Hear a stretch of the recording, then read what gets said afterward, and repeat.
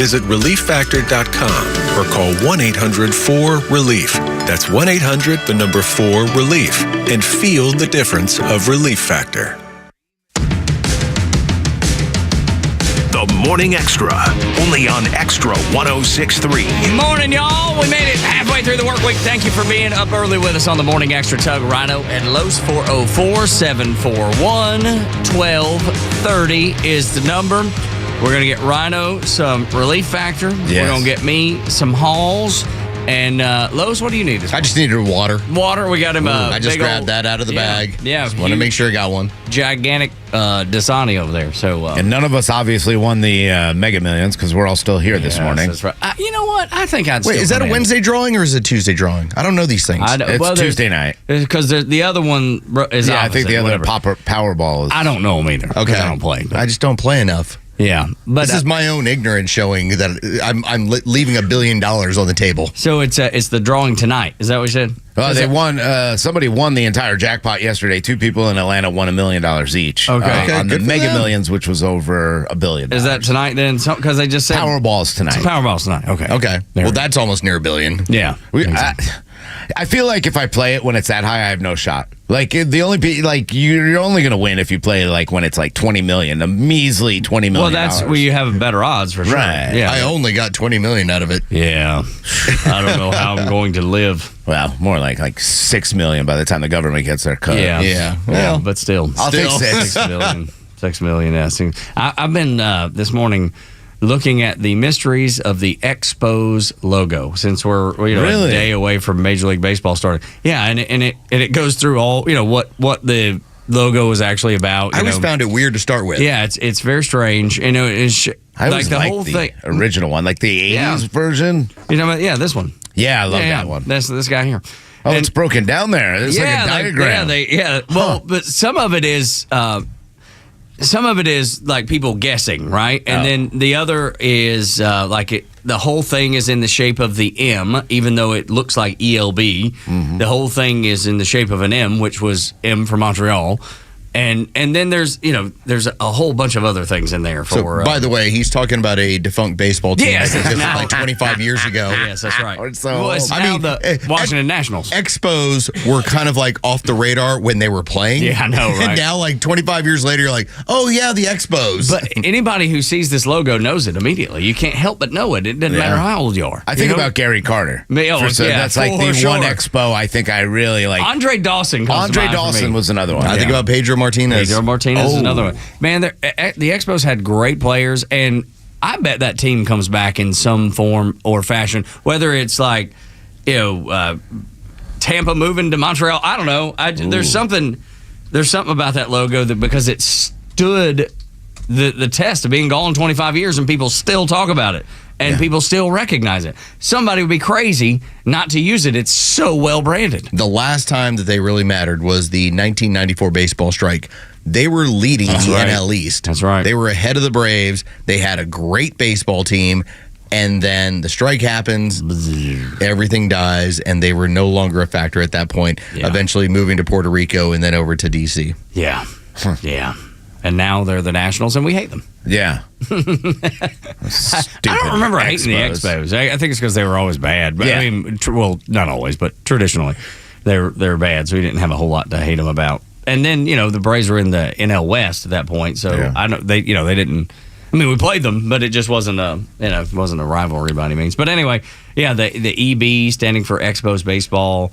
They break it down in this little graph here. That's pretty cool. And I don't even know, and I didn't even know that there was a Montreal Expos Twitter handle, but indeed there is. The one in hockey, similar to that's the Hartford Whalers, which you can find. This is the whale tail, right? The whale tail one. And if you look at it carefully, the H in the middle, it's like there's an H there's a W, and obviously the whale tail. That was one of my favorites. And I love the blue and green of their jerseys. That was one of my favorite logos. I still have. I used to collect hockey pucks. I guess I still do. I have them all. So that was one of my favorite. Like, that was like my collection. I also love the Quebec Nordiques, which was a really cool hockey logo for a long time. And here I am talking about that. And nobody cares in the South. Well, but you know what? I know those logos, and I don't know nothing about hockey. Maybe it's just because I like sports, I guess, is why I keep up.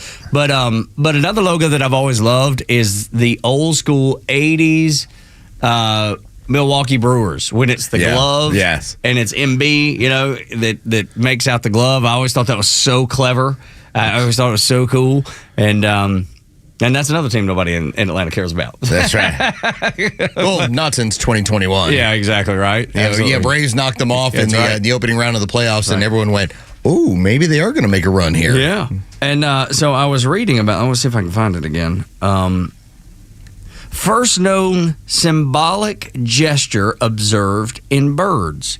So, but let me tell you why this got my attention, and y'all gonna laugh about this, I think, and we'll see. Anyway, these scientists have noticed that birds almost, you know how you kind of do like a after you, like a hand gesture after you. Come on, they say these birds do that. These specific birds, they're called the Japanese tits. What? I'm sorry. The bird. It's called the Japanese tit. Oh, yeah. I had never heard of the Japanese tit before. No. And now they actually have hand gestures that scientists have discovered. And I wouldn't have read it had I not seen Japanese tit. I mean, that's what caught my attention. Hand signals for the Japanese tit. Is I guess, like after you. After you. It's surprising. Is super sweet. Yeah, I'm fairly certain you can't say it regardless. No, you can. That's the name of the bird. No, good luck. No, it's the bird. I'm not kidding. It's the other name. Listen, you try and save Rhino. I'm trying to save you. No, there's no saving here. Yeah, this is an actual story. Scientists, and this is an actual bird. I'm not making it up. I'm not gesturing anything. Yeah, when you're doing country music in Valdosta, you're going to be telling me all about how I was naming a bird. It was a bird, damn it. Look, that's it. Let me see. I'm not kidding. This is real. I'm telling you, little one. It was a bird. And it really was. The FCC had not heard of my Japanese bird. This research comes from the University of Tokyo. When mating pair arrives, they go to the nest, and there is a hand gesture, with the wings, a gesture that they invite each other. I'm not joking. Joe, I'm taking real. you to the top, okay? It is real. We'll be laughing about these days when I'm like, oh, remember when they offed themselves? I think birds are the coolest kind of animals, and they have the weirdest. They're also the scariest for me, because some of them are like, yeah, we just eat a few worms here, no big deal. Some of them just eat turtles out of the sky. But I love the dances and the different kind of. I love birds. That's too. just another dance that one of them. I forget the name of this bird. It's a beautiful bird, different colors, and it gets 4 buddies to go with it to try to get a girl. They're going to a club and they're all the wingmen, literally, and they do the dance. And if the dance is good enough, the female bird's hey, all right, come on back to my room. Come on back. Or my branch, I guess. Exactly. Come on back to my branch. Yeah. Morning Extra at Extra 106.3. Fonnie, y'all, has decided, I guess she decided, Fonnie has announced that she is the only person, her and only her, is the only person that is brave enough. She's like, you know how Superman he's wearing the button up and he opens it up to reveal the S logo. Right. Things are getting real. Yeah, that's exactly right. Yeah. So she's basically saying, I'm the only one brave enough to jump off this cliff without a parachute, which to me is, you're the only one stupid enough to fall for this trick. You're reading it exactly right. But there's one district attorney in the state and really around the country that has had the courage to do this, and she continues to do it. So the case landed in Fulton County, not by anything that I did, but by the actions of others. And when a case lands in my jurisdiction, I'm going to prosecute it. And that's the end of that. When a case lands lying. in my jurisdiction, I'm going to prosecute it. Yeah. So when she said she's the only one to do it, well, no, she did it with Nathan Wade, and that's part of the problem here. That's right. Going back to the nesting. Right. She just waved her hand. Come on in. I'm going to give you money and a good time. That's exactly right. And yet she's still allowed to continue because we have a judge that is like, I'm not brave enough. Like, she's so brave that she's going to attack this. I'm not brave enough to I can't get rid of my boss because right. I need to face re-election at some point. I am fearful of what comes next. This whole thing is laughable. And if it weren't so serious, I'm sure we'd all be sitting back and, man, can you believe how stupid this is? But they're able to prosecute someone that they have no evidence against, that a case is falling apart. You have corruption throughout the prosecution team, and yet it still continues. This comes off two different ways to me. Number one, she's so stubborn. She won't, and narcissistic as well. Very much like the person she's trying to, indict in Donald Trump. She's just as narcissistic, if not worse, that she doesn't realize what's coming down the pike. But the other thing to me is she's trying to make this case seem more important. She's trying to make this case, it's almost like she's saying, I'm the only one brave enough, hoping someone else will step in, because I have a feeling she is going to face not only the state Senate and what they're going to do when looking at the oversight on the prosecutors council. They're going to look at her. She could get disbarred. She could lose her license, but also federally. That's a big, big deal. And she's ignoring that. She's not talking about that. But that could cost her. I thought Glenn Beck did a great job with Megyn Kelly, who we had on yesterday, talking about this exact thing. She is putting it out there. She's trying to make herself seem like she's being attacked because she's a woman, because she's black. No. This isn't about you having a relationship with a man. This is about you having an affair with a man. And this is going way back to a certain time. Your case. You're lying. You're in a court. You're in a church, which I think is ironic as well, because we'll talk about this later. You're in a church talking all about this case, making up things about the group being racist. You really have tainted the jury pool in Fulton County, knowing the dynamics of how it's built and really the race. That's and how many blacks. Yeah, it's all numbers you're playing with. It's not about an affair. You hired your boo. As Sarah Hobson likes to tell us. That's right. You hired the person you were having sex with for a case that they were not qualified for. That's all.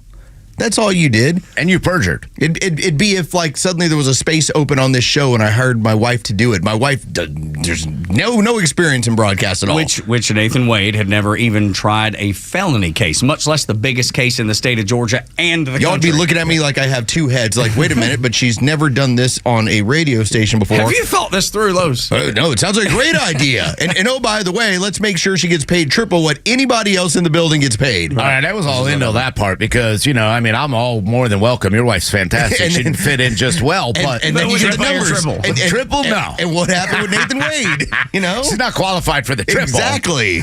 But that's exactly what's happening. Again, that was my point. And by the way, we're all laughing about it. Pay her triple so that she can visit all of it on me. Right, exactly. And then I get to take trips because it all comes back to you. That's exactly right. But that's what I mean by we would all laugh at it continually if it weren't so serious, because this woman has legal power, legal authority, and clearly is not responsible enough or has the she don't have professionalism, the respect for the rule of law, any of those things to wield this type of power. It would be funny if it weren't so scary. And that's the narcissistic tendencies that she does exhibit every single day, to go up there and that she's the only one that can do this. She's the best. She's going to be the one that prosecutes. This is what we've heard from every single DA in any of these cases, whether it's Alvin Bragg, Letitia James. They've all campaigned on doing something. They've completely failed. I truly believe, call it a Rhino conspiracy all you want, she was set up. She was told to do this, not only by the DOJ, but also by the White House. Don't care, whether or not you were at the White House. Maybe you were meeting with the vice president. Don't know. But when you go on the stand and say, I haven't been to the White House, never in February. Wait, February 23rd, Carlos did the math for you. He looked it up. It was that easy. And guess what? There she was on the visitor's log. These are all things she lied about on a stand that she says she's an officer of a court of. You don't belong there anymore. And now you're just kind of struggling, stepping back, going, no, it's because I'm a woman or it's because I'm black. Has to be that. And then, Los, if we fast forward away from Atlanta, go to the next level, the federal level, where things are just as crazy. People wield the same kind of power and do not have any respect and do not have any restraint. You have what we had yesterday and Joe Biden talking about the ship that ran into the bridge, the Francis Scott Key Bridge in Baltimore, and he said exactly what Rhino said he was going to say. This is 9 seconds of Rhino glory, because Rhino told you yesterday Joe Biden will find a way to make this about him, and the joke was he'll put himself at the bridge and how he tried to save the bridge. Okay, well, it doesn't quite go that far, but take a listen to Joe Biden yesterday making it about him and his experience on this bridge. At about 1:30, a container ship struck the Francis Scott Key Bridge, which I've been over many, many times commuting from the state of Delaware either on a train or by car. There's no train. There's no train tracks on that bridge. Wait, are you sure? And remember, Amtrak Joe, Choo Choo Joe, this is what he does, right? Remember, he's just a regular guy. He goes back and forth on the train. Mm-hmm. And yet he still found a way to lie about transportation and him being there. Again, it's always something. It's the MO, man. The house burned down. House and President Xi in the Himalayas. It's always like putting yourself in some place that you actually were not there, in just some sort of weird old man dementia narcissistic mode. I assume that it was the same conductor that was his good friend that he talked to many, many times that had passed away all the times that he said he was talking to him, too, on the Amtrak train. This man will do anything to relate. It's that easy to just pick. Just pick a tragedy. He'll be there, or he has been there, and he's been a major part. Or his new thing now, too, is, well, that's the reason I decided to get into this position of being a politician, being a senator, being a vice president. You know, the Puerto Rican people did that. The Chinese people did that. The Jewish people did that. You know, I was with them. I was wearing a yarmulke. I was with Nelson Mandela. All of it is just to relate, and it's a lie, but I think a lot of it goes to the fact that mentally he's declined so bad he doesn't remember any of the facts of his life, so he kind of inserts himself into these positions. Well, his own Department of Justice made that point a month ago, that he's too old, he's too feeble, he's not going to be able to be prosecutable, because he even had problems with remembering when his son died. But when he was vice president. But remember, when politically expedient, he will get up in front of Gold Star parents and tell them, I know what you're going through. I lost my son in Iraq. But you didn't. Yeah. Dude, that one. Think about how gross you have to be. Think about how gross you have to be to have your wife die in a car accident, and you make sure to dress up your kid and get yourself all set up to be sworn into the Senate from a hospital room. 50 years ago. Yeah. It's just a sick man. Dude, but that's the thing. Even if he weren't, I know we got to get the headlines, but even if he weren't in a state of mental decline, I don't think the story's changed that much. You know what I mean? I think he still tells the same type of stories. I still think he uses anything that happens for his political benefit. Always has. Yeah, he always has. So it's not like the decline is the reason behind that.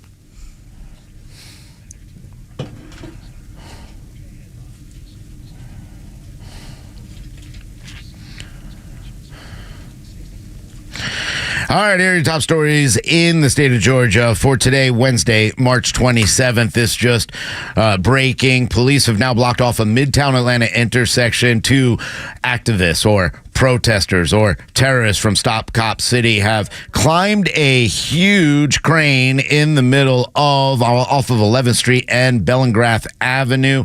It's a Brassfield Gorey construction site. Of course, they are part of the group who is building the Atlanta Police and Fire Training Center. The pair attached themselves to the crane's ladder system with reinforced pipes. We'll have more on this as it develops. Under the Gold Dome, the state Senate has voted to move some bills to the House for final votes before tomorrow's CNADA. The Senate passed a measure to cap how much home assessments can go up each year at 3%. That will help tamp down property tax increases. The Senate also advanced a bill on election changes that includes reducing the number of voting machines, adding watermarks to ballots, and putting pictures of all ballots online for public view. And in sports, the Georgia Bulldogs men's basketball team has advanced to the Final Four of the NIT. The Bulldogs have knocked off Xavier, Wake Forest, and last night took down Ohio State 79-77 to advance. The Dogs now await the winner of Seton Hall and UNLV. We want to let you hear from legendary Atlanta broadcaster Neil Bortz. We catch up with the Talkmaster next on Extra 106.3, Atlanta's only conservative news and talk station. Tug, Rhino, and Losen until 10. Bortz is next.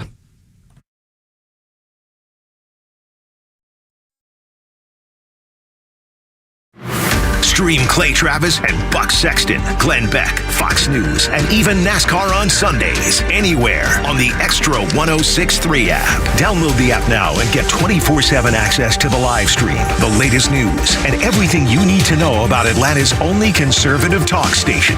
Download the Extra 106.3 app for Apple or Android and check out even more great original content at thepodcastpark.com. Buying Hey, a new it's car Tug. is about We way have more talked than just about a it car. over. You want to love it and everything that comes with it. And at Subaru of Gwinnett, we get that. You want to love the website.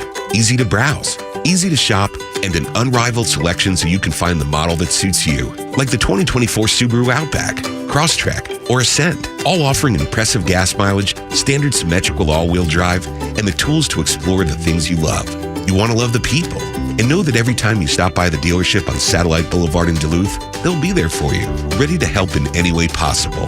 And you want to love the service. We'll check that box for you also, because during the spring sales event, there's a lot to love. So stop in during the Subaru A Lot to Love event, and you'll find just that, a lot to love. Start your shopping online at SubaruofGwinnett.com and find the ride that best suits you, because love is what makes a Subaru a Subaru. Subaru of Gwinnett, Satellite Boulevard in Duluth, and online at SubaruofGwinnett.com. Hey, it's Tug. I am glad that the rain has come into town a little bit. Now, I'm not usually a big fan, a big proponent of the rain because, it makes it hard to drive. Everything's dirty. Your shoe, like my shoes from yesterday, I was out in the yard picking up sticks that were knocked down because of the rain, throwing them down in the holler, and my shoes are all dirty, right? So I'm not a big proponent of the rain. I know we need it, but it never makes things easy. Right now, it kind of is. All that pollen that's sitting on your car, that's sitting on your house. Like the side of the Jeep that I'm driving today is completely yellow.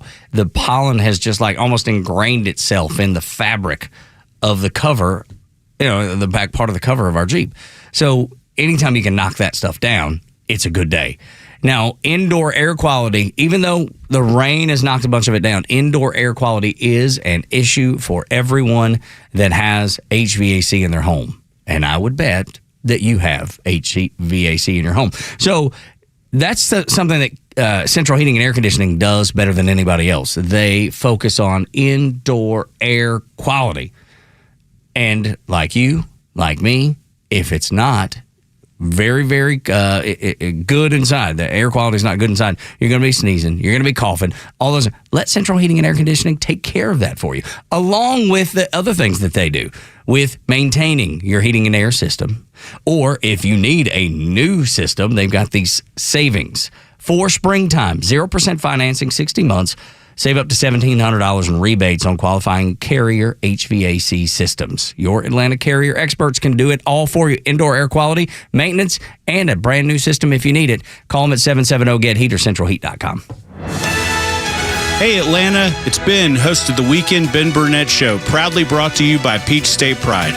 Each and every weekend, we bring you all the issues going on around the globe and what America's ultimate role is in order to drive our agenda forward as conservatives. And if you ever miss an episode, you can download everything I've ever done on Apple, Spotify, or you can go to the podcast park. See you around, Atlanta.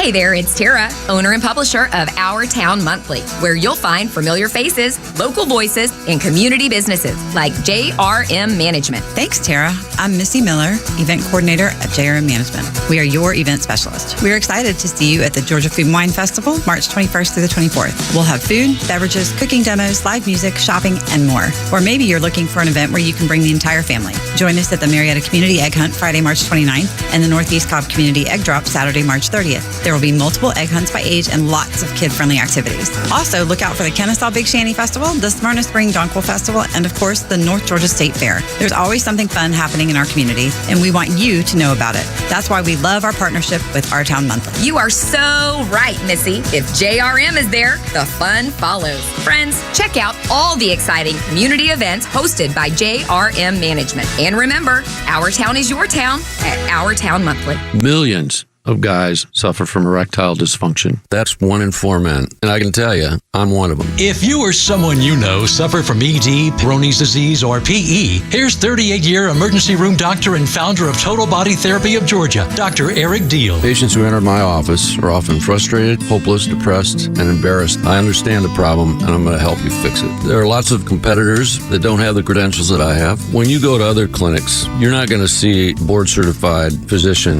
with the experience that I have. When you come to our clinic, you're going to see me. There's just not one therapy that can solve these complex issues. I'll do a complete history and physical prior to any treatment that we use. Take it from me, Dr. Deal. When it's not hard, it's really hard. Call Dr. Deal for your free one-on-one evaluation and resolve your ED, Peyronie's, or PE issues. Total Body Therapy of Georgia, 404-777-1911, 404-777-1911, online at stopmyed.com.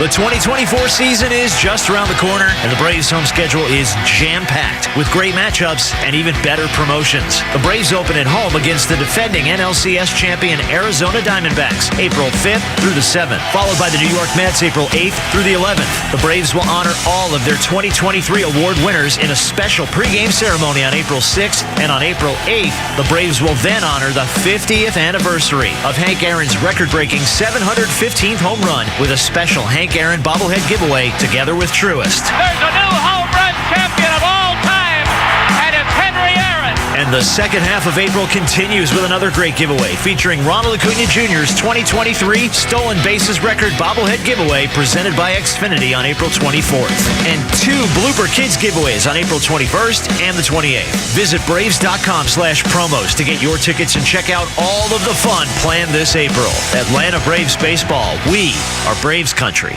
What are your plans for your business this year? Hey, it's Tug. Do you want to expand and grow? Aren't you exhausted by going to lenders, building a relationship, and a week later, you got a new person to deal with? You have to start all over again? You don't have that with First Liberty Building and Loan. The Frost family has been helping businesses grow since the 90s, and they want to know you. Unlike big banks, they want to partner with you. The Frost family knows the patterns. They know the ebbs and flows. They know business. Get to know them at FirstLibertyGA.com. Building a building, buying a franchise, expanding. Reach out to them. Spend 10 minutes with them. See if you're a fit for them and if they're a fit for you. You do that at FirstLibertyGA.com. And by the way, if you're a young banker and want to work with a team that is faith-friendly and has a culture of excellence, First Liberty might be a good match. Reach out to them today. First Liberty Building and Loan. FirstLibertyGA.com. That's FirstLibertyGA.com. Everybody wants to feel like they're getting a good deal. That's why EMC security customers love their monthly rate from just $16.95. In fact, for such a low price, you'd think you'd have to sacrifice service or quality. Not with EMC Security. You get it all. Low price, A-plus Better Business Bureau rated service, lightning fast response, and flexible purchasing options, including their popular no contract option. Visit emcsecurity.com or call 770-963-0305 today to learn how you can get a free security camera with new activation. This is Tucker Carlson, and you're listening to The Morning Extra with Tug, Rhino, and Los on Extra 106.3. Tug, Rhino, and Los on The Morning Extra until 10. We're always honored to speak with the Talkmaster, Neil Bortz, here on Extra 106.3. We call it Neil Bortz Show during the Morning Extra. Neil, what is on your mind? What's going on? Well, I mean, you may be honored. What about Los? No, he's definitely Always. Yeah. Oh, Los. wait a minute. I'm Donald Trump's kissing cousin. Yes. That is, I was going to say blood brother, but, I decided to create a little bit more distance in this. Neil, you have made it a career, a legendary career, over upsetting the apple cart, upsetting the establishment. And so when I say, listen, there's things that I hear from this man that I also hear from this man, again, I'm a fan of both. Next thing you know, they're going to find out about my hush money I had to pay to Jane Fonda. You never know. They'll have to dig deep for that, I bet. And let it be known that these were back in the Cat Ballou days. Ooh, all right. Those are the good days. Not the wrinkled old hag days. Barbarella. Yeah. You know what, though? I can't. I never got over Hanoi Jane. I just have no use for her whatsoever. Oh, I don't either. Yeah, 0%. And I told her as much, but that was after. Okay, well, good enough. Well, how does that come down, Neil? Can you walk us through that process? Do you just see her on the street? Do you have a meeting with her? No. And what do you say? No, I'm admitting nothing. All right. Good enough. It must not have turned out all that well. So anyway, I watched that video of that bridge. God, don't you feel terrible about those people that were on that bridge just minding their own damn business on their way to work, on their way to home if they're a night worker, whatever, and then all of a sudden they're going right into the Boston Harbor. I hope that container ship has a good insurance policy. Now, I knew one person that would not cross a big bridge. Wouldn't do it, ever, period. End of story. She died of cancer.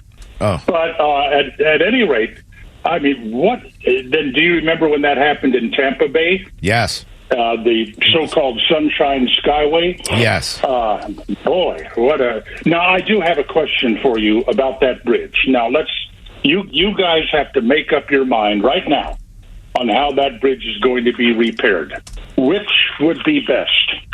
Have the government repair it? It's definitely not that answer. I don't know what the next one is, but it ain't that one.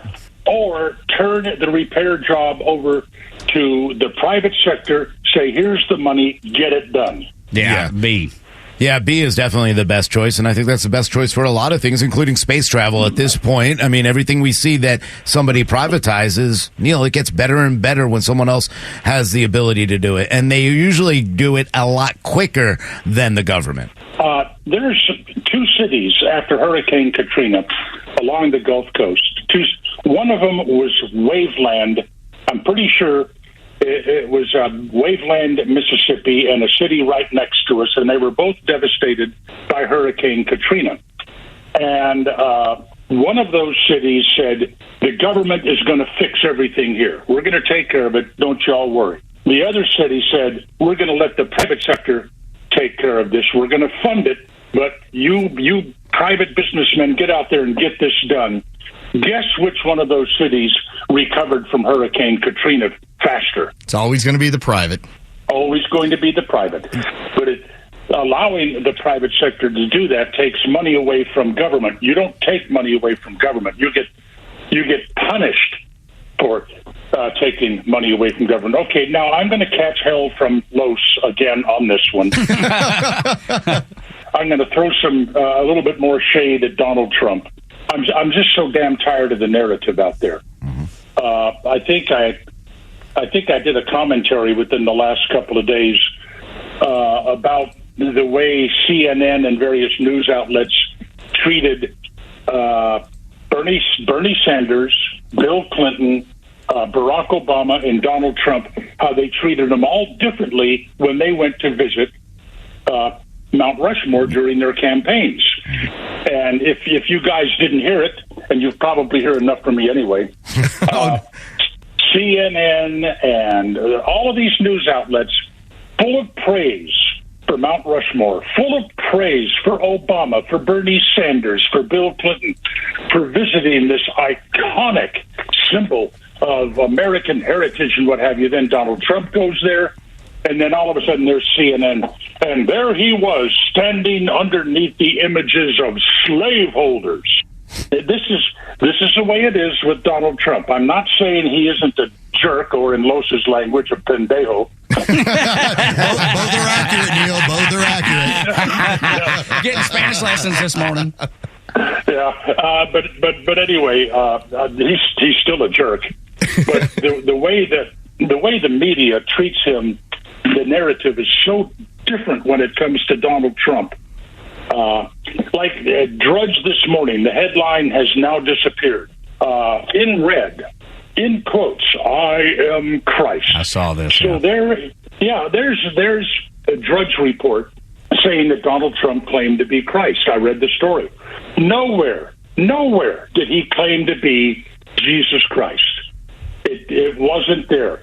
he did say that the persecution he was suffering was not unlike the persecution that was aimed at Jesus Christ, but he never said, I'm Christ. So it's just the hideous way the media treats people out there. And in this hush money case, do you know that that's very similar to the prosecution of Al Capone for tax evasion?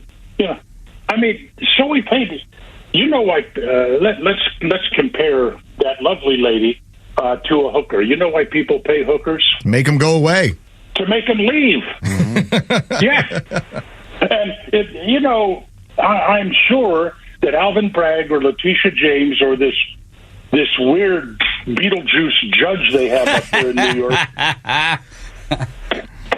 I'm sure they'd find a way to make it a crime. Oh, not that it already isn't a crime, but this is just, it's all getting just so ridiculous. No victims. This case about the fraud in valuing real estate, there were no victims. There was no money lost. Letitia James ran for attorney general in New York saying, I'm going to get Trump. Basically saying, I'm going to get him. I don't know how, but I'm going to find something, and I'm going to get him. And now you have companies, some that are leaving and some that are afraid to locate in the state of New York because they don't know what Letitia James is going to do to them if all of a sudden they make a wrong move politically. And I hate to use the word that Donald Trump has been using, but this witch hunt has to end. And it's only in was empowering his supporters along the way.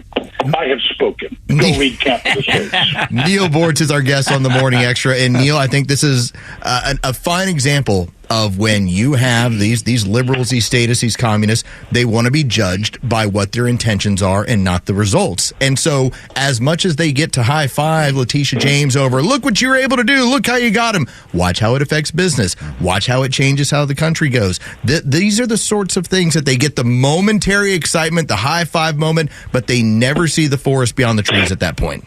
You weren't suggesting, were you, that politicians ought to be judged by results? Imagine that. What are you? Are you prevert? Everybody knows you don't judge politicians by results. You judge them by rhetoric and what they say they're going to do. I mean, if you judged politicians by results, we'd have to build so many more maximum security prisons. No, here. Yeah, but see, that's the thing, though. Not that that's a bad idea. No, it's definitely not. These days, just not in my backyard. Yeah, that's all. not in me, but I love it. Exactly. But that's the thing, Neil, is that it gets so after a while.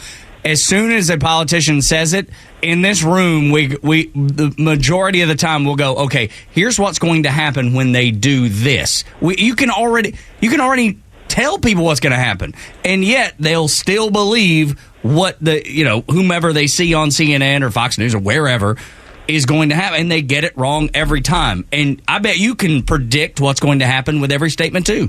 Well, not with every, but usually yes. Oh, that's going to work. My usual sarcastic comment is, well, that's going to work out well. Yeah, exactly. And basically, it never does. And I don't know. It's depressing, but then, look, I have a birthday coming up when? 10 days or so. Let's go. And I'm going to be, I'm just a weird old man now that handsome devil though. That's it. Yeah. Oh yeah. This is my confusion about you, Neil, because I did hear your entire thing on Mount Rushmore, and I was like, brilliant point. I hear you yesterday talking about, how he is on trial, he is having to post $464 million and how ridiculous that was, that you yourself and almost every American that's ever sold a property has done the same exact thing. And you seem to go based Lord on... knows I have. Right. Same here. And your biggest complaint is that, his mouth, not what he's getting accomplished. And I think a lot of people get frustrated with the fact that, you do that as well as the rest of the media. And I think Carlos was right when he said the one thing that I love about Neil Bortz and always have is Neil Bortz was never afraid to say the truth. And no matter what the backlash was, he would tell you the truth. He would Neil's going to upset you. Oh, too bad. So it's very confusing. Come up with the tape of Carlos saying that. Come on now. I'm going to go dig this up. It's going to take me 30 seconds. I'm telling you. Not after this morning. No, boy. I'm a kissing cousin of Donald Trump. Dude, you got him spun up this morning. He's never forgiven you for this. Every morning you have to peel me and Donald Trump away from each other. My plan worked perfectly.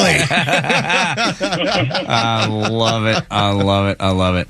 Neil, on something a little lighter, what about the new Happy Gilmore movie? Did you enjoy Happy Gilmore, the movie back in the 90s with Adam Sandler, the golf movie? Never watched. You've never seen Happy Gilmore? Oh, my gosh. We got to get some gummies and go watch Happy Gilmore, my friend. Oh, dear heavens. Well, never mind. They're coming out with part 2. Movie. But do yourself... I've never watched Caddyshack. What? Why? What about Tin Cup? With Kevin Costner. Yeah, I think I did that. Yeah, I enjoyed that one, too. I mean, when I say you should be seeing a movie, it's crazy because I never watch movies. I liked Blazing Saddles. Me too. Love it. There are a couple of movies that I'll watch anytime they come on TV, unless I have to pay for them because I'm a senior citizen on a fixed income. With a huge bus and vacation every other week. Imagine that. Yeah, but they're paid for. They're paid for. Okay. I will always watch The Hunt for Red October. Oh, love that one. Yeah, that's a great movie. Yeah, I will always watch Patton. Yeah. All right. I got that one on DVD somewhere. Yeah, and I will always watch Die Hard. Yes. Thank you. Christmas movie or not? It is a Christmas movie. Thank you, sir. Yes. Yes, it is. What is the closing theme song on Die Hard? Oh, it's Jingle Bells or something? The credits. Is it Jingle Bells or something? No, it's one of the Let other It Snow? No. Let It Snow. It is Let It Snow, yeah. Oh, okay. Plus, he has ho, ho, ho. He writes ho, ho, ho on the guy's chest on the sweatshirt. Yeah, now he has a machine gun. Yeah. And I will always watch A Christmas Story because I like the end of it when they're in that Japanese restaurant.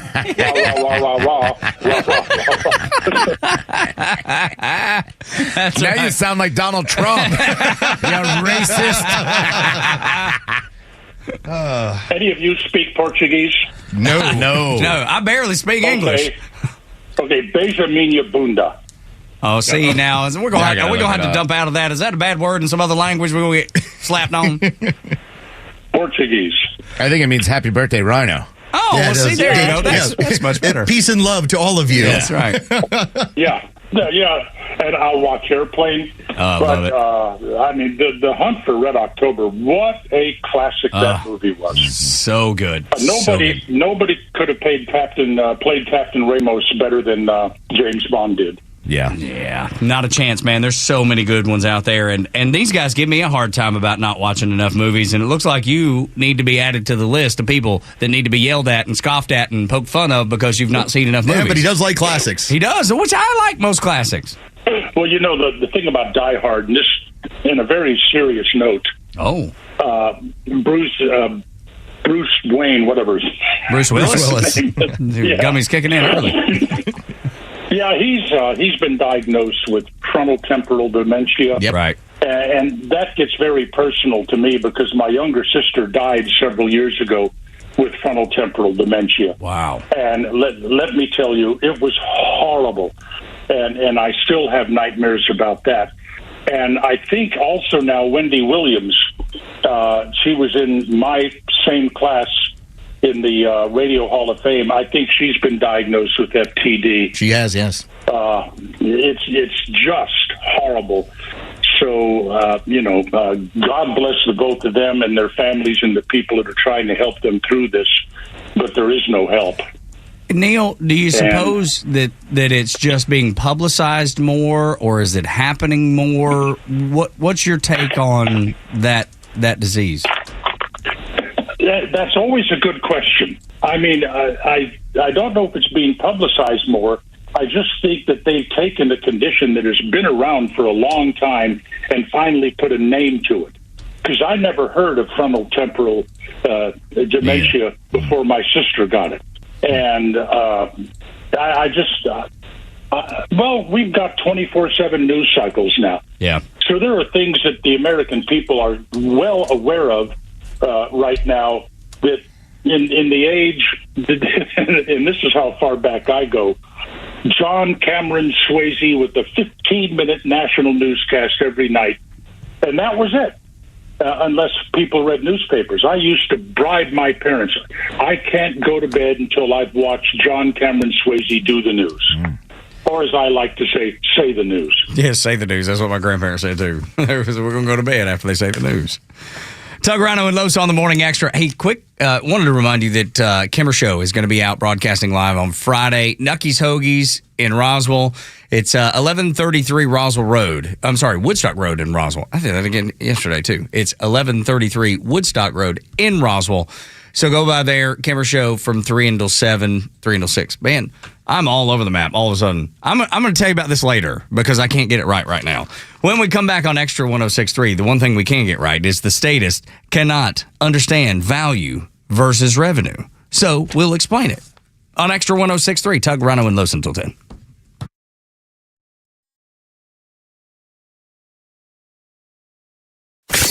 The legend Neil Bortz is only on Extra 106.3. Hey, it's Tug, and here's what you missed from the Talkmaster. All wealth is held by individuals in this country. All of it. That means that all taxes are paid by individuals in this country. Corporations do not pay taxes. They collect the money from their customers, from their employees, and from their shareholders and pass it on to the government in the form of corporate income taxes. Catch Neil's commentary every day on Extra 106.3 or listen anytime on the Extra 106.3 app. Good morning, it's Los. Let's talk about Underdog Fantasy, the fan favorite way to play fantasy sports.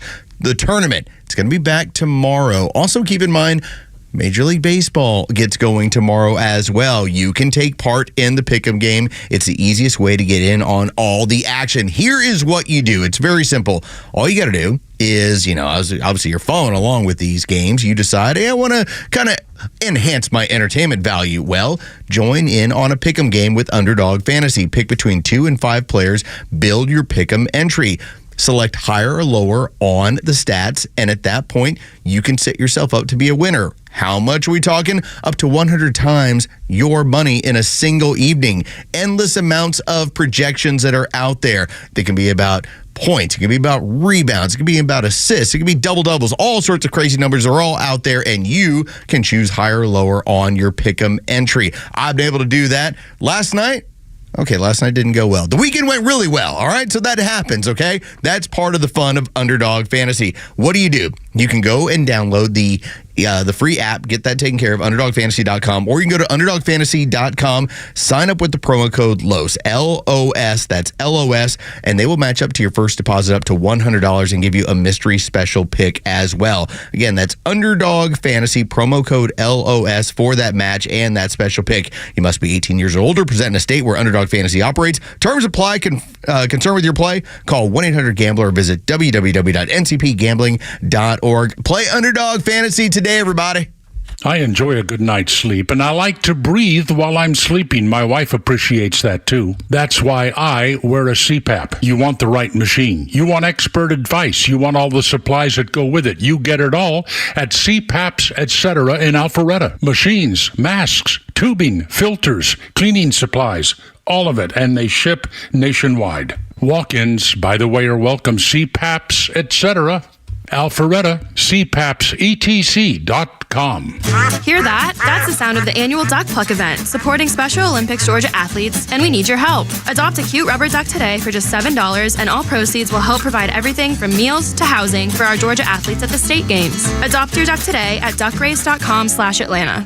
Hey there, it's Janelle King, host of The Janelle King Show, right here on Extra 106.3 FM, where we are unafraid and unapologetic. We explore the topics that matter the most. You can catch us on Saturdays at 4 p.m. and encore episode on Sundays at 9 a.m. And catch up on past episodes by going to the podcast park right here at Extra 106.3 or wherever you get your podcasts every single Tuesday. Until then, stay unafraid, stay unapologetic, and never stop seeking the truth.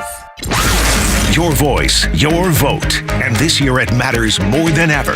So for the unbiased election coverage that affects your family and your community, trust the voices that matter when it matters the most. Extra 106.3 and the Extra app. Tug, Rhino, and Los on the Morning Extra on Extra 106.3. We are on the air until 10, and we want you to listen on the Extra 106.3 app. It's the most convenient and easiest way to listen. Now, some people understand value versus revenue, Los, but some people just don't get it. Well, the Krasensteins would definitely apply to that. There was Ed last night, and of course there's also Brian. These are Democrat operatives. They're supposed to be out there using social media and to help spin a narrative. And that is what their job is as paid operatives. Well, yesterday, Ed asked a very simple question, and we had brought this up on the show about how communists, statists, leftists, they do not understand the difference in value versus revenue. And we had pointed out what had gone on with Amazon for years. Didn't have any revenue, yet had value. Same thing with Facebook. Well, cue Ed Krasenstein right perfectly on time. Here was his tweet. Does anyone in their right mind really believe that the Trump Media and Technology Group is valued at over $13 billion? True Social and Trump Media has just $3.4 million of revenue through the first 9 months of last year, and the company lost $49 million over that span. This is what we were talking about, how the amount of influence creates value. Twitter has a large amount of value, may not have as much revenue, but the value is in what it can get the message out there. That is what these people never understand, and I just love that it took less than 24 hours to prove the point that this guy didn't get exactly what we brought up. You know, the funny thing about Ed Krasenstein is I thought that was a parody account because of the ridiculous things that he always posts. And here's just another example of that. But again, they want to try to devalue everything. They have to bring down everything to get to equity. That's their word. That's what their socialist ideology is, and that's what the communist ideology is bring everything down to a point where it's not worth anything. They're upset about value and people building value and things. That's why they're against capitalism so much. Of course it is, but the other part of that, Rhino, is they don't want anybody to have any value or any wealth, real wealth, with the exception of the status, right? Exception of the government. Mm-hmm. So one of the dumb leftists that follows me yesterday was pointing it out, how what's going to happen in 6 months when the stock price craters? Yeah. And I said this very simply. Well, why is it going to crater when the cult is going to artificially keep it up, right? I mean, that's what I've heard. The MAGA cult will make sure it stays inflated until Donald Trump sells his shares. These are hopes that they have that are not based in reality. And when you point out their own craziness to them, because remember, that's their point, that's what they'll do, then they get more angry. That's right. It's an emotional reaction to everything. I was like, why donate to his campaign when I can just buy the stock, artificially pump it up, and he walks away with $9 billion? I mean, if I'm a cult member, right? Yeah, right. That's and what I'm I would not. But you tell me they're all cult members. Yes, of course. All right. When we come back on Extra 106.3, UFC President Dana White has only seen Donald Trump rattled one time, and it had nothing to do with the lawfare against him or even being president. Next on the Morning Extra, Tug, Rhino, and Los until 10. Then Beck, Clay, and Buck, local afternoon show with the Kimmer, Pete and Flounder, 3 until 6.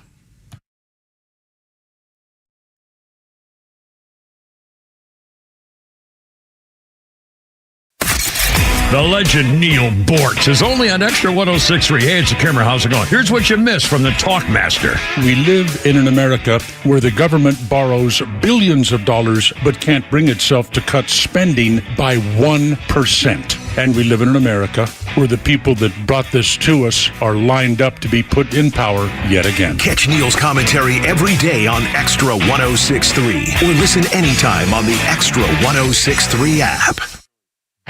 Join A Second Chance Bail Bond CEO Daniel Madelon and host Tug Coward for the weekly radio show Back Your Blue. They will highlight special initiatives, criminal justice programs, and community events aimed at keeping our communities safer. Tune in Saturdays at 10 a.m. to learn some good news about and from the law enforcement and justice communities. This week's guest is Mike Lutzenkirchen from the Lutze 43 Foundation. Tune in on Saturdays or catch up on all past episodes wherever you get your podcasts or at thepodcastpark.com. No one plans on going to jail, but when it happens, it's important that you know who to call. Call A Second Chance Bail Bonds, where we believe everyone deserves a second chance. Whether your loved one's been arrested in Cherokee, Clayton, or any of the other metro Atlanta counties in between, A Second Chance Bail Bonds works fast to help expedite release within hours. A Second Chance. It's better to know us and not need us than need us and not know us. Call A Second Chance 24/7 at 770-627-3235 or online at atlbail.com. This is Dan Watkins with All Four Seasons. We've always been Atlanta's best at installing and servicing garage and entry doors, but you would be surprised at how many windows we've installed as well. So we're proud to announce a new division, All Four Seasons Windows. We now have the ability to make sure every opening in your house is safe, energy efficient, and looks darn good. So give us a call today to schedule your free sales consultation. Find out how you can decrease your energy bills and increase the beauty and value of your home with All Four Seasons garage, entry doors, and windows. Is the tax deadline causing you anxiety? Searching for elusive 1099s and trying to uncover any exemptions? If so, you're not alone. Every year, Georgians find themselves looking backwards to file with the IRS, reporting tax history. But what if you were to flip the script? Not just report your taxes, but actually planning for them. We're Master Plan Retirement Consultants. We're local, with offices in Marietta. We work with folks just like you to create a personalized, tax-efficient strategy designed to last a lifetime, a crucial piece to the holistic retirement plan. Do you have a retirement roadmap? You should. It's never too late. Visit masterplanretire.com. Don't wait any longer. Visit masterplanretire.com.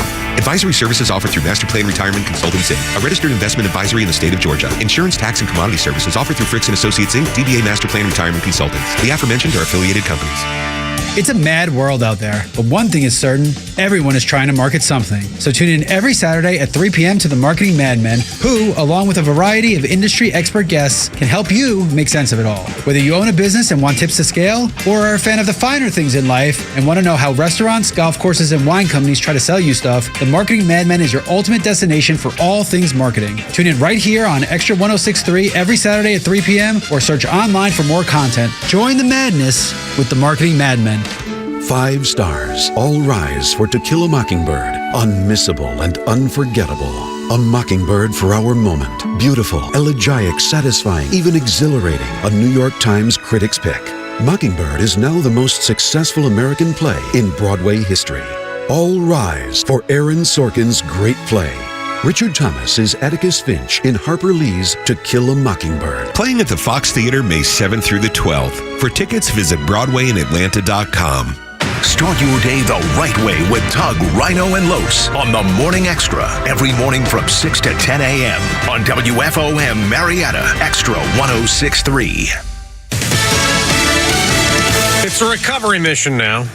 I'm Dave Anthony, Fox News. 6 missing construction workers who were on the Key Bridge when it collapsed in Baltimore after a cargo ship collision are now presumed dead. At this point, we do not know where they are, but we intend to give it our best effort to help these families find closure. Maryland Secretary of State Police Roland Butler. Divers will be back in the river this morning dealing with cold water, possible severe weather, and you have to imagine there are tons of twisted steel down in the water that they'll have to navigate through. It's sharp and very dangerous. Fox's Connor Hansen's in Baltimore. Now, this is also bound to create both travel issues locally and economic issues around the world. The Port of Baltimore is the 9th busiest in the country with huge amounts of freight coming through. The federal appeals court has just extended its hold on Texas's controversial border law, still blocking the state now from allowing police to arrest migrants who cross from Mexico illegally. The Supreme Court's considering a challenge to the FDA's approval of the abortion drug mifepristone. Justices at a hearing like Sonia Sotomayor appeared skeptical. Even if there is some increase in emergency room visits, the question of when that rises to a sufficient safety risk is up to the FDA. Another gag order for former President Trump. Less than 3 weeks before the start of his New York criminal trial, the judge barring him from talking about witnesses or prosecutors or court staff or their families. The Trump campaign says it's blocking his free speech. A Trump-Biden challenger as a running mate. Independent Robert F. Kennedy Jr.'s picked lawyer Nicole Shanahan. Shanahan is still a registered Democrat, but says they are running as independents because the Democratic Party has lost its way. I worry for the party's overwhelming interest in elitism, celebrity, and winning at all costs. Democrats are worried that the third-party bid could possibly sink President Biden's re-election efforts. Fox's Brooks Singman. America's listening to Fox News. Don't let everyday aches and pains keep you from living your best life. I don't think I really understood what people meant when they talked about pain until I started feeling it myself. Start feeling better every day with Relief Factor, a daily supplement designed to support your body's fight against aches and pains. Not only do I move better without pain, I just feel better. Created by doctors, Relief Factor uses a unique formula of natural ingredients that target 4 metabolic pathways to address pain. Relief Factor doesn't just mask aches and pains, it helps reduce or even eliminate them. Today, I do the things I love, and it doesn't occur to me to think about pain. You can feel the difference all day, every day. Join the over 1 million people who have tried Relief Factor's 3-week Quick Start Kit. It's only $19.95. Visit ReliefFactor.com or call 1-800-4RELIEF. That's 1-800-4RELIEF. And feel the difference of Relief Factor. You may know Bortz is back, but not everyone else does. Tell anyone who loves America, Bortz is back on the radio in Atlanta, and his new home is Extra 106.3. Listen to him now on the Extra 106.3 app. Doug, Rhino, and Los until 10. Glad that you're here. 44741-1230. If you would like to spout off about anything. And if you could only hear the things we spout off about during the breaks. Dorks. Yeah, but we get it off our chest. But it's a good time to do it. Los, it's a good time to do it. I'm fine. You're fine now. He is now. You're fine now. You threw out a word. I love it. Got a chance to express my frustration, and now I'm good. Okay. Your frustration threw out a word that Tug and I just love now. Dude. And we're like, we got to bring the word dork back. Now, you used it a little bit in a fun way. I'll just tell you, our friends that encapsulate, which is how I start my morning, I get my mushrooms in me. Typically, it levels me off pretty good. Really couldn't level me off on this one. But even so, for I've seen some low anger moments, like when someone real messes up, and that was one of those moments that was toned down because of encapsulate. I liked it. So thank y'all. Appreciate it. Just getting older, and and wisdom comes with age. You know what it comes down to? It's something that my dad told me a long time ago. It's like, leave things the way you find them.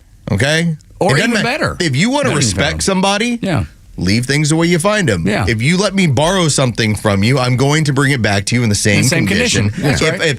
If I was to even if I was like, Rhino, hey, can I borrow your pen? I'm going to put it right back where I grabbed it from, because that's a sign of respect to Rhino when I just use his pen. I love this. All I'm saying is, don't mess with my stuff. Right. If you mess with my stuff, we got a problem. Dork. You dork.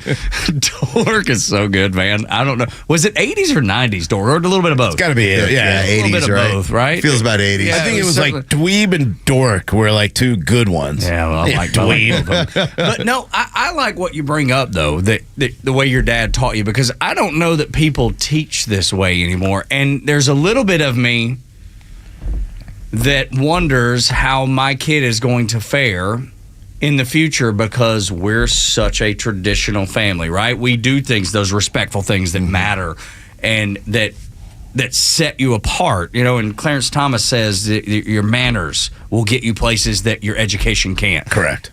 And I love all that stuff. Yet we're evolving, I guess, or devolving, depending on how you look at it, into a society that does not value manners, that does not value traditional values. Like, where does that set our kids? Because we're teaching our kids hard work matters, respect matters. And I think ultimately they'll be in a better situation because of it. But there's that little bit of me that goes, oh my God, what are we setting our kids up for? Because people don't value the same things that we do. I don't think we'll ever see the manner system that we grew up with ever again. It's gone. I mean, you look at these kids today, there is no manners. There's no care for anyone else except for themselves. It's become so individual. Now, there are parents obviously, I know Jacob a lot better than a lot of our listeners, but I could say that I've seen the way you and Laura raise him. I've seen the respect he comes in here with when, there were days that he was going to a Braves game and he was hanging out here on the couch, just so respectful. You've already instilled that. He'll hopefully pass that down. I'm sure he will. I do the same thing with my son, and I know that Carlos's daughters, as sweet as can be, manners, really, really wonderfully raised daughters. Those things do matter. Hopefully that translates to a lot of other people doing the same for their kids, because you just don't see it anymore. But that's a very important thing to me. I think so too. But do you think at all, Los, that it could be detrimental to them in the future? And I don't, by and large, 99.9% of me don't, but there's that little sliver of, oh my gosh, they're going to be the disruptor. They're going to be the person that, that shakes the boat. No, I look at it as if you're teaching them respect, and there's a lot of things that go into that as far as how you treat people. One of the greatest compliments that I recall, giving somebody in recent years, where I saw like the parent light up. Their daughter's a really good player in our gym. Mm-hmm. And I flat out told her mother, I was like, hey, I just want to let you know, it's like, I talked with your daughter earlier today. I think she's like the most respectful young lady in the gym. Dude, you want to see a parent beam? And they were, because she comes over and she just wanted to know the score of the match. She's like, excuse me, sir, can I ask you, like she was intruding on me. And again, this is hours later. And how old is she? Family at the time, she was 12. This is what I'm saying, though. I'm like, your daughter is like one of the most respectful people that we've ever that I've run into in this gym, and so I think that goes a long way when it gets reinforced when we have parents and we have coaches talk about our kids, and you go, okay, I think I am going the right direction with this stuff. Carlos did, though, turn on that girl and say, don't call me sir, you misgendered me, I'm a black lesbian, and then yelled at her. But besides that, the respect is there. I said, you don't know what you're talking about over here, young lady. That's my dead name. Why are you dead naming me?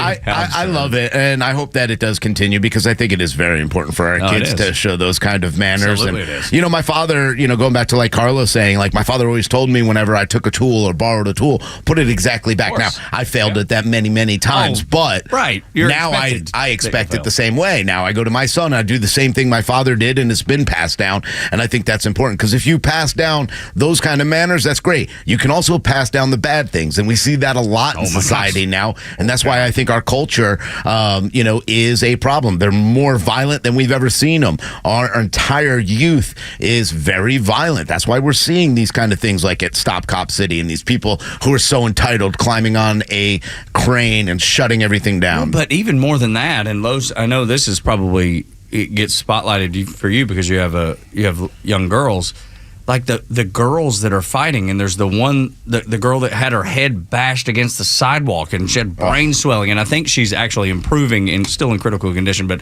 actually improving now. You're even seeing violence with girls. Well, this has always gone on.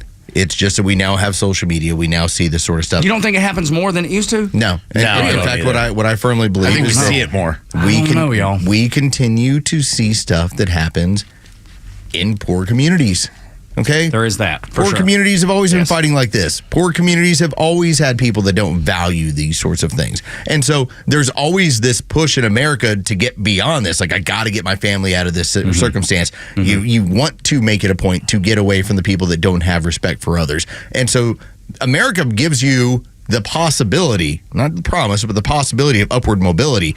That's what we've been basically shattering in the last several years of where, no, you're stuck and you're stuck, and that's how it is. Yeah, we definitely see it more, because I can tell you right now, if you grew up in an area like I did in New York, where everything is segregated, whether they like to pretend that they're the, biggest melting pot in the world, all these communities, you have your Italian part of Brooklyn, you have a black part, you have a Spanish part, you have all that. It's all divided. Now, as kids, you don't see that. So when I was playing football or hanging out with kids across the block, that's what you see, and you play and you have a good time. But you also see the violence that happens in that, and that's why you go, hey, don't go across that street. This is as far as you can go, because you see it in these communities, and it does translate, and it does come over. So it's always been this way. It just never was caught on film that way. This is not braggadocio because I know you like to rub it in my face that your parents were together for like 70 years. Sorry about your broken home club. Yeah. Exactly. It's like, so I understand your parents were divorced when you were 6 years old. But so not I never had to celebrate 2 Christmases. I never had to do this stuff. So not your true. parents would exchange it in the parking lot of Wendy's. Huh? I'm being lied about right now. So, but my dad, when he was 12 years old, he's got a 7-inch scar on his arm. Why does he have that? He got knifed when he was a kid. Are you serious? Because that's the neighborhood he grew up in. Oh, my God. Again, we can talk about, wow, how dangerous this is. It's always been dangerous when it comes to these poor communities. I must have been sheltered in Dalton, Georgia, because we weren't rich by any means or stretch of the imagination. I mean, very modest. Mom and Daddy both worked in carpet mills. Sometimes both of them worked third shift, and they'd take us to my grandma's house. And they were married for 50 years? They were. They were married for 50 years. That's exactly right. But they told us we loved us. They're the reason we're together. All the time. No, but they would because they would both work third shift on the creel rack and the carpet mills, working their fingers to the bones. And they would take me and my sister to my grandmother's house, and we would spend the night there. They would get off work, pick us up, take us to school, and then did whatever. So we weren't wealthy by any means or stretch. If you're working in carpet mills, you ain't wealthy. It's just not a place to get wealthy. But I was never around violence. Like the way y'all describe it, I never saw that. I saw 2 fights in my whole life. But here's the thing. As you say, you weren't in a place where you were sitting saying, hey, I'm from wealth.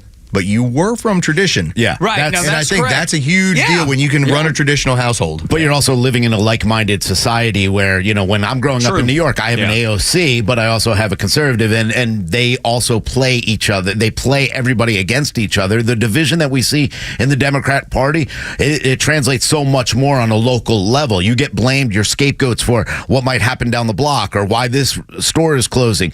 The good part about being in Georgia, and this is why local elections are so important, you guys have like-minded neighbors. We never did. We had an AOC right across the street who was telling us we were all the bad people. That's so fascinating to me. I wish I had a little bit more perspective. And it's amazing how when you just communicate with people the way we do, how much you learn. Mm-hmm. And how much. Because I remember being in the Navy and going into places, and I was like, wow, this is something I've never seen before. But at the very same time, you'd be like, well, these people are not that much different from me. And they're growing up in a very different place, but their parents are both working. They're just raising a family. They're just trying to live. And, sometimes you'd be in Turkey. Yeah. And I mean, what do I have from Dalton, Georgia, have in common with someone in Turkey? Most of them are a different religion. Yeah. But yet, community. Yeah, right. But yet, at the same time, you still saw those values that you recognize. Sure. You couldn't miss them, and at the same time, it was so very different. I remember being scared to death when they're not scared to death, kind of scared to death, when you would hear the mosques calling to prayer. It was just it was unnerving. Yeah, and I'd never seen anything like it or experienced anything like it, and yet, like I said, you would still see that fabric of tradition of families and gatherings and people that cared about each other. So, I think these conversations are so interesting because we all come from such different places and yet ended up in the same spot. Well, it shows you what the Democrats do and the division that they cause because, when we're kids, and again, we never saw this. We never saw hate. We saw, hey, you guys like playing football? So Let's do we. Go play football. You guys like playing stoop ball, stick ball, those kind of games? Let's all play together, And it was our parents. It was the other people, the activists, the groups there that were saying, no, those guys are bad. They've held you down, or these guys are bad. They rob you. They do this.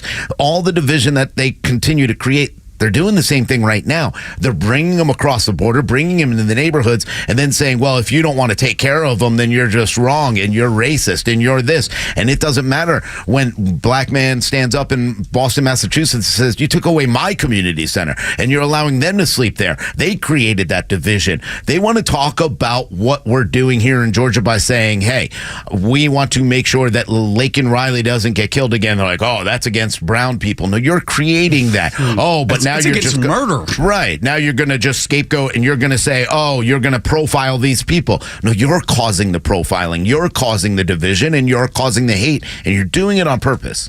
I refuse to judge people based on anything but my interaction with them. I refuse. to do that. I judge them by their tweets. Well, but look, let's be honest. A lot of times people get really brave. Which is why I like free speech. It's right. Me too, because you have an idea where people are coming from. You absolutely know. You really how they are feel. dumb. Yes. So dumb. Exactly right. I'm not. Here's the thing. I'm uneducated. I'll be the first day. I dropped out of college 3 times. I'm uneducated. I'm not dumb. I'm uneducated. And I don't know that education equals wisdom. In some cases it does. It can, but it doesn't always. Depends. I mean, look, I kind of was looking at kind of arguing with this doctor the other day up in Connecticut. He's a doctor. He's like, basically saying that, this, the fact that Trump only has to pay $170, that shows the 2-tier justice system, blah, blah, blah. And I was like laughing at him going, are you serious with all these? And he's like, the man is a criminal and he should be dealt with, and I hope he gets dealt with like a land shark would deal if they stole money. And I'm like, first of all, number one, he didn't steal any money. There's no victims. Number two, you just called for violence on another citizen. Right. This is how sick you people are. And this guy's a doctor. So it shows that even though he's well-educated, common sense why, critical thinking why, these people are suffering from TDS and are absolutely uneducated in certain areas. I did get a laugh out of our friend Stephanie, who caught a Twitter suspension. She did? No. Like last night? Yesterday? Yesterday. Holy cow. And it was based off of our show. Badge of honor. It was based off of our show. It was talking about those people that were, what was it, sun guilt? Yes. About how they're where you guilty about what's going on the couch on a beautiful day. She tweeted out how these people should go stick their head in an oven. And that was enough where they were like, violence! Twitter suspension. She's like, so I'm going to be off for a few days until they recognize I was kidding around about, what people are being dumb. That's the censorship, though, that you're going to continue to see. Do you know that the NHL hockey has this special edition of their game? You saw this last night, right? And now if you try to name your team Trump, they won't allow you because they call that violence. That's right. Team Biden, no, they call it profanity. Profanity. That's right. Sorry, profanity. You put in Biden, perfectly fine. That's the kind of disgusting censorship that we're seeing and overreach by our own government. But think about how crazy that is. Shame on you, EA Sports. That is on X, formerly Twitter. And that is the most free of the platforms. Can you imagine what would get you suspended on the other platforms? Oh, Facebook's ridiculous. Oh, my Lord. Now, and that's why Facebook has turned into nothing more than birthdays and anniversaries. That's all that's there. Right. And my kid made on a roll or something like that. Somebody had put something up asking a question on Facebook, and I said, well, you need to use a knife, and stab it in there. And it was literally to fix some part of an oven.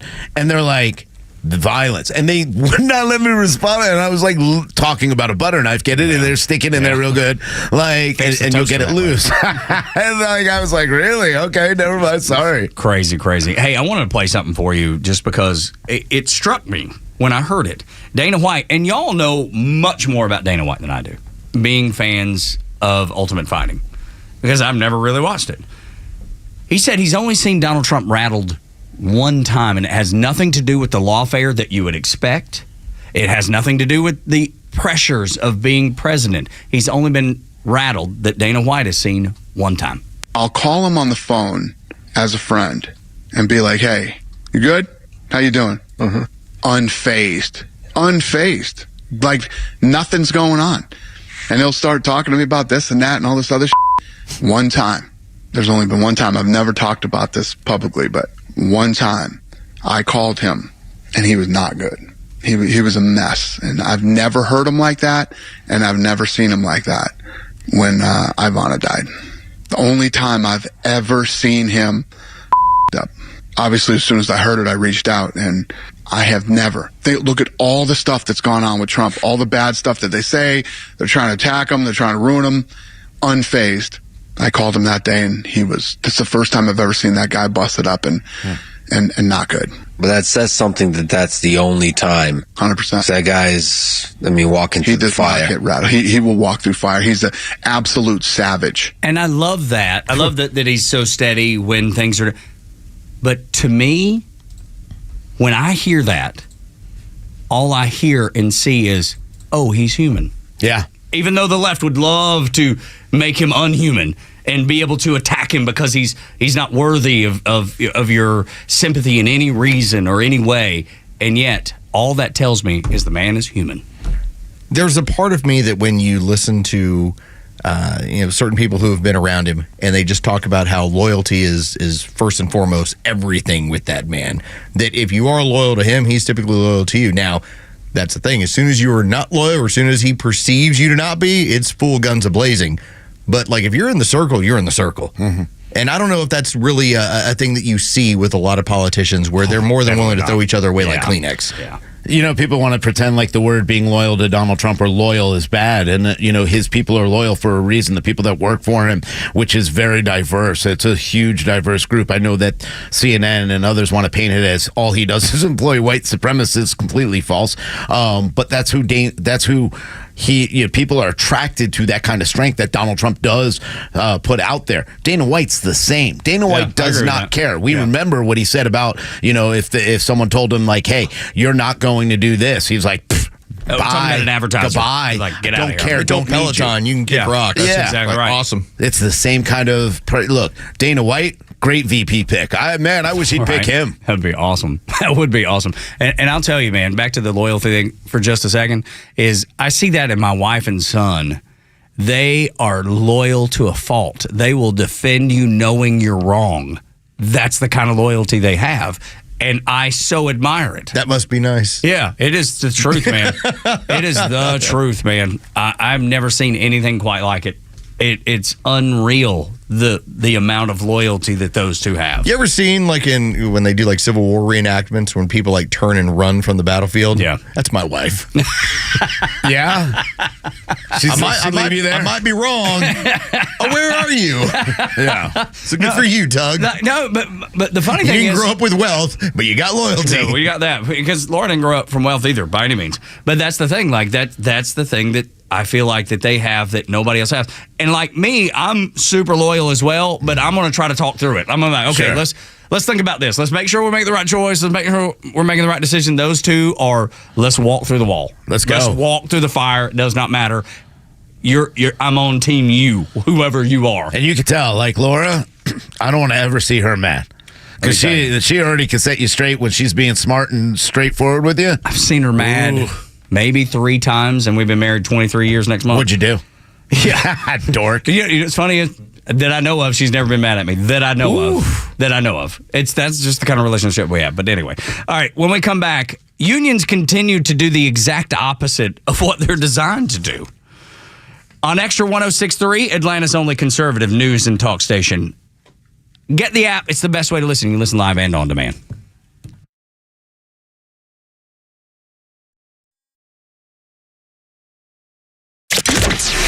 From the latest breaking news to the conservative voices you know and trust, your best new follow on social media is Extra 1063.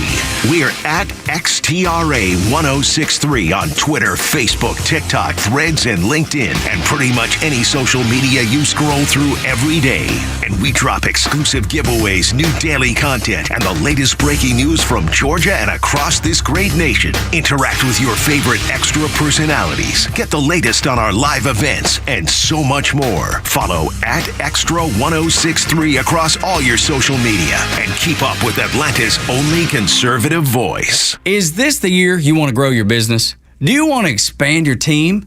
Build a new office? Hey, it's Tug, and I want to tell you about First Liberty Building and Loan. Aren't you exhausted by going to lenders, building a relationship, and a week later, you're dealing with a new person? You won't have to with First Liberty Building and Loan. The Frost family has been helping businesses grow since the 90s, and they can help you too. They know the patterns, they know the ebbs and flows, and they know business. Now the Frost family wants to know you. FirstLibertyGA.com. Buying a building, building a building, buying a franchise, or expanding. Reach out and spend 10 minutes with them. See if you're a fit for them and if they're a fit for you. FirstLibertyGA.com. By the way, if you're a young banker and you want to work with a team that's faith-friendly with a culture of excellence, First Liberty might be a good match.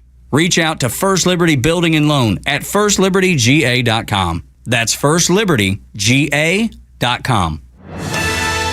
Hey Atlanta, it's Ben, host of the Weekend Ben Burnett Show, proudly brought to you by Peach State Pride. Each and every weekend, we bring you all the issues going on around the globe and what America's ultimate role is in order to drive our agenda forward as conservatives.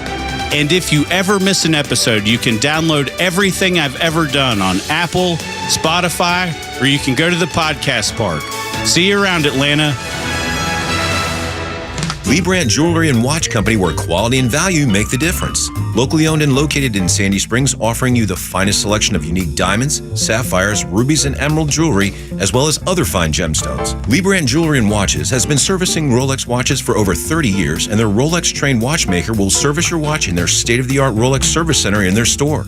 Lee Brandt uses only genuine Rolex parts, and their estimates are free. Drop by Lee Brandt in the Trader Joe's Shopping Center in Sandy Springs or visit LeeBrandt.com. It's a mad world out there, but one thing is certain, everyone is trying to market something. So tune in every Saturday at 3 p.m. to the Marketing Madmen, who, along with a variety of industry expert guests, can help you make sense of it all. Whether you own a business and want tips to scale, or are a fan of the finer things in life and want to know how restaurants, golf courses, and wine companies try to sell you stuff, the Marketing Madmen is your ultimate destination for all things marketing. Tune in right here on Extra 106.3 every Saturday at 3 p.m. or search online for more content. Join the madness with the Marketing Madmen.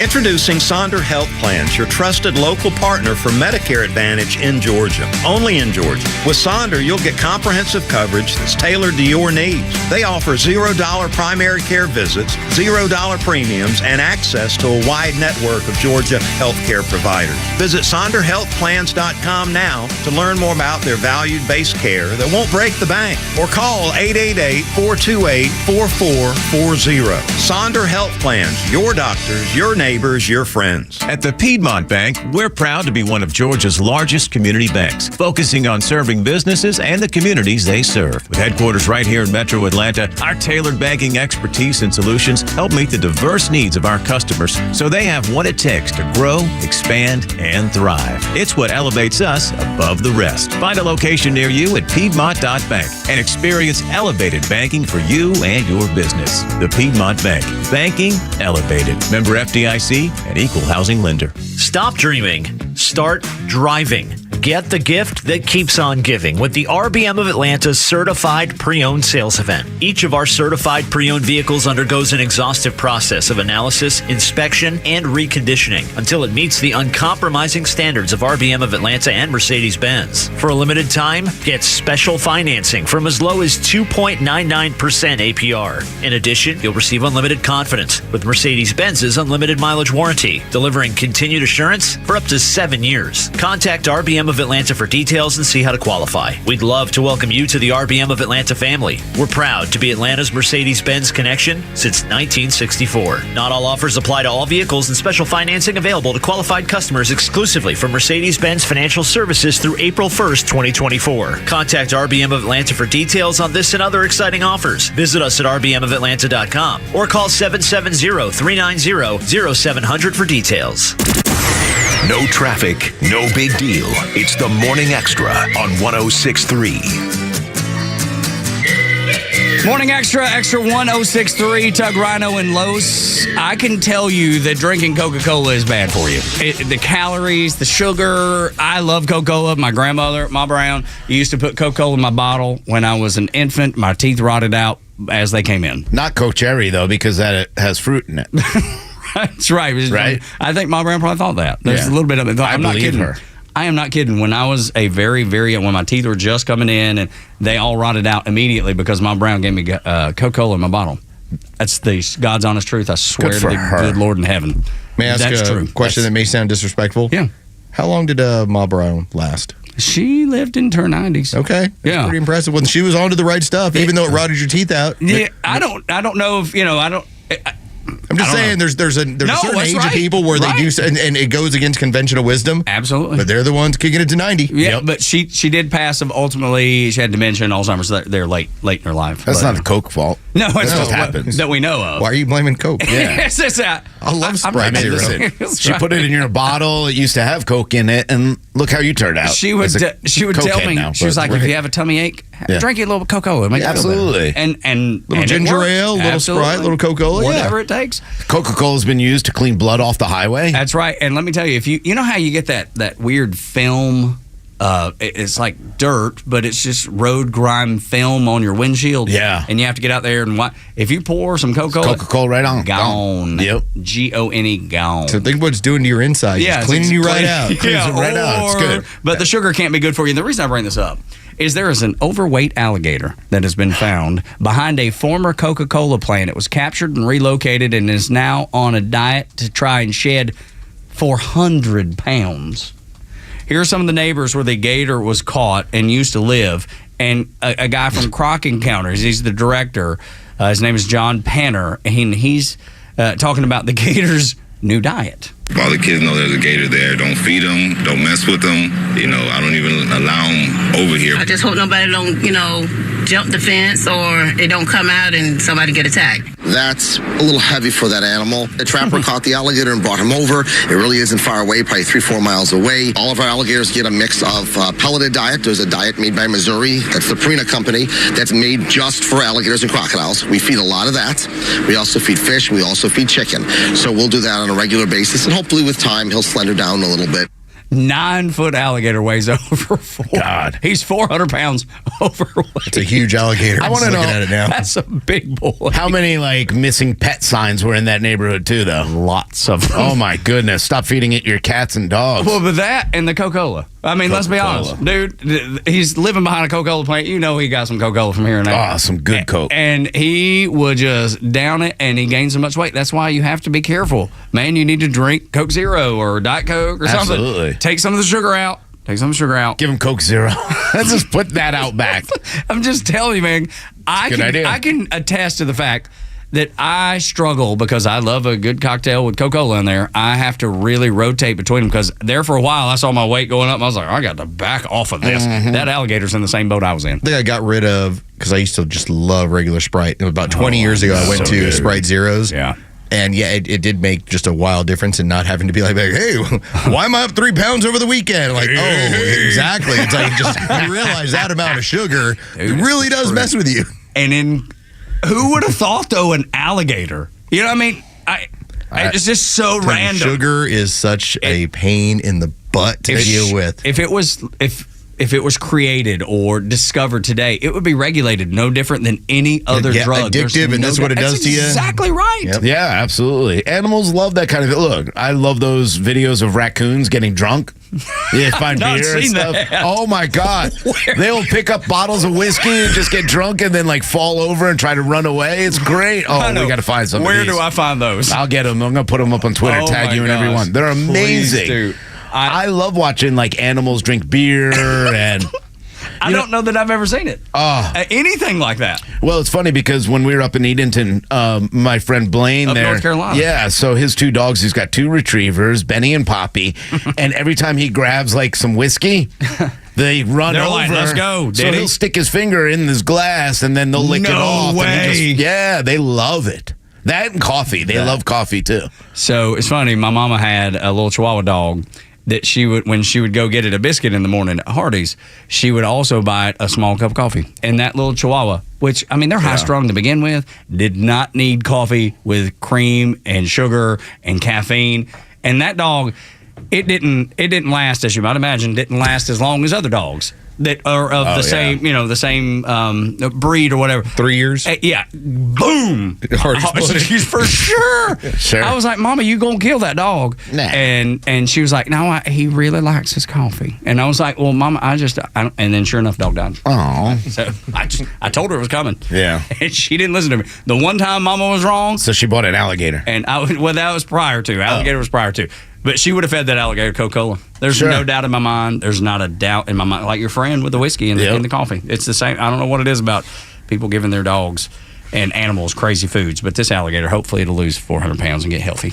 I used to come in. We had a dog. Now you know the rest of the story. That's right. We had a family dog, Cody. He was a Rhodesian Ridgeback. And those dogs are beautiful. They're beautiful. And every once in a while, I'd walk in, my dad being his lazy boy, just eating a big, big bowl of vanilla ice cream. And you just see his hand go out with the whole thing just to the dog and back. And then, of course, the dog has to lick the entire bowl. Yep, absolutely. And I'm like, Dad. I've seen that my entire life. Stop. Dude, that's not even shocking because that's so common and was so common in my home growing up.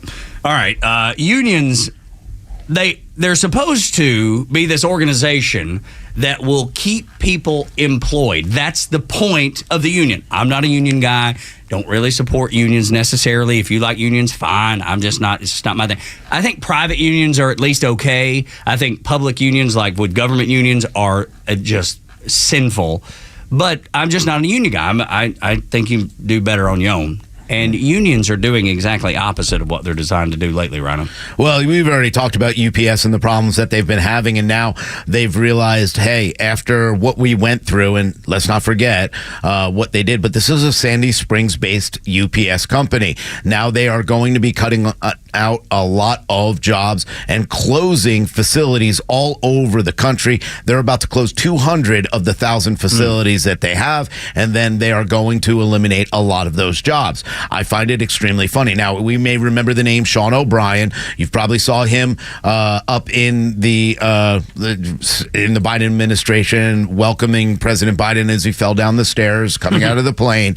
This is the guy who came out here and he got praise from CNN, from all this, about how great he's doing for the Teamsters Union and how he has, because his initials are Sean O'Brien, SOB. He's a tough SOB. That's what the president called him, by getting this deal done and making sure workers were protected at places like UPS. Now UPS, of course. And now these people are going to the rest of the story. And the funny part is, when you look at these Teamster unions, how much money do they make? We looked at it when that entire union deal was announced, and the drivers on average, between what they were being compensated with their medical and all of their perks that were going along with it, it was an average of $120,000. We said $120,000 to these drivers? I'm about ready to go work there too. And then about 90 days later, they announced massive layoffs. Remember the bus thing with Warnock? Yep. It was the same thing, right? Yeah. The Bluebird bus deal, that was the same thing. We're talking about these major industries. The United Auto Workers, Ford is laying off people. They're getting rid of people. It's going to continue because this is what they're doing. They're going after these companies. The attack on corporations is ridiculous. It's the Democrats' number one thing to do. But again, corporations don't pay taxes. They are tax collectors. They collect the tax from customers. They collect the taxes from your employees, and then they send it over. So every time you raise that rate, the only way to be profitable anymore is to eliminate jobs, eliminate, other people's futures, and that's what Ford, happens. GM, they've all fallen prey to that same thing. Well, look at the recently notes. even. Just do the math on this. So you have a 5-year deal that gets signed several months ago for 340,000 UPS union workers. Layoffs have hit 12,000 already. So there was 340,000 people that were high-fiving over like, oh, this is totally great. Yeah, and then they're telling you 5% of y'all are going out the door. Like, oh, bye. Whoops. Yeah. Got no place for you. Sean O'Brien didn't. He didn't lose his job. In fact, you know what? That tough SOB still got his job. He's got $327,000 now. His salary is $225,000. Where did all that other money, the $100,000 extra, come from? From the people who put him in this position. So as you, who are a union supporter, are walking home today to tell your family, to tell your daughter that you just lost your $60,000 a year job, just know that Sean O'Brien made $100,000 in bonuses to do what he's done to you, to eliminate your job, to take it away from you. This is the exact problem that I'm glad that Biden's running up and joining the strike lines. I'm glad that he's showing, hey, I'm for corporations being attacked and you, the worker, losing your job. So this guy who gets to shake my hand and take a picture with me will get an extra $100,000 in his check next year. I was wrong, by the way. It's not 120,000. Was it 150? It's 170,000. 170,000 in pay and benefits, and you wonder why they've already cut 5% of their workworce, and it's going to continue. That's exactly right. To go throughout the remainder of this year. But Joe Biden's going to create so many more jobs. Yes, we do have the numbers. How we've had, our jobs that have been created. We've largely had basically Thousands of full-time jobs have gone away and have been replaced by part-time jobs, a la what happened under Obama back in 07-08. And where were most of the full-time jobs? In the government sector. They're government fund. You're funding your own job. So as you pay taxes to create the jobs, you're getting your money back. And then they're taking that tax as well. So most of those are government jobs. When you look at how these unions have destroyed yellow freight, out of business. No kidding. Biggest freight and biggest supply chain mover. And they're out of business because of what these unions have done. I want to try this again. Earlier, I had a really hard time with it, so I'm going to take it slowly and let you know that the Kimmer Show is hitting the road. They're broadcasting live from Nucky's Hoagies of Roswell on Friday. It's 3 to 6, 1133 Roswell Road. I said it again. Woodstock Road in Roswell. 1133 Woodstock Road in Roswell. All day, there will be a extra special. If you buy any hoagie, you get a second cold hoagie free. So join the Kimmer Show 3 until 6 at Nucky's Hoagies. 1133 Woodstock Road in Roswell with Extra 1063.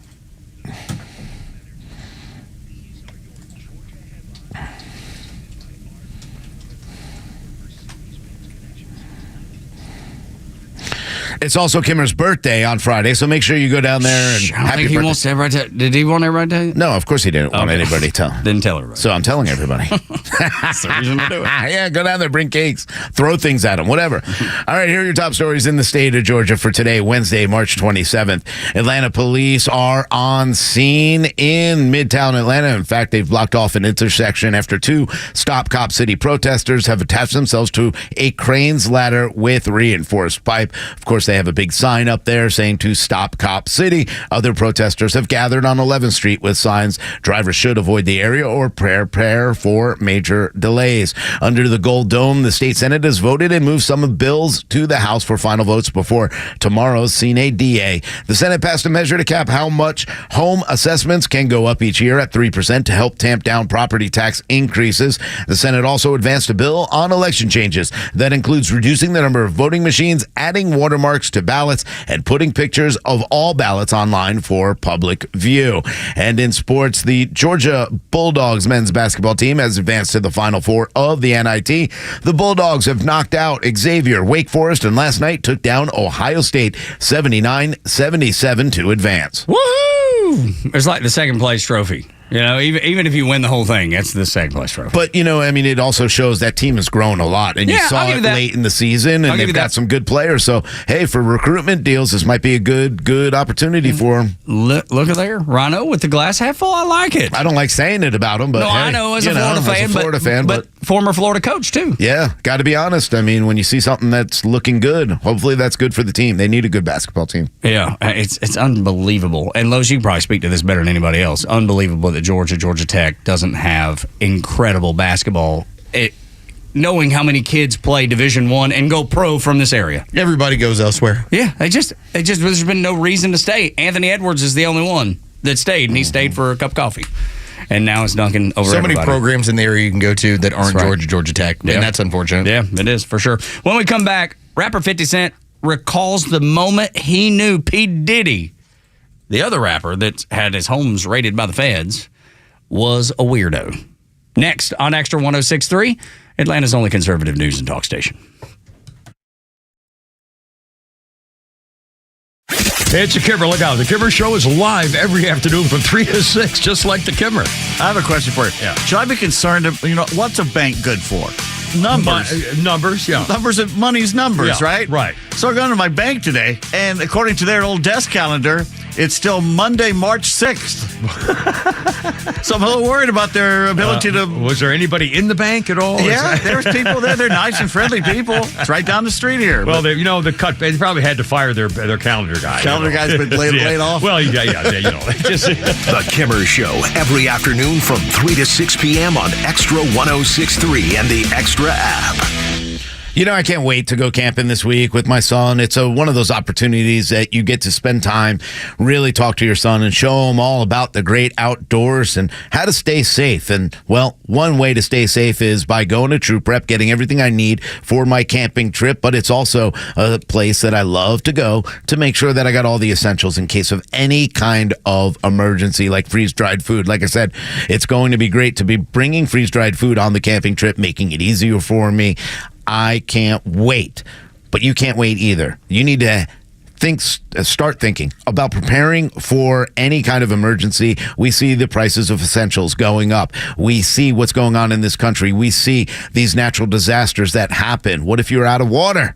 Well, you got to make sure you have water. What if you get hit by a cargo ship? What if you get hit by a cargo ship? You got to be ready. You won't be able to get to work, can't get over a bridge. All these things play into why you need to go to True Prep in Marietta on Cobb Parkway. Freeze-dried food, water filtration, first aid kits. And we're talking about EMT-grade first aid kits, not like a box store kit with a bunch of Band-Aids and Neosporin. No, we're talking about real things that will save lives. And speaking of saving lives, protecting your family, they also have AR-15s, all sorts of firearms, firearm accessories, and ammo, all at the lowest prices around. You got to go check them out. They are locally owned and operated. Support those local guys. Go over there. Say hey to Matt, Amy, and Joey, and all the professionals over there. They'll get you started today. They even have some workshops that you could take part of. Visit them in Marietta on Cobb Parkway or online at trueprep.com. That's TRU, prep.com. Prepare today for a worry-free tomorrow with True Prep. Millions of guys suffer from erectile dysfunction. That's 1 in 4 men. And I can tell you, I'm one of them. If you or someone you know suffer from ED, Peyronie's disease, or PE, here's 38-year emergency room doctor and founder of Total Body Therapy of Georgia, Dr. Eric Deal. Patients who enter my office are often frustrated, hopeless, depressed, and embarrassed. I understand the problem, and I'm going to help you fix it. There are lots of competitors that don't have the credentials that I have. When you go to other clinics, you're not going to see a board-certified physician with the experience that I have. When you come to our clinic, you're going to see me. There's just not one therapy that can solve these complex issues. I'll do a complete history and physical prior to any treatment that we use. Take it from me, Dr. Deal. When it's not hard, it's really hard. Call Dr. Deal for your free one-on-one evaluation and resolve your ED, Peyronie's, or PE issues. Total Body Therapy of Georgia, 404-777-1911, 404-777-1911, online at stopmyed.com. Hey there, it's Tara, owner and publisher of Our Town Monthly, where you'll find familiar faces, local voices, and community businesses like JRM Management. Thanks, Tara. I'm Missy Miller, event coordinator at JRM Management. We are your event specialist. We're excited to see you at the Georgia Food and Wine Festival, March 21st through the 24th. We'll have food, beverages, cooking demos, live music, shopping, and more. Or maybe you're looking for an event where you can bring the entire family. Join us at the Marietta Community Egg Hunt Friday, March 29th, and the Northeast Cobb Community Egg Drop Saturday, March 30th. There will be multiple egg hunts by age and lots of kid-friendly activities. Also, look out for the Kennesaw Big Shanty Festival, the Smyrna Spring Jonquil Festival, and of course, the North Georgia State Fair. There's always something fun happening in our community, and we want you to know about it. That's why we love our partnership with Our Town Monthly. You are so right, Missy. If JRM is there, the fun follows. Friends, check out all the exciting community events hosted by JRM Management. And remember, Our Town is your town at Our Town Monthly. Hey, it's Front Office Lowe's for Underdog Fantasy. The NBA season is still here, and there's no easier way to get in on all the action than with Underdog Fantasy and their Pick'em game. It's a fantasy game, but you can win real money. It's easy. Pick 2 to 5 players from at least 2 different teams. Select higher or lower on the player stats, and if your pick hits, you can win up to 100 times your money. It's legal in Georgia, and it's a ton of fun to play as you can watch the Atlanta Hawks. Stop playing against the pros night in and night out with their hundreds of different lineups. It's just you against the stat. It's that easy. Underdog Fantasy is even easier to get started. Go to their easy-to-use mobile app or to UnderdogFantasy.com. Sign up and use the promo code LOS, and Underdog will match your first deposit up to $100. Plus, they'll give you a mystery special pick to use on your first pick of entry. That's Underdog Fantasy. Promo code LOS, L-O-S, to get your first deposit of 10 or more matched, plus your special pick. Must be 18 and present in state where Underdog Fantasy operates. Terms apply. Confirm with your play. Call 1-800-GAMBLER or visit ncpgambling.org. The Morning Extra, Neil Bortz, and The Kimmer Show are all online for you anytime at thepodcastpark.com. Plus all of Extra's exclusive podcasts like Ben Burnett, Janelle King, and so much more. All at thepodcastpark.com. Presented by Associated Credit Union. When I saw this piece of audio yesterday, I was just telling Front Office Lowe's, I had no idea what to do with it. I knew that it was valuable, but I didn't know how to present it or use it, and that's where the brilliance of Lowe's comes in. So you're going to listen to a piece of audio, and obviously we're at the point where P. Diddy, Sean Combs, is Technically, is he on the run? We just can't find him. Still don't know. His lawyer is now talking. He's on the record. They also found, he's fine. Diddy's fine. Apparently, he's been cooperating from what I've read so far. After his homes were raided. He didn't do anything. As a few days ago. And this is military grade. I did see that quote. This is like a military strategic operation. This has to do with sex trafficking and all sorts of things that are being alleged about him. And again, this is early part because, again, 3 of his homes were raided and suddenly you couldn't find him. But so then that had everyone coming out of the woodwork and talking about weird interactions that they've had with Diddy over the years. And so I posed this question because you're going to hear this. And this was from The Breakfast Club. And this is where 50 Cent was on it in the mornings, a morning radio show. And he talks about Diddy making him an offer to do something. And so I'm going to let you hear it. And at the very end, you're going to hear P. Diddy also on The Breakfast Club asked about this. This was in another episode. Take a listen to an offer that P. Diddy made over to 50 Cent, and this was 50's response to it. He says things, he doesn't even know what he's saying is like fruity. Everything that's going on. When people say that to me, I get a little uncomfortable. I get uncomfortable. Like he said something to me one time, a long time ago. At Chris Lighty's wedding, he told me he'd take me shopping. I looked at him like, what'd you just say? Let me move, man, before I do something. You're going to make me mess up the wedding. Oh, that's a nice gesture. Let me get out of no, dude, you take me. That's what a guy says to a girl. I asked 50 about that. And he said you did the same thing to him. You asked him to take him shopping. Yeah. I thought he needed some clothes. What? I'm a nice guy. So the question becomes this. And I chose to ask a couple of my friends, single women, and just said, what if a man invites you to go shopping? The first response was, well, he's looking to sleep with you, duh. Yeah. Oh, okay. See, I would have thought, I really thought you were going to say that he's gay. He's not really interested. Here was the next one. I said, if a man wants to take you shopping, what are his intentions? The response back, you know. Oh, okay. Yeah. Okay. Got it. All right. So, no doubt. What do you think Fitty was responding with of, this dude's offering to take me shopping? It wasn't because, hey, you just need some new clothes, we'll freshen you up. No, man. 50 looked at it as like, why are you trying to pick me up? Yeah, why are you trying to be in a relationship with me? It is a weird thing. You know, like Aaron took me shopping and then my sweatpants came off. So I know. So you like, know how this works. They just fell off me. And I know that if a guy were to... I would feel the same way as 50 Cent. If any of you were like, hey, how about I take you shopping? I'd be like, why? Whoa, why? Yeah, the closest thing I've ever done to them be like, hey, let me buy you lunch. And there's no shopping involved. That's that next step. So weird. You take a woman shopping, you buy her what she wants. This is that Richard Gere in Pretty Woman. That was the thing, right? No, because he sent her with the credit card, just like, here, go take care of yourself. That's different. Okay. We're talking about, this is a sexual encounter. Sure is. The idea that I'm going to take you shopping and I want you to model what you're going to be looking at, and I'm going to be in the room and checking you out. Yeah, I'm going to watch you. That is what Diddy was offering to 50 Cent. Here's what... and now Tug suddenly is like, oh. Yeah. I have no idea of this. Because here's what straight guys do, right? Like if we're hanging out, I'm going to go, Tug, no matter how much money I had, I'm going to take you out to, maybe it'll be a strip club. I'm going to take you out to the nicest strip club. We're going to be on VIP. I'm going to take you out for a really nice bottle of wine.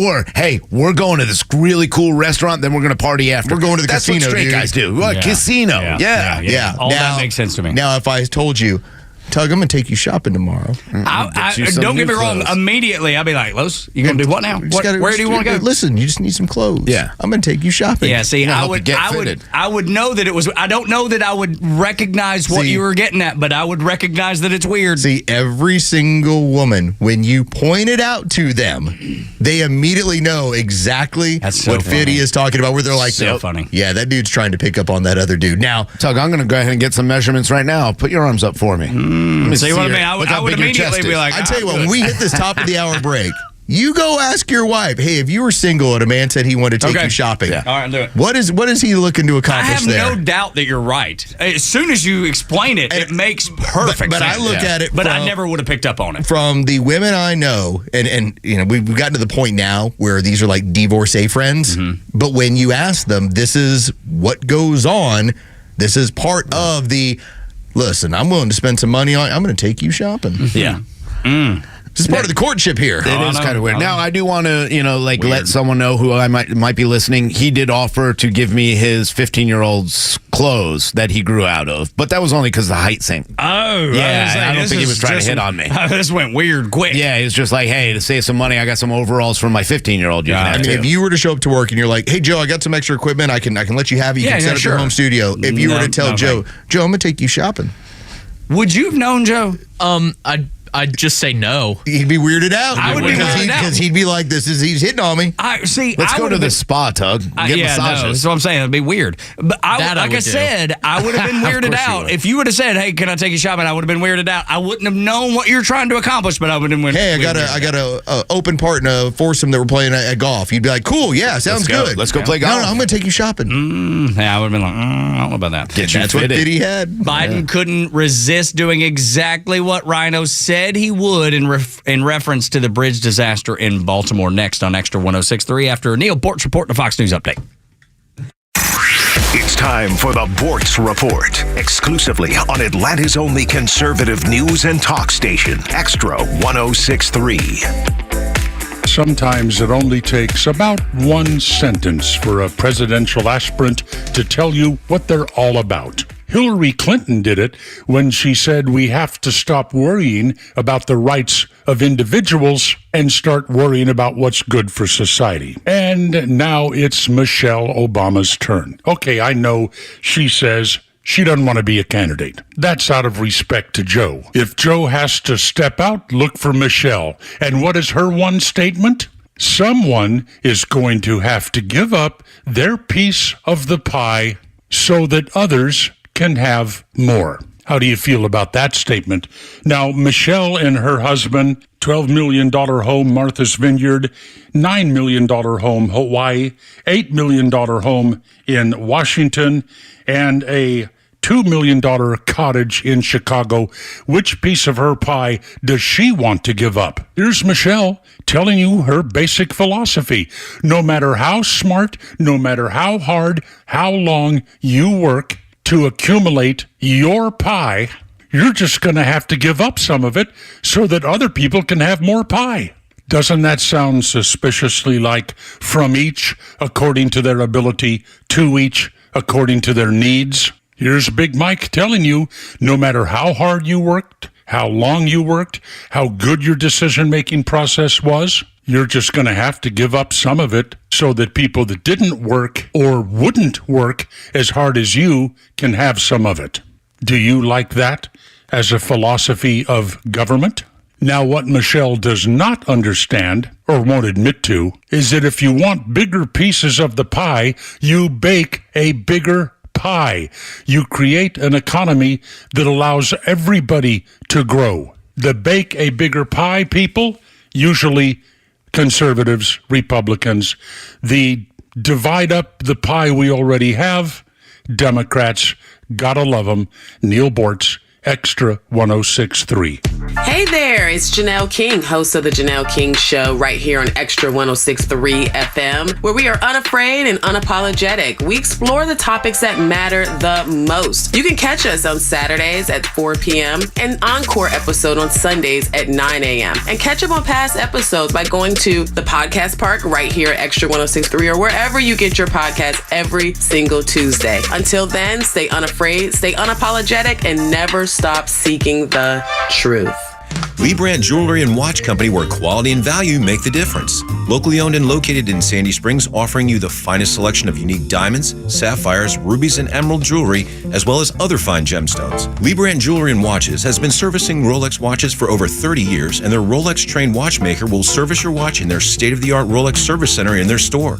Lee Brandt uses only genuine Rolex parts, and their estimates are free. Drop by Lee Brandt in the Trader Joe's Shopping Center in Sandy Springs or visit LeeBrandt.com.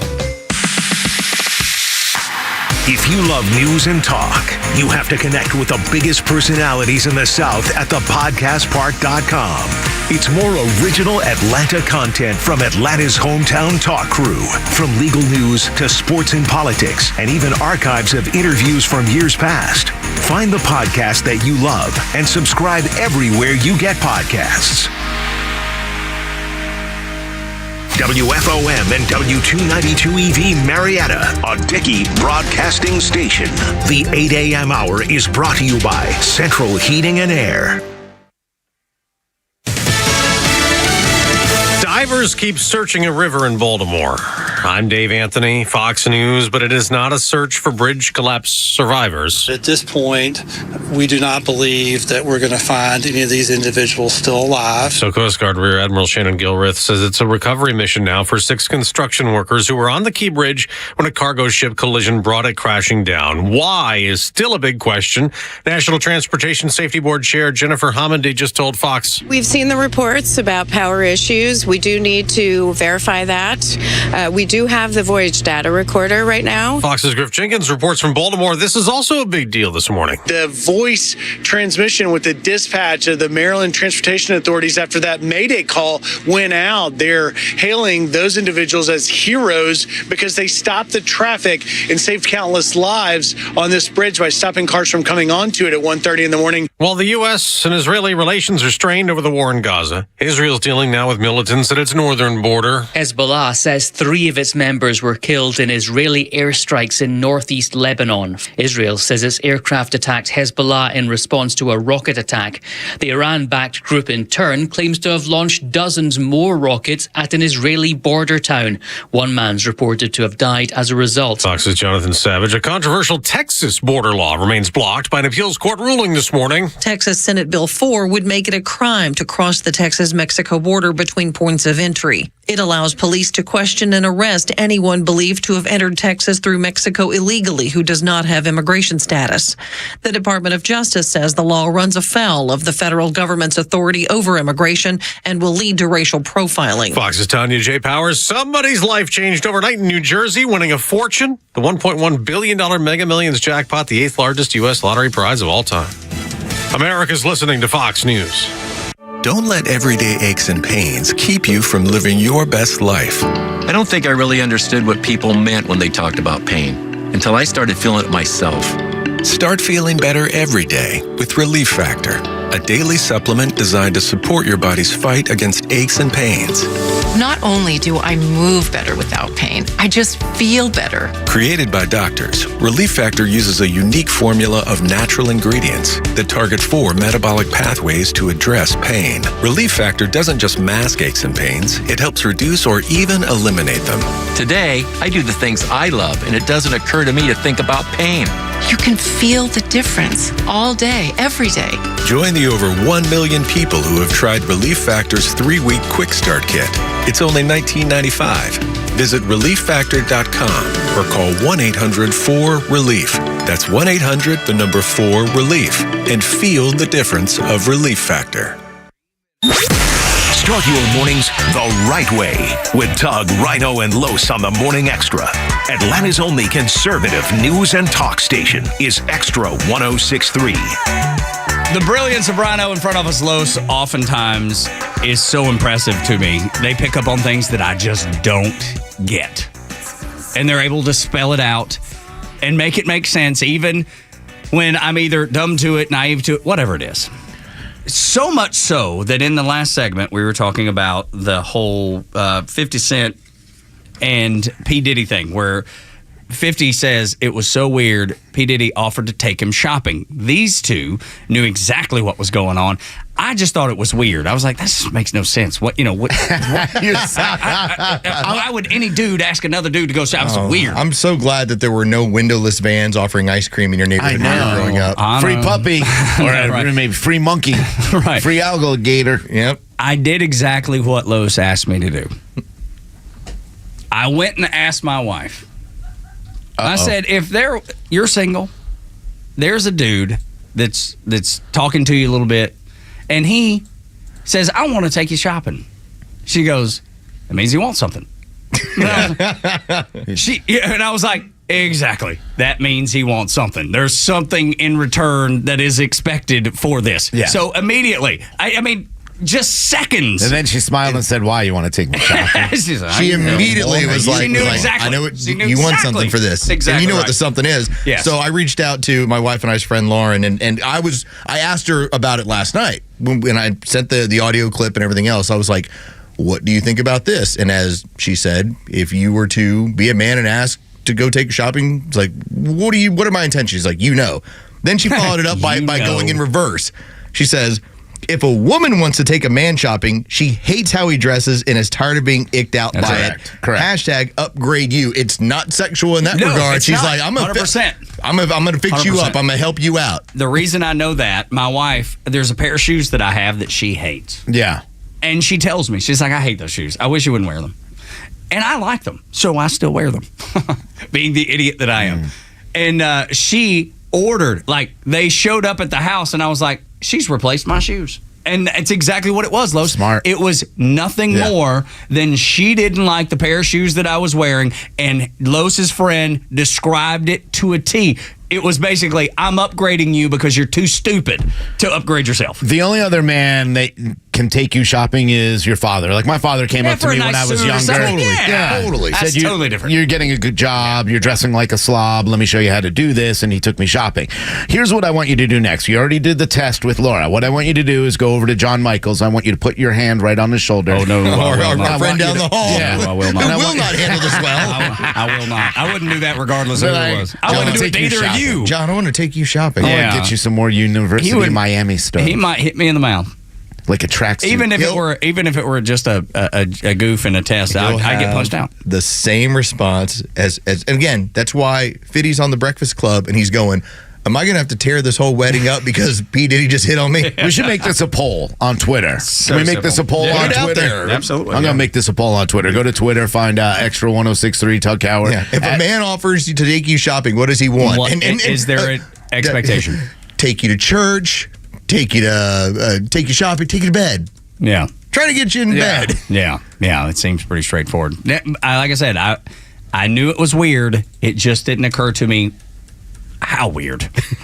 All of a sudden, it's real weird. Everyone is pulling out all the weird stories about Diddy right now. Absolutely. Everybody who's got one, they're all coming to the surface. Man, Cat Williams, there's Dave Chappelle, there's obviously 50 Cent. I mean, there's so many of them. They're just lined up. All you have to do is go social media. You'll see them.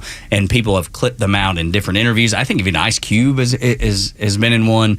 I mean, it is so clear that something is just not right about this entire situation. Well, you now have, and this has been interesting to me, you now have people that are bringing up all the sexual deviancy that has gone on, not just in Hollywood, but within the entertainment industry. Yeah. And now they're starting to point out and saying, hey, you're going to find out about this coming up. This is starting to get out there. Man, I'm telling you, it's so strange. In a different direction altogether, because Rhino was so right that Biden was going to put himself at the bridge, and yesterday he couldn't help himself from doing that. Rhino, you knew it was coming. I knew it. And then it did. Yeah, just in a different... There's always going to be a way he's going to relate somehow, some way. It was either going to be, this bridge collapse reminds me of when I had a fire in my kitchen. You never know which way he's going to take it, but he's going to try to make himself a part of the story, a part of the event, that he was there at one point and how important it was to him. He did the exact thing. Of course, we were joking about the fact that, he was trying to hold up the bridge like Spider-Man and all that, but this is what the man does to make himself look like, number one, relatable, number two, like some kind of hero. At about 1:30, container ship struck the Francis Scott Key Bridge, which I've been over many, many times commuting from the state of Delaware, either on a train or by car. No rail on that thing, but that's fine. That's fine. But he has to find a way. And as Rhino joked around yesterday, the joke was, as Rhino was talking about it, like Spider-Man, I was trying to hold up the bridge. I was there when I saw it fall, because he'll find a crazy way to liken all of these tragedies, these personal tragedies even for people, and liken it to himself and try and be like, I know exactly what you're going through. Right. No, you don't. You have no idea. And don't blame it on his mental capacity. He's been doing this for years. He would have done it regardless. He's exactly right. But I want to play a couple other pieces of audio that I found that were really remarkable. It was a really quick response from the Baltimore Bridge Dispatch that helped save lives by quickly communicating that all traffic had to be stopped on both sides of the Key Bridge. Listen to this communication. I need one of you guys on the south side, one of you guys on the north side, hold all traffic on the Key Bridge. There's a ship approaching. It just lost their steering. So until you get that under control, we got to stop all traffic. I'm en route to the south side. Yeah, if we can stop traffic, just make sure no one's on the bridge right now. There's a crew up there. You might want to notify whoever the foreman is, see if we can get them off the bridge temporarily. 10-4. Once the other unit gets here, I'll ride up on the bridge. C-13 dispatch. The whole bridge just fell down. Everybody, the whole bridge just collapsed. Do we know if all traffic will stop? I can't get to the other side, sir. The bridge is down. C-13, I'm holding all traffic northbound. Dude, gosh, it's amazing how quickly they reacted. Thinking, and I know there's these moments in every situation, most situations, where there's just somebody that just reacts. Yeah, they don't have time to think about it. They just know the right thing to do, and that's exactly what you got there. It's people like that. They give you hope for the world. They give you hope for America. They give you hope in so many different ways that they just use that God-given instinct to say something's not right, and we have to prevent, in this case, cars coming across this bridge because there's a cargo ship coming at it. Think about how many lives they saved by doing that. I mean, it's no telling amazing. How many. No telling. Thank God for those heroes that did that. It's unfortunate that they called off the search for 6 of those workers who, unfortunately, it looks like they have perished in this. It's a scary, scary thing. This is going to be a weird story. This is going to continue to be the rumor of a black swan event. It is strange. There are strange things that happened. I'm still having a hard time realizing why it turned when it lost power. If you can't steer it, then why would it turn at a 45-degree angle? There's certain things that people are asking questions about. But again, I don't see there's always an end game to some kind of black swan event. I don't see the end game in this at all, except for, maybe the government spending more money to fix it. But why? Why would you do this on purpose? I think these conspiracy theories are ridiculous. We need to recognize those heroes instead. Well, long before that she was ever on Fox News or anywhere else, I would take anything that Laura Logan said and went, I'm going to listen. Because this is a woman who went to cover the Arab Spring back when that occurred in the late aughts. She got raped there, okay? Like, she was attacked when trying to cover that story. And if you've ever heard her tell it, it's horrifying, her and the whole crew.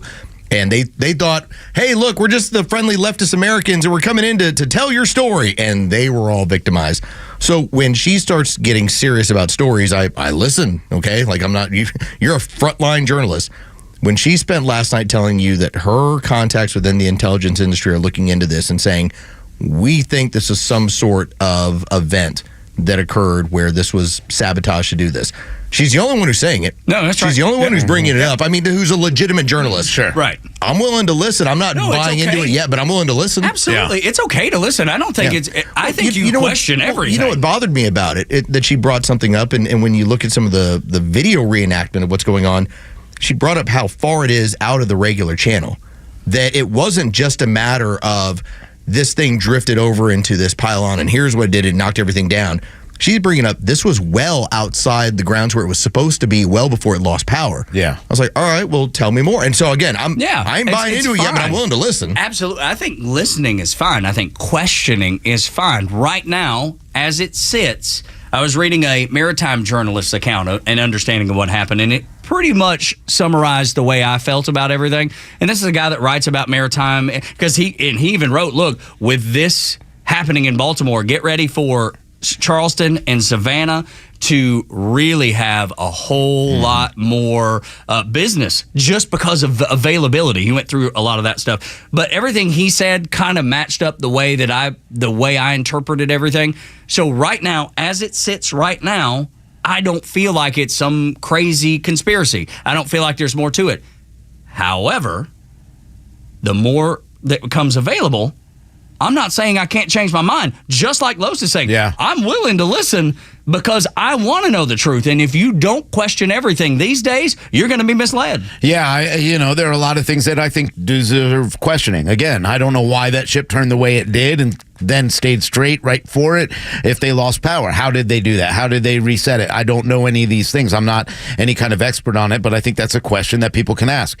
I did see that they dropped the anchor. Why did they drop the anchor? Obviously, they saw what was coming and they were trying to stop it, so maybe that played a part. We're going to need more information before we jump out. Now, there are other things out there. I saw a Nazi symbol on the bottom of it. Come and then the explosions on the top of the bridge. Get out of here with all that. I don't buy any of that. But I would point this out, and I do think this is where I'm willing to listen to people like Laura Logan and what her contacts within the intelligence agency are saying to her.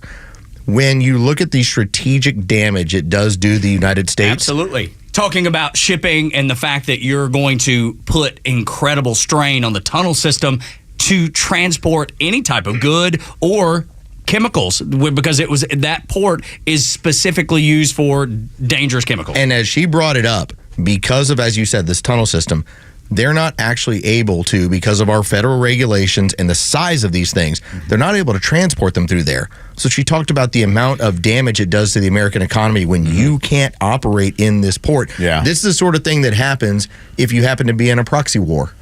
Yeah. Then this is what happened, in Los Angeles as well. Remember, when they shut down Los Angeles, everything was rerouted to Savannah. Think about what it did to our supply chain and how it really affected it. Messed us up. Yeah, it really messed us up, and this will mess us up. And now you have the ability to... Georgia's looking at Savannah. They've been trying to get that port deepened. They've been trying to do a bunch of things. Deepened again. Yeah, they'll get the opportunity now because people will react, and federal government and the taxes will reflect that. We will pay to repair Savannah and other ports. I'm perfectly willing to supply those jobs and make sure that we are a big port. I think it's good. I think it's great for the economy. I think it brings more good business in here. So I got no problem with it. But yeah, this is going to be a huge issue. And again, the federal government now is saying that they're paying for the entire thing. That I have a problem with. Yeah. Which is so strange because, as Laura Logan brought up, I believe she's the one that first said, why would the federal government do this when insurance would normally pay for this? The ship has insurance. They have to. But if you access that insurance, there's also an investigation. And this way, there's no investigation. Doesn't it feel that way? Why are we moving on so quick? Yeah. No, there's just feels strange. With everything's happened the last 4 years, yeah. Man, I don't take anything at face value ever. And you absolutely can't. Marty's on the phone at 404-741-1230. What's on your mind, bud? Hey, good morning, guys. I'm in agreement with you. I mean, I'm taking it with a grain of salt, but at the same time, I had my suspicions when I saw the footage and looking over all that. With the power going on and off, I was just wondering, and being a little bit of conspiracy theorist, wondering if that was that point when they were trying to take control. When it went dark, that was the point when the hackers were in control. But as the lights were coming on, I wonder if that was either our government or the Ford trying to get back control of the ship. But, yeah, I mean, it was very suspicious of how it was kind of, that ship should not be there. Yeah. Well, and I'll tell you, listening to the first hour of Jesse Kelly yesterday, I'm in the car and he had on an expert in the field, and he talked about when you see that the flickering of lights, typically he talked about the backup generator systems and how that is those, and as he pointed out, those typically don't have the power to take control. Now, they may have the power to drop anchors. They may have the power to use some of the emergency systems, but as far as steering something that size, it's like once the lights are flickering on and off, it's like, there's no more control over this thing. And it was running about, because I said yesterday that my guess was about 5 knots. Apparently it was about 7 knots, which makes that force moving that size of a ship forward is impossible to stop. Go watch a video of as a former Navy man, you've been on these things this size. How many anchors would you need to stop that? I mean, one anchor's not going to do it, is it? No, usually one. I mean, the Navy slow ships it down enough. Yeah, I mean, you're just trying to do anything at that point. And the thing is, each chalk of an anchor is about 90 pounds each. So, and if you have the depth of that, I mean, that's a lot of weight, but it doesn't matter. It's big, and it's just going to drag that anchor. 4 Spider-Men. Yeah, that's right. That's what it would More take. than one Spider-Man. Yeah, 4 Spider-Man. You need the whole Biden crime family. Spider-Man. They would have to all come in. Oh, can I lighten the mood with one other thing for you? Yes. So Kaysen ends up sending me a quick tweet. Send to you guys as well. You can always hit us up at Rhino Xtra 1063, at Tug Cowart, also at Front Office Los. just called my wife and asked her what she would think if a guy told her, quote, I want to take you shopping. Her response, that's great. I think I made a mistake. Nice work, Kason. Way to go. And your reply to him, just Scooby. And I forgot to tag you guys in the poll, but I did put up the poll, so I'm tagging both of you now because I'm horrible at doing these kind of things. Right. But retweet these and let's see what we can get. I'm so bad. Why am I so bad? I'm sorry. I just answered as well, and we remain at 100%. Your question, if a man wants to take you shopping, whether you're a male or female, what does that mean? He wants to be nice? He feels like he owes you? He wants you. That's right. There we go. So go share the poll, please, if you don't mind, and so we can get as many votes as we can. See how far away we can get from 100%. That's exactly right. This is the Morning Xtra on Xtra 106.3. We'll knock out the headlines when we come back. There's a couple things, because I really want to get to this JFK and his VP pick, because this is interesting to me. Because he seems to be headed down the right path on so many things, and this one stands out like a sore thumb. We'll do that, the headlines, and then every judge in New York seems to be working for the government establishment. Another judge issues another unconstitutional method against Trump. We'll talk about all that, and we welcome your calls, just like we had Marty on a bit ago, 404-741-1230.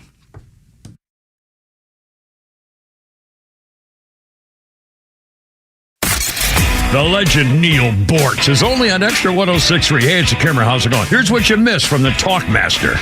Something that I'm enjoying wholeheartedly, the death of DEI, diversity, equity, and inclusion. All concepts that ignore individuality and celebrate group identities. How long ago did I first start warning you about the word equity? It doesn't mean what you think it means. In its purest sense, it means everybody ought to have the same amount of stuff. Catch Neil's commentary every day on Extra 106.3 or listen anytime on the Extra 106.3 app. Buying a new car is about way more than just a car. You want to love it and everything that comes with it. And at Subaru of Gwinnett, we get that. You want to love the website. Easy to browse, easy to shop, and an unrivaled selection so you can find the model that suits you. Like the 2024 Subaru Outback, Crosstrek, or Ascent. All offering impressive gas mileage, standard symmetrical all-wheel drive, and the tools to explore the things you love. You want to love the people. And know that every time you stop by the dealership on Satellite Boulevard in Duluth, they'll be there for you, ready to help in any way possible. And you want to love the service. We'll check that box for you also, because during the spring sales event, there's a lot to love. So stop in during the Subaru A Lot to Love event, and you'll find just that, a lot to love. Start your shopping online at SubaruofGwinnett.com and find the ride that best suits you, because love is what makes a Subaru a Subaru. Subaru of Gwinnett, Satellite Boulevard in Duluth, and online at SubaruofGwinnett.com.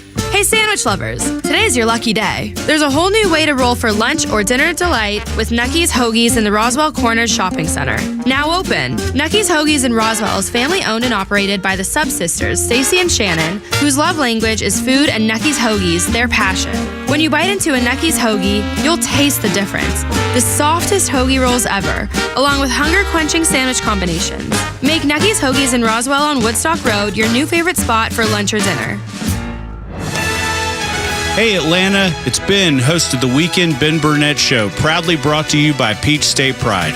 Each and every weekend, we bring you all the issues going on around the globe and what America's ultimate role is in order to drive our agenda forward as conservatives. And if you ever miss an episode, you can download everything I've ever done on Apple, Spotify, or you can go to the podcast park.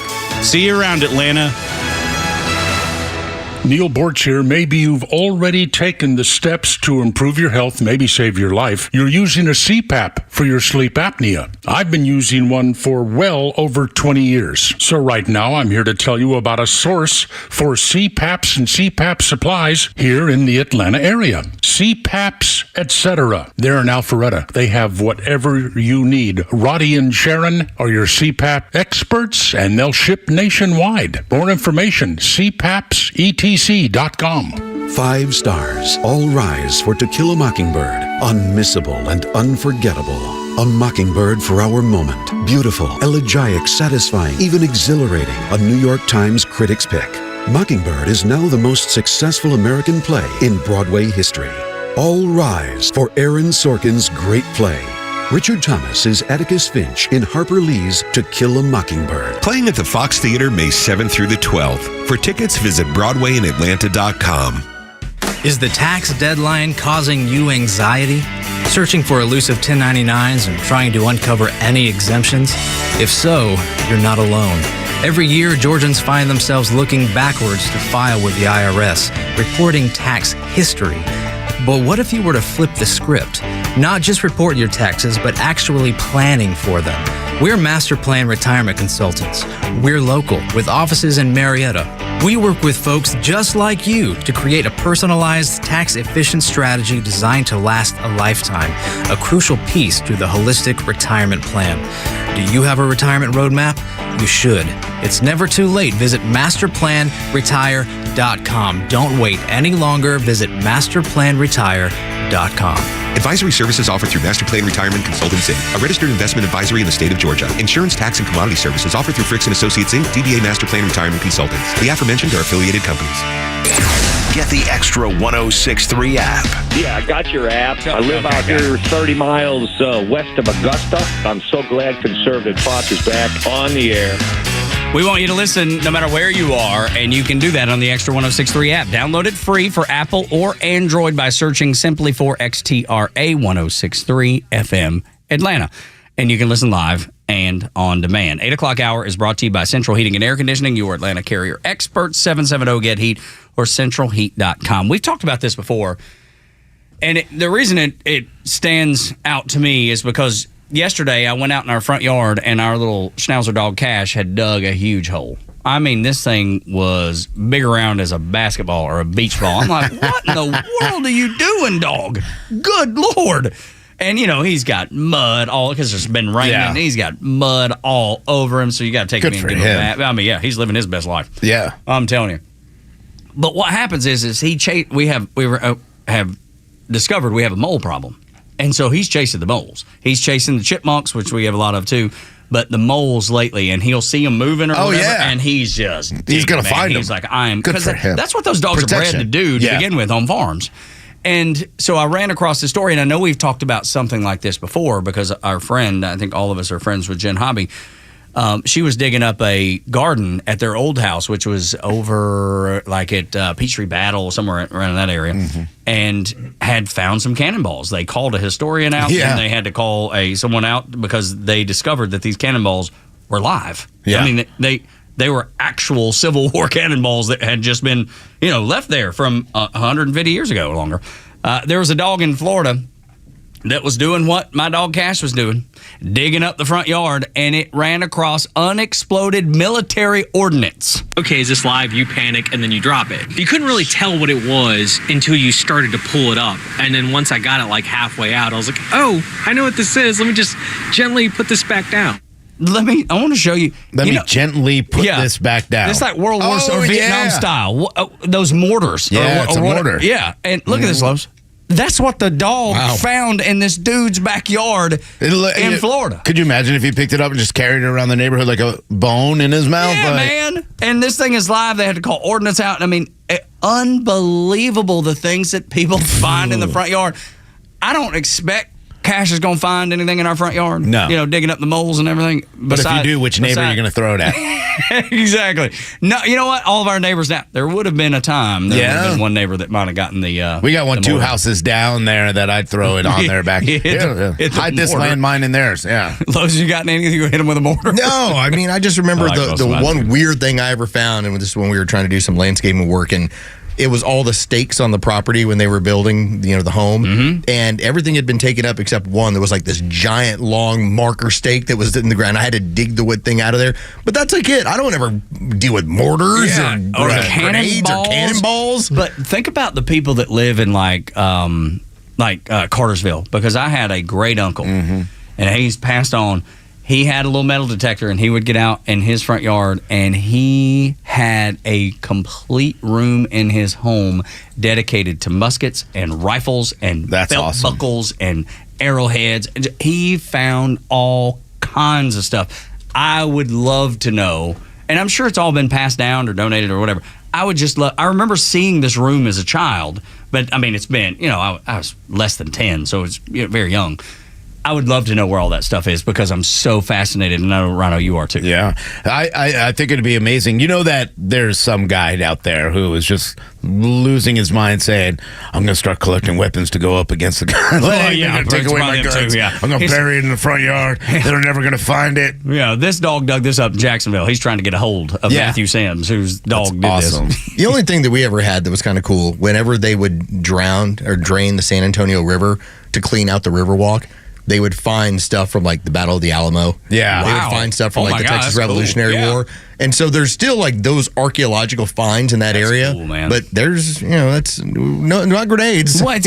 But I bet they found, I bet if you go look it up, I bet they have found weapons in there too because of all, just the history of what you're talking about. This from 2019, they found a cannon shot from the Battle of the Alamo. Okay, there you exactly. Go. I mean, that might not be live, but do you think if you find it, like they can, take it from being live, kill that thing, and give it back to you? Like, can I have it? I don't know. Like a paperweight. Yeah, I want it. Yeah, I would want it too. I like a paperweight. Yeah, yeah. Hang it over my garage. Be like, yeah, come on in. I know. And Jen Hobby, who is our friend that works over at Star 94.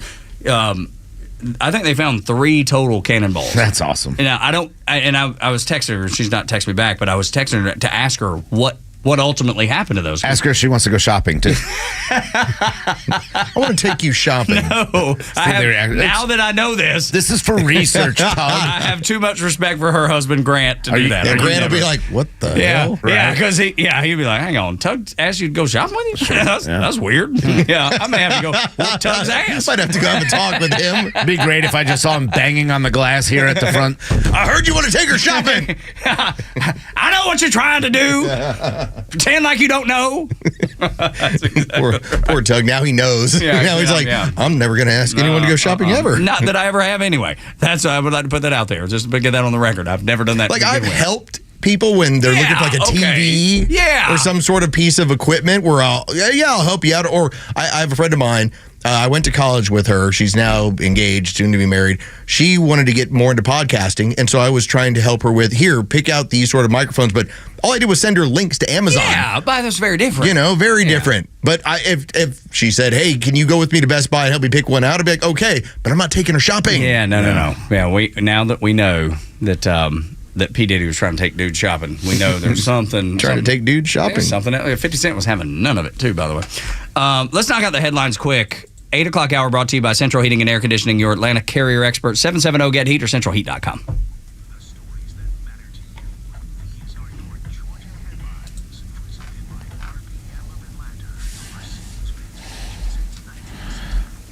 All right, here are your top stories in the state of Georgia for today, Wednesday, March 27th. It's the third time in 3 months that activists who are protesting Atlanta's planned public safety training center have disrupted Atlanta. This time, 2 Stop Cop City protesters have attached themselves to a crane's ladder system with reinforced pipes. Other protesters have gathered on 11th Street with signs. Drivers should avoid the area or prepare for major delays. Forsyth County commissioners have voted yes on moving forward with plans to build a new multi-billion-dollar arena and adjoining live, work, play district known as The Gathering. The commissioners voted to enter into an agreement with Krause Sports and Entertainment, who will develop The Gathering at South Forsyth. Taxpayers have been promised they won't pay a thing for the development, and the project would be fully funded by real estate taxes from buildings on site. And in sports, the Georgia Bulldogs men's basketball team has advanced to the Final Four of the NIT. The Bulldogs have knocked out Xavier, Wake Forest, and last night took down Ohio State 79-77 to advance. The Dogs now await the winner of Seton Hall and UNLV. Tug, Rhino, and Los on the Morning Extra until 10. Angela Stanton King opens up the Kennedy VP announcement, and he's decided to go with someone that I don't know that I think is a good idea. Her name is Nicole Shanahan, And this is a woman that has been a major Democrat fundraiser. Maybe he's trying to connect the dots with the Democrats. But the other part is that she was a big fundraiser for Soros-backed attorney George Gascon out in L.A. And we don't have to spend a lot of time on this, but I do think it's worth mentioning how this... I thought he was smarter than this, man. I really did. Yeah, I don't think it's a good pick. I mean, you guys all keep falling for the, Tulsi Gabbard, RFK Jr., that's a guy, blah, blah, blah. Let's make him again, Elon Musk is not a conservative. Neither is RFK Jr. just because he agrees with you on one item. This woman is a progressive, always has been a progressive, and she believes in the climate initiative. She's an activist and also a waste of time. Look, he's not going to win anything, but this is only something to, hey, you bring in somebody who has some kind of attachment to the Democrat Party. That's what she does. She is a good fundraiser. She also has the ability to get him on ballots. That's what this is about. She is somebody who is an activist that will get him on ballots in states he needs to be on. Yeah, I just thought he was smarter, man. I really did. And I don't agree with him. I don't agree with Tulsi. I've never fallen for any of that stuff. And I know a lot of people have. And I know Lowe's hasn't either. It's just... I expected more. I thought, man, he could really do something and make a difference here, and probably hurt both candidates. Now I don't think he's going to hurt Trump at all, and Biden. I don't even know if he hurts him as much. Listen, there's 20% of the things he brings up where I go, all right, I like that. Yeah, sure. Because you're on the outside looking in. Yeah. The other 80% is you're still an environmental attorney. Yeah. Now, you want to talk about cleaning places up? I'm on board with you. When you want to talk about progressive liberal policies, I'm not. Yeah, I'm out. So but again, then you go and get an extreme progressive, okay? Because that's who you are. That's who you've always been. But that's fine. If you understood that, then you understood why you only agree with them on 20% of things. Yeah, and look, I think it's a good move by him. Again, he needs to get on ballots, and she is the key to getting on ballots. And it is a good disruptor for getting rid of the Biden administration. Still think he could pull a pretty good number. I mean, I don't know if he'll pull 20%. He could pull 12% with her on his ticket. But again, they're only on 3 ballots right now. So you want to get on 50 states. You got no shot at winning. You got no shot. I think he'll take 7% away from Biden, which is a big enough number to cost them an election. But good for him. I'm glad that he's continuing down this path. Yeah, he's wasting money. Yeah, it's going to be a losing cause. But hopefully for the Republican side, he kills that administration. He shot I just think of trying to get people, Republicans who are maybe disenfranchised by Trump. They're back. They're back. Yep. That's right. He just ran them all. He was helped Trump. Yeah. We Big don't time. want your vote is what he waved his hand and said, I don't want your vote. Go vote for Trump. With a huge banner behind him, he did that. Another thing, in New York, judge puts a gag order on Trump. It just seems, and Lowe's said it most succinctly, that your First Amendment rights do not stop on the courthouse steps. Not supposed to. Yet, Rhino, they keep seemingly happening that way. They sure do. And, part of the biggest problem with this is if you can't see this now, if you can't see the, two tiers of justice system, then you're blind as can be. Or willfully, ignorant. Not watching it. Right. And this is exactly, you sit here, we get to watch as Letitia James gets in front of an entire fire department in a church and then badmouths and talks, and everybody who is against her, they start saying Trump, and now they're in trouble. They're being censored. Trump being censored once again in a case, being told he can't talk about it. Now, instead, because they messed up last time and they allowed someone like Alina Habba to talk outside on the court steps, now they've even gone to the judges, to the lawyers and said, nope, you can't either. They're trying to protect their own again. Here we go. But they can go out, Alvin Bragg can go out and call him a criminal, call him whatever he wants, and taint the jury pool, but he can't go out and defend himself. It's nuts, and I know it's completely two different things, but look at what Fonnie Willis did. We talked about it earlier. We're going to churches knowing what she was doing. So the left has no problem with people doing it, as long as it's on their side. And that's where the problem lies. Is like, if you're a conservative, you're going to be handcuffed, including in your own defense. I just find it funny that whenever you have these sort of cases and you have these sort of gag orders and you have it's a threat to tamper with the jury, mess with the jury pool. but yet you always will let the other side say whatever they want to about a case. That was so much of what Letitia James was up to. She was spouting off about what they were going to do, how they were going to convict Donald Trump, and yet when the DA is telling you their entirety of their plans, that doesn't taint any kind of jury pool. But there wasn't any jury, by the way. But the part of the part of the ruling was that this is to keep people safe. When Donald Trump's supporters, because that's what they want you to think, that Donald Trump supporters are crazy. They're not the ones that traveled across the country to take out a Supreme Court justice. They're not the ones that call for violence. Whatever you want to say. But even if that's the case, even if you think because Donald Trump supporters will backlash against the weaponization of these district attorneys, then wouldn't the district attorneys going into church saying the same thing to, their black congregations or their congregations or the people of New York, that their supporters, who we already know are crazy and lit half the country on fire, aren't you energizing them to get involved? Aren't you also energizing those Trump supporters to come after you when you get out there and you start throwing out lie after lie after lie? So shouldn't they, under the same pretenses, be banned from speaking in public? A gag order should be on them if they're really afraid of violence from the right. The words they say energize the right a lot more than what Donald Trump says. Morning Xtra on Xtra 106.3, Atlanta's only conservative news and talk station. When we come back, buckle up. They've implemented the Cloward and Piven strategy in the USA. A story time with front office Los. Next on Xtra 106.3. We're on the air until 10.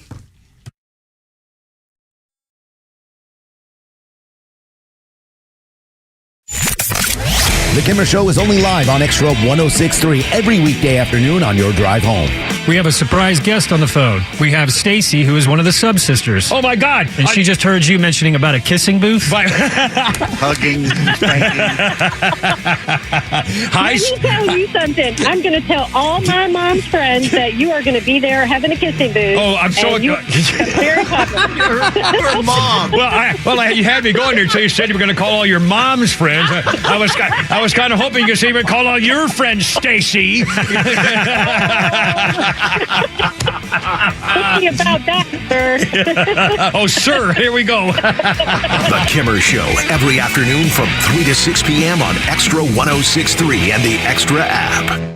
This is Dan Watkins with All Four Seasons. We've always been Atlanta's best at installing and servicing garage and entry doors, but you would be surprised at how many windows we've installed as well. So we're proud to announce a new division, All Four Seasons Windows. We now have the ability to make sure every opening in your house is safe, energy efficient, and looks darn good. So give us a call today to schedule your free sales consultation. Find out how you can decrease your energy bills and increase the beauty and value of your home with All Four Seasons garage, entry doors, and windows.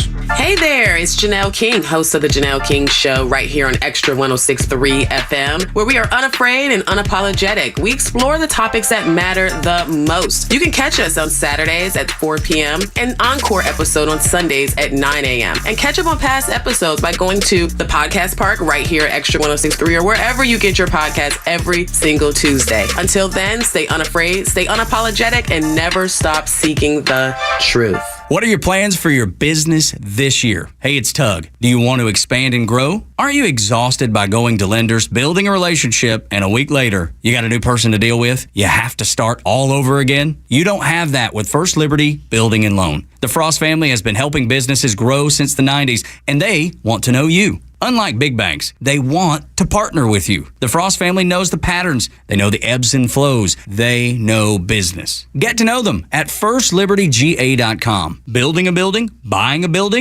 a franchise, expanding. Reach out to them. Spend 10 minutes with them. See if you're a fit for them and if they're a fit for you. You do that at firstlibertyga.com. And by the way, if you're a young banker and want to work with a team that is faith-friendly and has a culture of excellence, First Liberty might be a good match. Reach out to them today. First Liberty Building and Loan. firstlibertyga.com. That's firstlibertyga.com. Download the free Upside app to earn real cash back every time you buy gas. Use promo code GIFT for an extra 25 cents per gallon on your first fill-up. That's promo code GIFT. Millions of guys suffer from erectile dysfunction. That's 1 in 4 men. And I can tell you, I'm one of them. If you or someone you know suffered from ED, Peyronie's disease, or PE, here's 38-year emergency room doctor and founder of Total Body Therapy of Georgia, Dr. Eric Deal. Patients who enter my office are often frustrated, hopeless, depressed, and embarrassed. I understand the problem, and I'm going to help you fix it. There are lots of competitors that don't have the credentials that I have. When you go to other clinics, you're not going to see a board-certified physician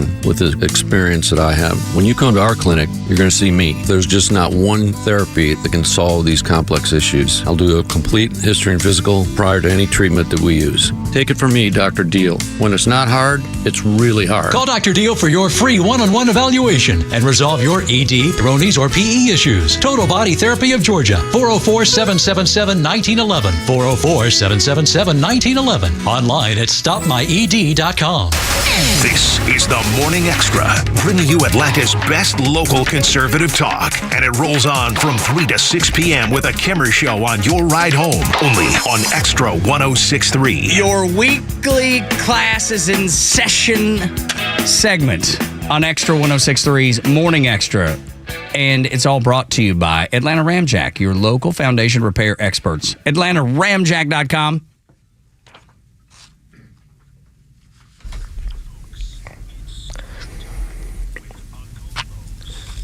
If you missed yesterday's show, go back on the app, and what were you doing? What could you possibly be doing other than listening to this program? Taking dudes shopping. That's right. Keeping busy taking dudes shopping. Don't fall for it. At one point, Tug Cowart brought up Cloward Piven theory. And I lit up, like my face like, oh, and I went right to my phone.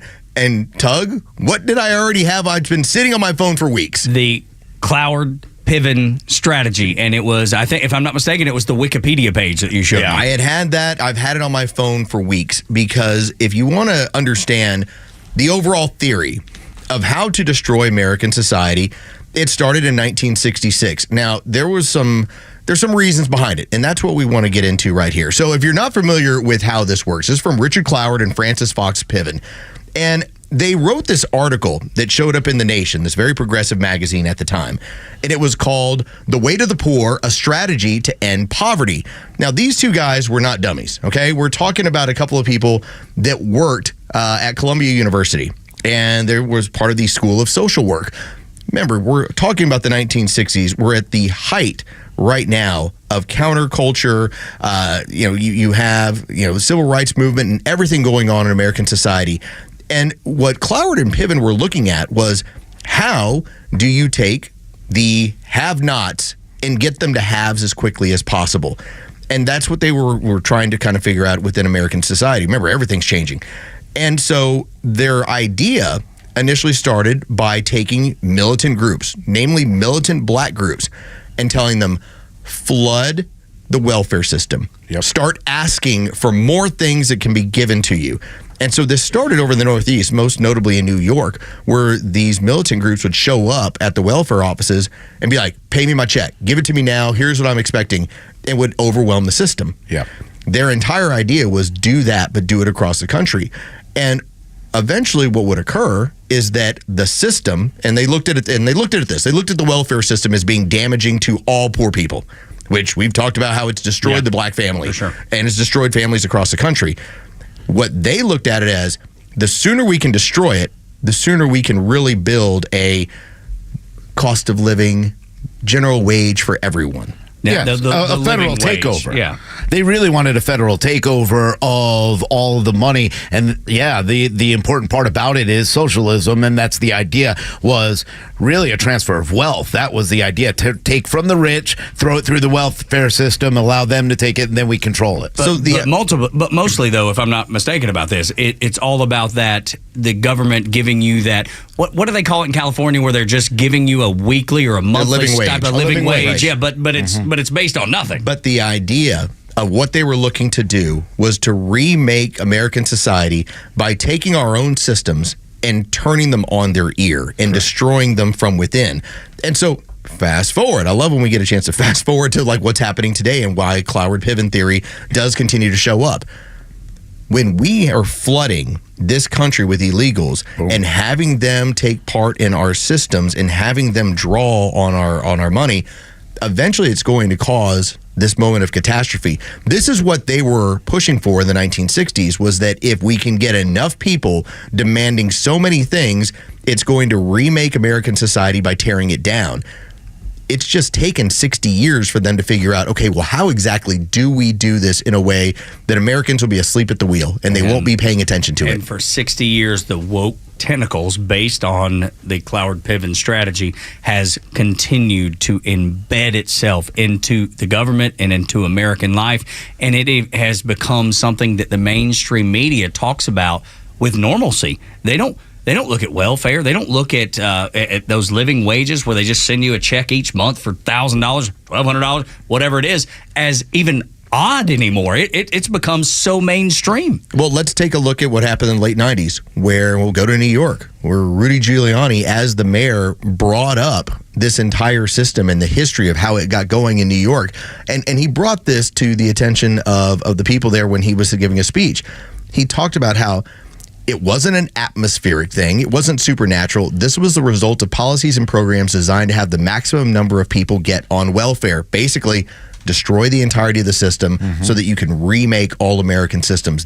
These guys were a couple of radicals in the 60s. And their entire view was America is unfair. That's what they always start with. No love of country. America is unfair. Yeah. How do we remake it to fair communism?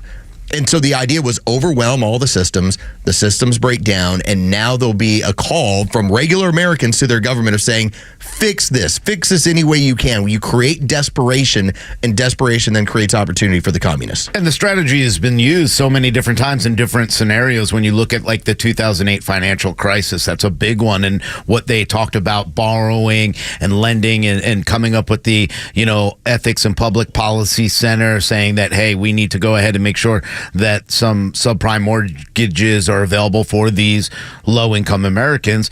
And they knew they had no hope of repaying those kind of debts. That's what caused part of the crisis. I mean, there's a lot from this strategy that really does come into play, especially with the immigration. And you go back to Lyndon B. Johnson and his promises to the black communities that he'll get them out of society was the biggest downfall. But all that came from this. Of course. And Lou, dude, you can look at what's happening in New York now, with $1,400 a month for each illegal immigrant, which is costing taxpayers of New York, and I'm sure there's federal money attached to it too, billions of dollars.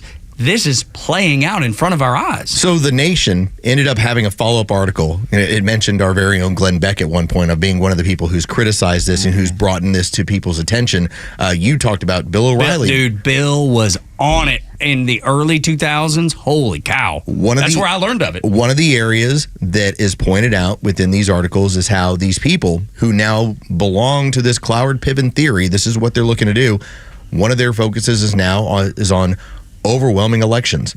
It's making it a point where you realize there's not enough defense of our electoral system. There's not enough defense of our elections. So let's make sure we get involved there.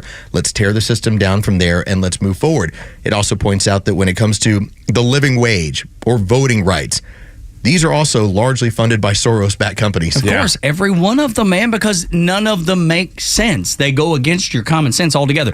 Should someone who has no rights in the United States, have come here illegally, influence elections that you are going to live under? That makes no sense to anyone. And yet, that's what they're trying to do. The article, and just going back through a lot of this stuff, the look of what these two guys wrote is that American society, because of a welfare, they looked at the welfare system as part of the capitalist system, that you keep people just alive enough that they don't demand more. Now, I'd say that's kind of how it goes. Exactly. You're trying to bust out a welfare so that you can take part in the system. They looked at it as, how do we destroy both? Yeah. How do we destroy both so that we can create this utopia? That was their thought process in the 60s. And it's weird how every several decades, there's somebody else who wants a bite at the apple. In this case, they were trying to motivate the baby boomers. The baby boomers are now in their 70s and 80s. They've had an entirely generation of new people that are in their 30s and 40s that go, we are the ones who'll be able to figure out, Mom and Dad couldn't do it, we'll do it. Yeah. And, part of the idea is to bring in as many people as that can depend on and help bankrupt that system. Because that's what they want to do. They want to bankrupt the system. And Democrats have always wanted to bankrupt the system. This is a huge problem.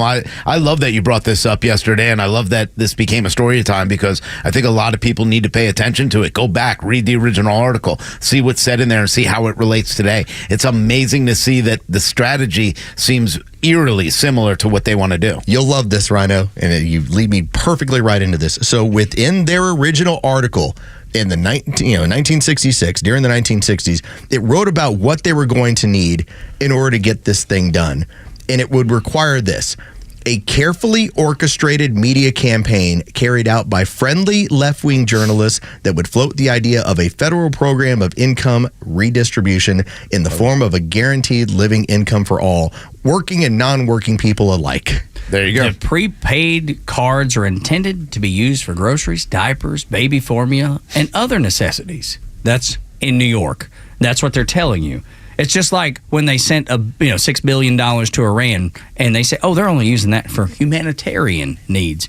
Both are complete bullcrap, and everybody knows it. And I'm talking about the prepaid cards in New York. Yep. Man, the billions of dollars to just absolutely bankrupt the system. It's their idea. Yeah. They want to guarantee a universal living. They want it to be federal or universal, meaning global. And, they'll continue to bankrupt the system. But those checks, that's exactly the economic leveling they want to do. Take from the rich, make them pay the $9,000 through taxes, and give it to the poor and try to level it out. But the rich is, that's such a broad statement because they're going to say every one of us are rich. Yes. Yeah. The middle class is rich now. They say that. They already tell you that. In communism, there is no middle class. The goal is there is the top, and then there's the plebes. And everybody's a plebe unless you're amongst the party. I'm a plebe. Can I get some money? Yeah, no kidding. Holy cow, I don't want none of money. Trying to create poor foot soldiers is the goal. And they're doing it. They've been working on it for 60 years. See, replacement theory is not just, that's some crazy right-wing white people thing. Like, no. What's happened is Hispanic Americans and the Black Americans figured out what the game was in the last several years, and so they're replacing them with their new foot soldiers and people that will create that entitled class that will demand those services and will wreck the system. Where'd you get that from? You're writing. When we come back on Extra 106.3, it's not going to be just the big cities who are facing illegal immigration. It's coming to your hometown, too, next on Extra 106.3.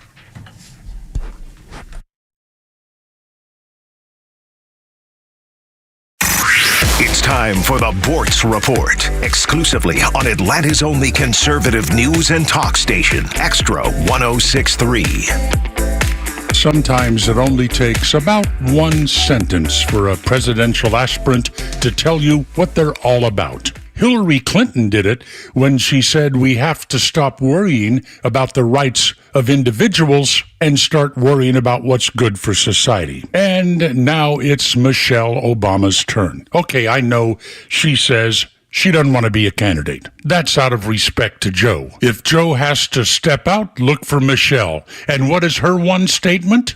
Someone is going to have to give up their piece of the pie so that others can have more. How do you feel about that statement?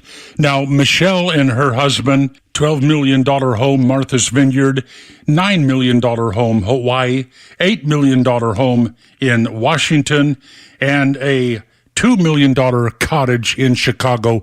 Which piece of her pie does she want to give up? Here's Michelle telling you her basic philosophy. No matter how smart, no matter how hard, how long you work to accumulate your pie, you're just going to have to give up some of it so that other people can have more pie. Doesn't that sound suspiciously like from each according to their ability, to each according to their needs? Here's Big Mike telling you, no matter how hard you worked, how long you worked, how good your decision-making process was, you're just going to have to give up some of it so that people that didn't work or wouldn't work as hard as you can have some of it. Do you like that as a philosophy of government? Now, what Michelle does not understand, or won't admit to, is that if you want bigger pieces of the pie, you bake a bigger pie.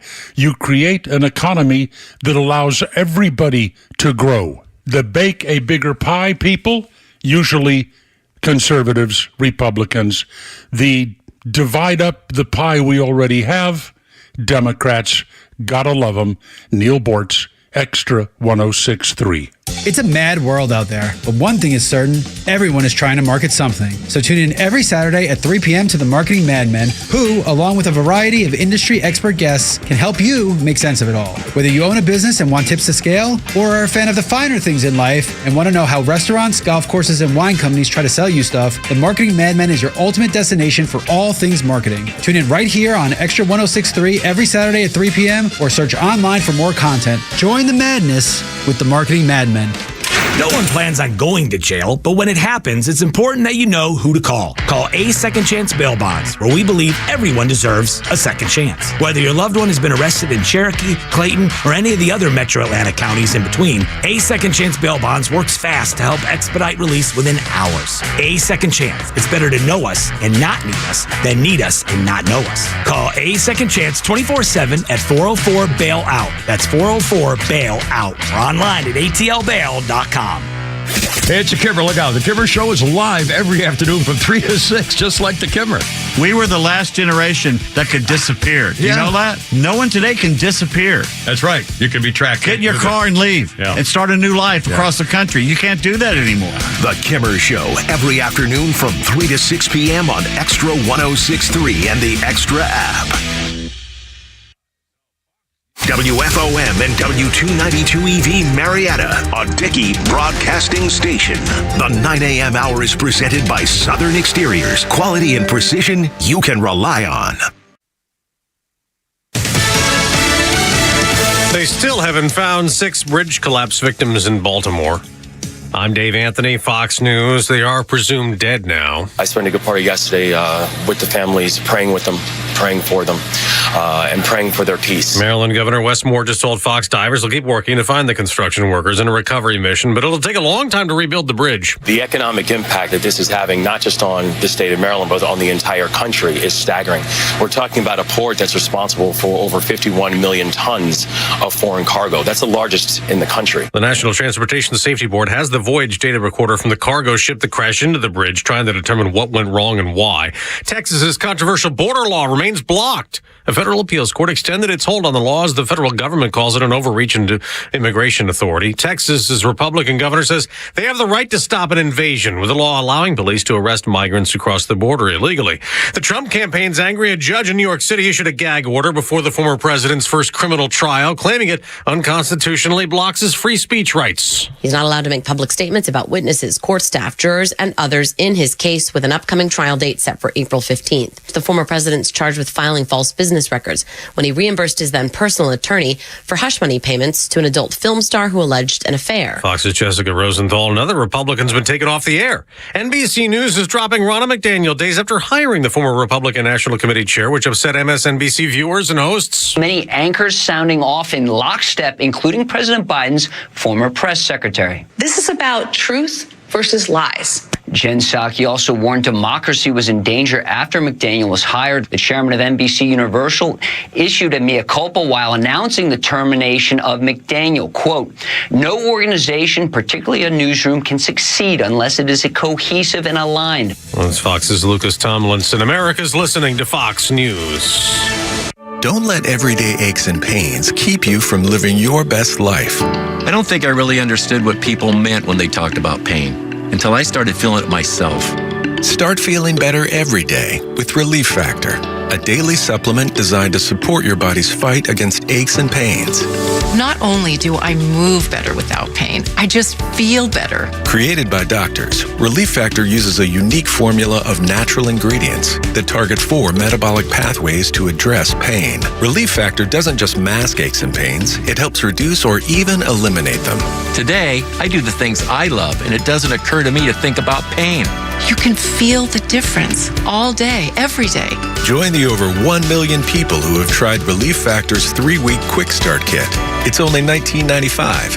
Visit ReliefFactor.com or call 1-800-4RELIEF. That's 1-800-4RELIEF. And feel the difference of Relief Factor. Doug Coward, Scott Rhino, and Carlos Medina get your day started with Atlanta's only live and local conservative talk on the Morning Extra. I was just thinking about this and ran across it because we had the big lottery winner. Where'd you say it was? In New Jersey? Dude won like $1 billion or something like that? Oh, I don't know where they were. I think it was New Jersey. I think it flashed up. I know two from Georgia won $1 million. Yeah, it was like some dude won like $1 billion in New Jersey. Is that right, Los? 1.13 billion. Wow. Unreal, man. Just that. I mean, I'm never going to win because I never play, but I don't believe, that many people. Well, there's a couple things at play here. Most people aren't going to win. I mean, the odds are stacked against you, obviously. But the ones who do, everything always falls apart in their life. It just happens over and over and over again. We knew a family up in Dalton. They won, and it wasn't like a major.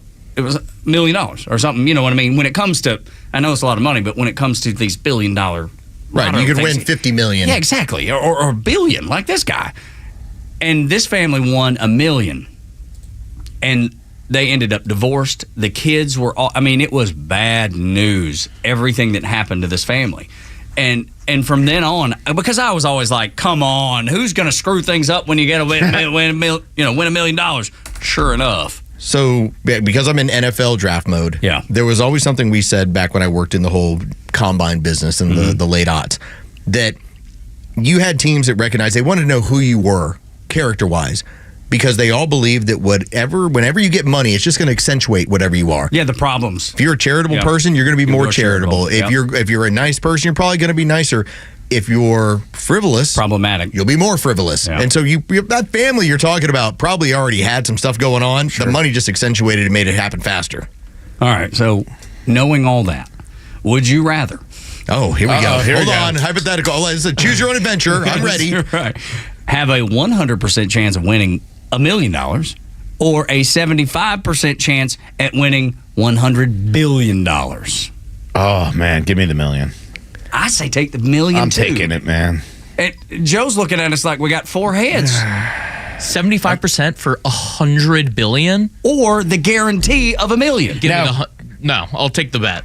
Okay. My life's good. Can I sell my odds of 75% to somebody else? Nope. Okay. Nope. I'm taking the $1 million. I'm taking $1 million. I can make that into something. I think so too, Rhino. Thank you, because it's a guarantee. That's still a freaking $1 million.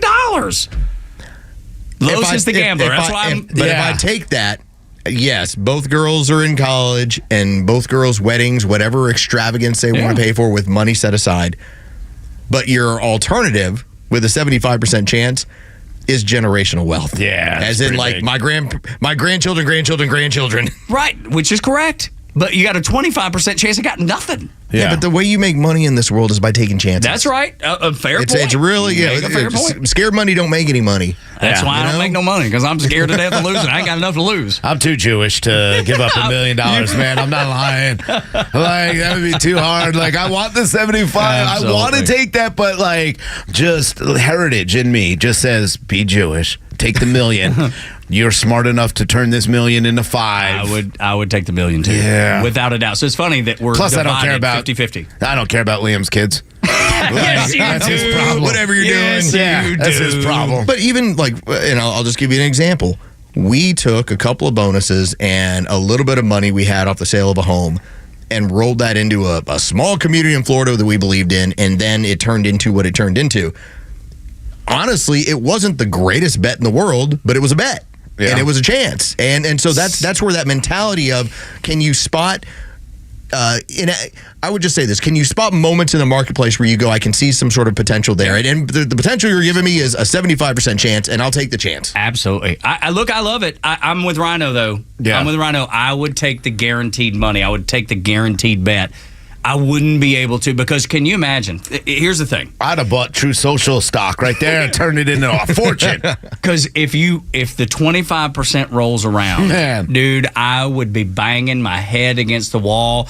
I would be like, why are you such an idiot? Why didn't you take the guaranteed? I'd never be able to live with myself. And if you lived with my kind of luck, you'd know that was exactly that 25% turns into 100% loss. Easy for you. Same, Rhino. But I'll just point this out, because none of us are living some sort of extravagant life. I mean, Rhino just got called a hobo? Yeah. Okay. A hobo wearing overalls. Hobo wearing overalls. I wear sweats almost every day. Okay, like there's nothing extravagant about what any of us do. That $1 million is going to change your life for about 6 months, in my opinion. Because of just $1 million doesn't go as far as it used to. No, it doesn't. But I mean, $1 million. $1 million is going to be good. You know what's going to happen? You're going to finish off college with your son, and that's not a small thing. No, it is that. And then you're going to sell your house. You're going to buy the next house, and you're going to eat some money. And before you know it, you're going to be looking at it and going, "How did that turn into $100,000?" And my life really hasn't altered. Yeah, I don't. That's where you're going to get. That's where you're going to go back and say, "I want that 75% chance." I don't think I could, man. Yeah. It's impossible to know without living it and knowing it and it actually happening. I'm so close to Rhino on this one. I just can't. I wouldn't be able to live with myself if I didn't end up with anything with those two choices. Yeah. Board up, Joe. The difference is so big. It's like $1 million. I'm moving out of my parents' house. Sweet, cool, awesome, love it. $100 billion. I'm hanging out on my yacht with Sydney Sweeney. Right, and he is, and you will. Exactly. You know what? Except for the 25% that we know is coming our way. And he's also not getting Sydney Sweeney. I don't care if he has $100 billion. No, yeah, you are. You are. And you know what? Not with that mustache. It doesn't matter. Money clears up. Have you seen Jeff Bezos? He'd be taking Sydney shopping. Yeah, exactly. Damn right. You take her shopping. That's fair. But buy her new ones. And this isn't. You didn't say 50-50. You didn't say 25% chance. I'm playing the odds. 3 out of 4. I'm going to win this thing here. That's baseball decisions, right? That's good odds. Isn't that baseball strategy though? Like you're going with the best odds to get something accomplished. I mean, it's poker strategy. There's nothing that you will ever walk into a casino and get a 75% chance, and that's what you're offering me at that kind of money. I'm taking the chance. You're going all in on that. I get it. Like I want to be that guy. Me too. I want to be that guy because too. The odds of me winning are so great at that point, and if I can find the other people, I'm taking them out. But I love the. I mean, that's man. So it's funny that we ended up 50-50 in this room because the people that were asked just this hypothetical went 48-52. 48 would go with guaranteed money, 52 going with the 75% odds. That's about right. It's a 50-50 thing. It's just funny that it naturally because you don't have it now. So, like if I didn't win the, $100 billion, then, I'm back to where I am now. So, and I'm okay now.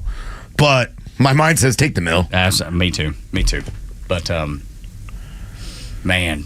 Then I'm buying one dumb person out. Just living dreaming, a great life. Just dreaming taking Sydney Sweeney shopping with $1 million. No, you're not. No, I don't need no fake girl like that. Now, whatever, so many billions? Yeah.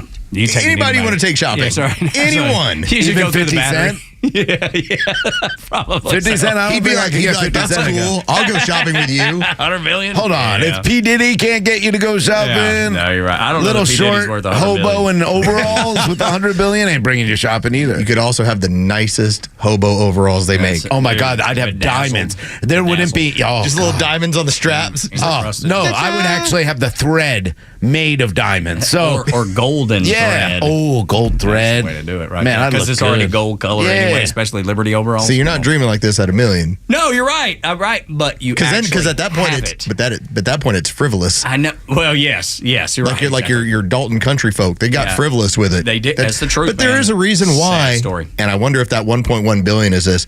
There's an overwhelming amount of people that when they do win the lottery, similar to professional athletes, they are broke within 3 to 5 years. That's what I'm saying. And this is what happened to the family that we knew. I mean, I remember the day that they told me they won the lottery. I was like, get out of here. Get out of here. There's no way. You're gonna blow all that. Nobody wins the lottery, really? Yeah. And sure enough, and then within 3 years, it was disaster, divorce. It was awful. 2001 was the last time this was taken. It was 70% of lottery winners end up being bankrupt. And that's the way this family was. Because they don't need it. They don't deserve it. They didn't earn it, so they don't even understand the value of it anymore. That's the truth. But don't you feel like, though, you would do it differently? I mean, of course I would do that completely differently. That's why we'll never win. That's right. Well, yes, because they don't play. Right. And then, but on top of that, is like, I feel like if I won that money, I would be just fine. And I bet those people, all 75% of them that are broke within 3 years, all said the same thing. I would do it differently. No way I would pay for everything or buy diamond-encrusted overalls or whatever it is, you know? Yeah. And yet... You're buying jet skis, cars for Yes, everyone. You bought a house for $250,000, $300,000. Your million's gone quick. Gone. It'll get gone. 2019 USA Today says in recent years that it's a third that are within just about 24 months. Good Lord. 24 months. Of just the money's gone. Good Lord. Less than 2 years. Again, because they quit their job that day. But if you're playing the lottery, and this isn't everybody, but if you're playing the lottery, you realize you are kind of paying a dumb tax. It's fun. I like it. I like when I do it. Yeah. But if you are, typically it's because you want that money, you need that money, and you tend then to not be able to manage that money. Yeah. Because you've never had to before. You never had to. I mean, your checkbook is your checkbook, and you know what it is, but you're just not able to manage that type of money. Morning Extra and Extra 106.3, 9 o'clock hour. Brought to you by Southern Exteriors, your home exterior solution. Here in Atlanta for over 20 years. They're based in Jackson, Georgia. They can do everything you need done to make your house your castle. Windows, roof, gutters, painting, decks, they can do it all. And they have an in-house warranty division to take care of it all, so you don't have to worry about anybody being a fly-by-night and leaving you holding the bag. SouthernExteriors.co, SouthernExteriors.co. So the Biden administration has been sending illegals in private aircraft, in commercial aircraft. They're housing them at Atlanta Hartsfield Jackson International Airport. We all saw that. And you think of this, y'all, and you think New York. You think L.A., San Francisco, Chicago. And all of that is true. Those are the places that it's showing up on the news. But what happens when it ends up being your hometown? And you're like, well, it's never going to do that. We'd never allow that in the city that I live. Well, that's what they thought just outside of Nashville as well. The city of Franklin received this letter from the U.S. Department of Homeland Security. In short, it says that hundreds of people going through the immigration process could end up in Middle Tennessee cities. Last fall, DHS sent this official notice saying nearly 600, quote, non-citizens were looking to travel to these areas highlighted on your screen. Most of them coming from Guatemala, Venezuela, Honduras, and Mexico. And if you can think that it would happen in Franklin, Tennessee, right outside of Nashville. Beautiful little town, too. Just gorgeous. It's beautiful up there. It's not like they had a choice. Right. The federal government said, hey, we're sending people from Venezuela, from Cuba, from wherever to your community. We don't care what you think about it. Hey, they just got out of jail. They'll be fine. They learned their lesson. Don't worry about it. All it's fine. good. It's all good. So if it can happen there, imagine what could happen in a little town that you live in, not in the city of Atlanta, maybe outside 285, maybe it's up in the northeast Georgia mountains, maybe it's down in southwest Georgia. You've got two willing senators sitting there going, whatever the Biden administration wants to do, we're going to support them. It does not matter what happens to you. It does not matter what happens in Athens, Georgia. It has nothing to do with you. We're going to force it down your throat. It's just interesting that when we talk about how you have to crush American cities, and that's already started to happen, and their answer to relieve this is, well, let's find other nice little American places, preferably in red areas, and let's send these people over here. This is all by design. This isn't by accident. This isn't mistaken. No. This is an overall strategy to overwhelm and to strengthen the Democrat power for the next 50 years. Yeah. That's what it is. It's that simple. That's it exactly is that simple. And you know they're risking your lives, their constituents' lives for their power. Doesn't matter. They don't care about Doesn't that. matter. Like I said yesterday, Raphael Warnock and John Ossoff should be taken out by votes because they don't care about you. They don't care about your constituents. They're not listening to the overwhelming poll numbers that say that Americans want this border secure. They did everything they could. And even our own House, and luckily we have really good representatives in our House. Some of them I'm very disappointed in, but a lot of them I really approve of because they're the ones fighting to say, hey, we don't want this in our state. But look how H.R. 2 and Mike Johnson just allowed the Democrats, even though we control the purse strings on these kind of issues, they took it away from us and now we can't secure the border. This is a simple way of putting it to the statists. And again, they live in a world where they have their own make-a-believe, okay? It's their own Marvel universe, and they're at the center of it, They're okay? in multiverse, too. Exactly, and you can only talk to them so much before you recognize the brain just goes off into somewhere, but you've got to try and make it makes sense from this standpoint. This is really about the elites in this country, the people who really run this country, increasing their own wealth by driving down the prices of what they need, okay? Labor or anything else, it drives it down by having all these people in the country. For everyone that walks across that border and enters in your community, you are now more poor. For every 1,000, you're more poor. For every 1,000,000, you're more poor while they get richer. Yep. That's the simple math of it all. And yet, I will have the statists look at me and be like, what do you have a problem with people coming to this country for? I'm like, it's making you and I more poor. No, it's not.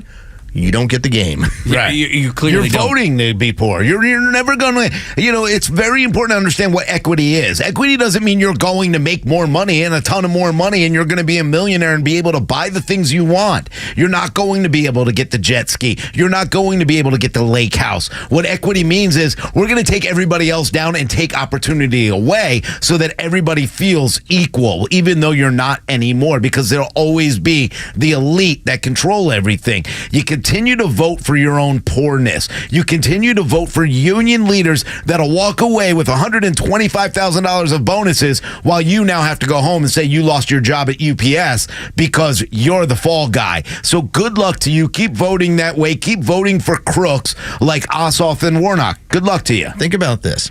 We went through a span of about a week and a half, 2 weeks, where the news came out about what Tyson Chicken was doing with their workforce.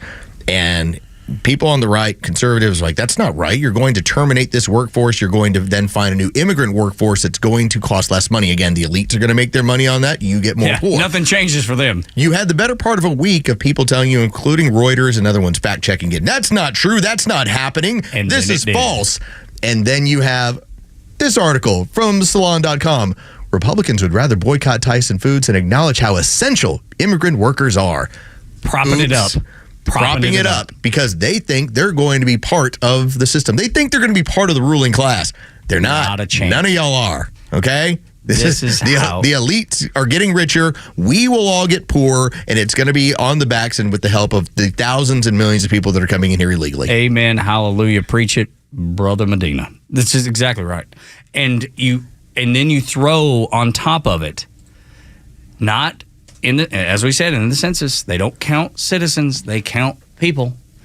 They all of a sudden inflate the numbers in all of these areas to then vote blue. They own the House of Representatives. They do what they did at Tyson Foods, and it's corporations and government hand in hand. And by the which way, is called fascism. You understand that whether it's Kathy Hochul or Gavin Newsom, they can't wait. They're losing so many people in droves, regular American citizens. They got to backfill. So how do they do it? Illegal immigration. They don't want to lose electoral votes. They don't want to lose power in the House by suddenly having to give up seats. Can't wait till New York collapses. Financially collapses. I don't want it to seem like I'm an extremist. I'm not trying to blow the city up. When we come back on Xtra 106.3, is the NFL ready for a questionable number one overall pick? Are they ready for that? We'll see. We'll hit the headlines as well. This is the Morning Xtra on Xtra 106.3. Tug, Rhino, and Los until 10.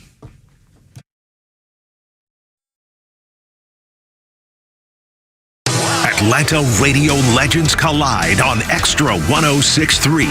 The legend Neil Bortz is live every week with Atlanta legend The Kimmer. Because when you get these two guys together, who knows where we'll end up? I am shocked. Well, not that shocked. The Kimmer is live on your drive home every weekday afternoon from 3 to 6. And now Neil Bortz joins this show every week. And if you miss it, catch up anytime on the Xtra 106.3 app. Had Southern Exteriors out to the house. So happy I ran across this company. They will look you in the eye, shake your hand, and deliver what they said they would deliver. It's that simple. Is that who you want to work with? Because that's who I want to work with. If that is the case, then reach out to Southern Exteriors today. 877-9-SOUTHERN. 877-9-SOUTHERN is the number. And they can take care of the exterior of your home like nobody else. And they'll do what they said they will do. Customer service doesn't exist by and large. Remember Clark Howard years ago was saying, man, customer service just ain't what it used to be. Now he calls it, customer no service? And he's exactly right. Because it doesn't matter what company you're dealing with. It seems like customer service is a thing of the past. It is so refreshing to work with people like Southern Exteriors because they believe in customer service. And you won't have to wait forever. You call them up, they'll come out, and quickly. Diagnose what it is you want done, give you a great deal, and get it done. 877-9-SOUTHERN. 877-9-SOUTHERN. SouthernExteriors.co. Don't make the mistake of using .com because it's not .com. SouthernExteriors.co.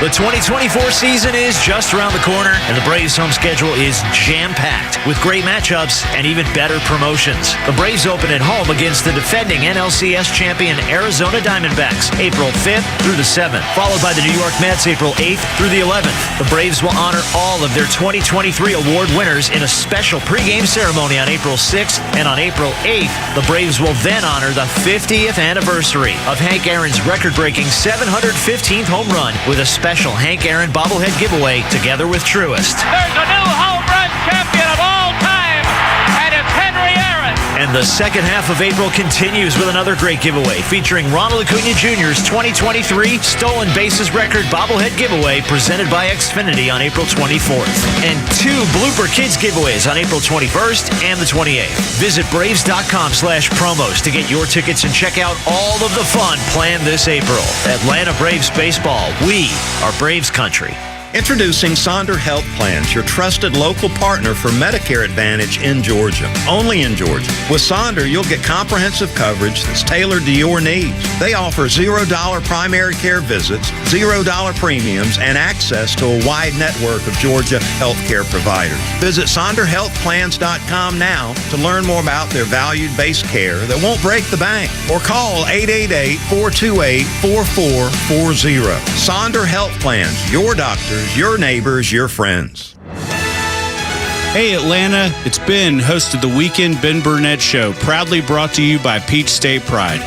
Each and every weekend, we bring you all the issues going on around the globe and what America's ultimate role is in order to drive our agenda forward as conservatives. And if you ever miss an episode, you can download everything I've ever done on Apple, Spotify, or you can go to the podcast park. See you around, Atlanta.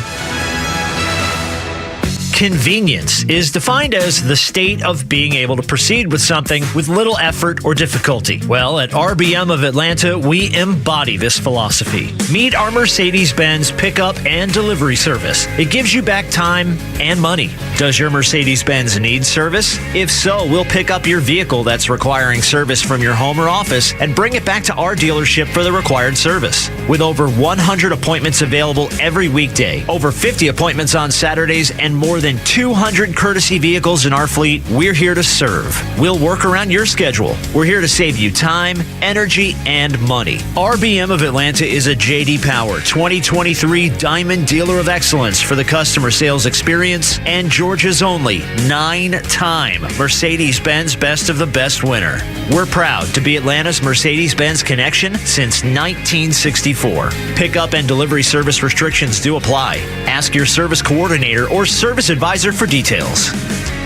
It took 100 years, but finally there's a conservative voice you can trust. Atlanta's only conservative news and talk station, Xtra 106.3.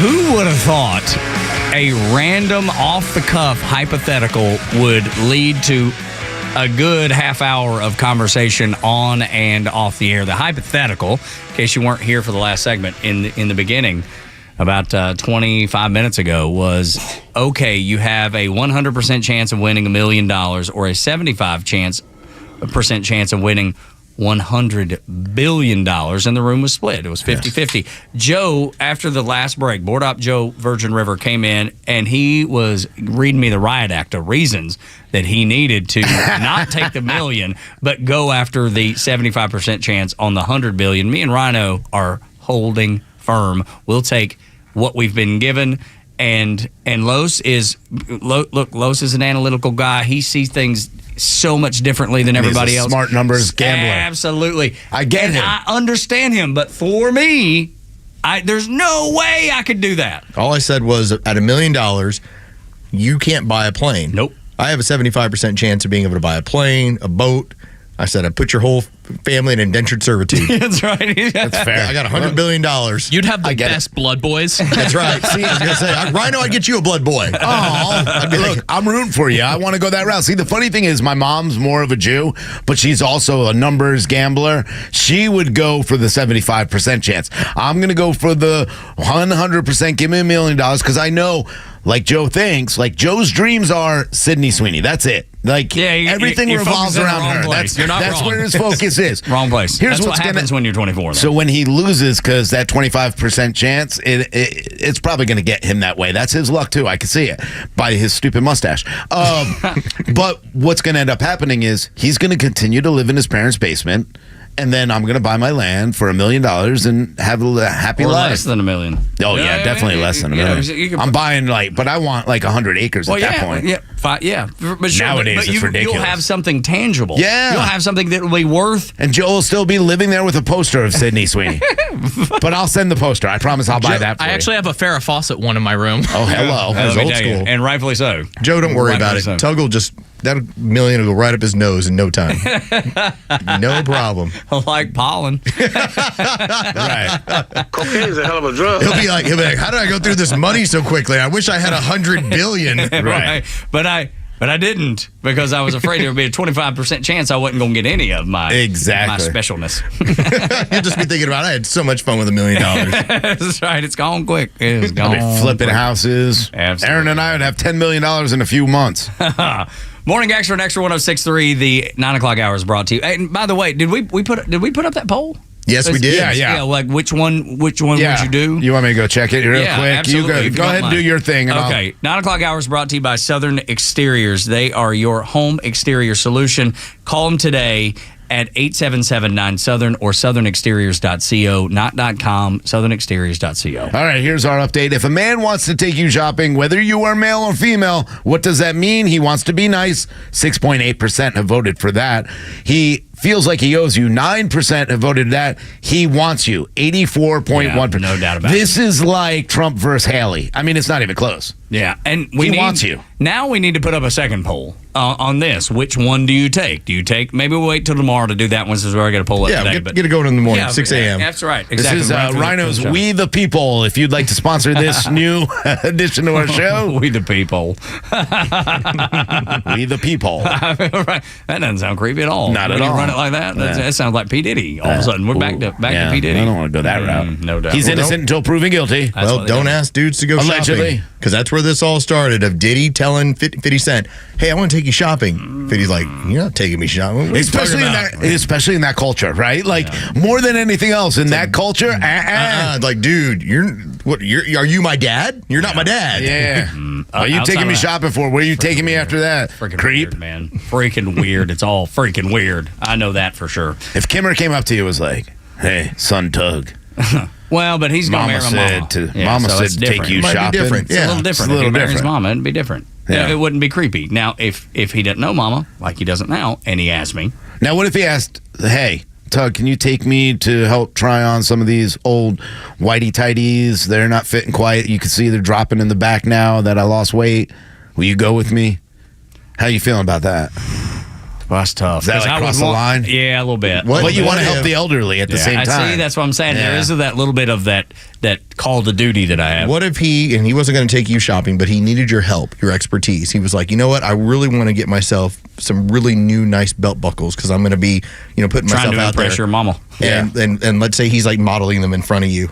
Does he got britches on? Oh, he's got pants on, but they're very tight. Very tight. And he's just showing you, like, take a look at this belt buckle. What do you think about this belt buckle? I've been around enough artists that wear tight britches. That don't bother me as much. That don't bother you know what I mean? Yeah. I mean, it's weird. He's like, get a close look at this belt buckle. Now, if he wants me to get too close, I ain't trying to get close. ain't no need for me. I can see it from right over here. I'm just fine. My vision's real good. Yeah, we're good. Come try this on. I'm thinking about going shopping for flounder. Go with me. Look, it's got my birthday on it. Real close. Take a look at that. Get close. Hell no, camera not looking that close. I can see it. It's fine. Take a picture. I'm gonna text it to me. I'm gonna stand on this milk crate so you can see close. Get a better eye level. Yeah. I don't need to be that close. Morning Xtra and Xtra 106.3.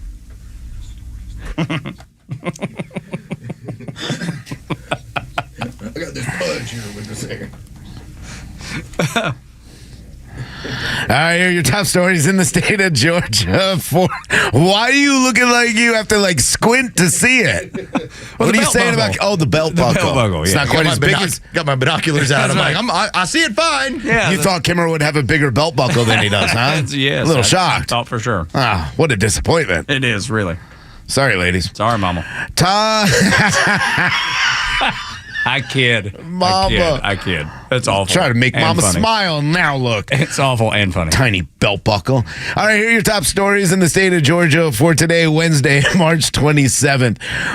2 terrorists are still attached to a crane activists are attached to a crane in Midtown. They are protesting Atlanta's planned public safety training center. They've locked themselves to a crane at a construction site, of course, ran by Brassfield and Gorey, the company that is working on the police and training center. No updates have been given so far. Other protesters have gathered on 11th Street with signs drivers should avoid the area or just sit and prepare for major delays. Watch out for all the people. By the way, they got some pictures.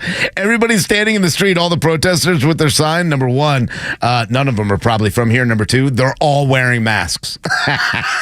That's so dumb. Always the mask. So many, not one of them is not wearing a mask, including the people who are separated all the way at the top of the crane. They're about 100 foot up. Under the Gold Dome, the state Senate has voted and moved some bills to the House for final votes before tomorrow's CNADA. The Senate passed a measure to cap how much home assessments can go up each year at 3% to help tamp down property tax increases.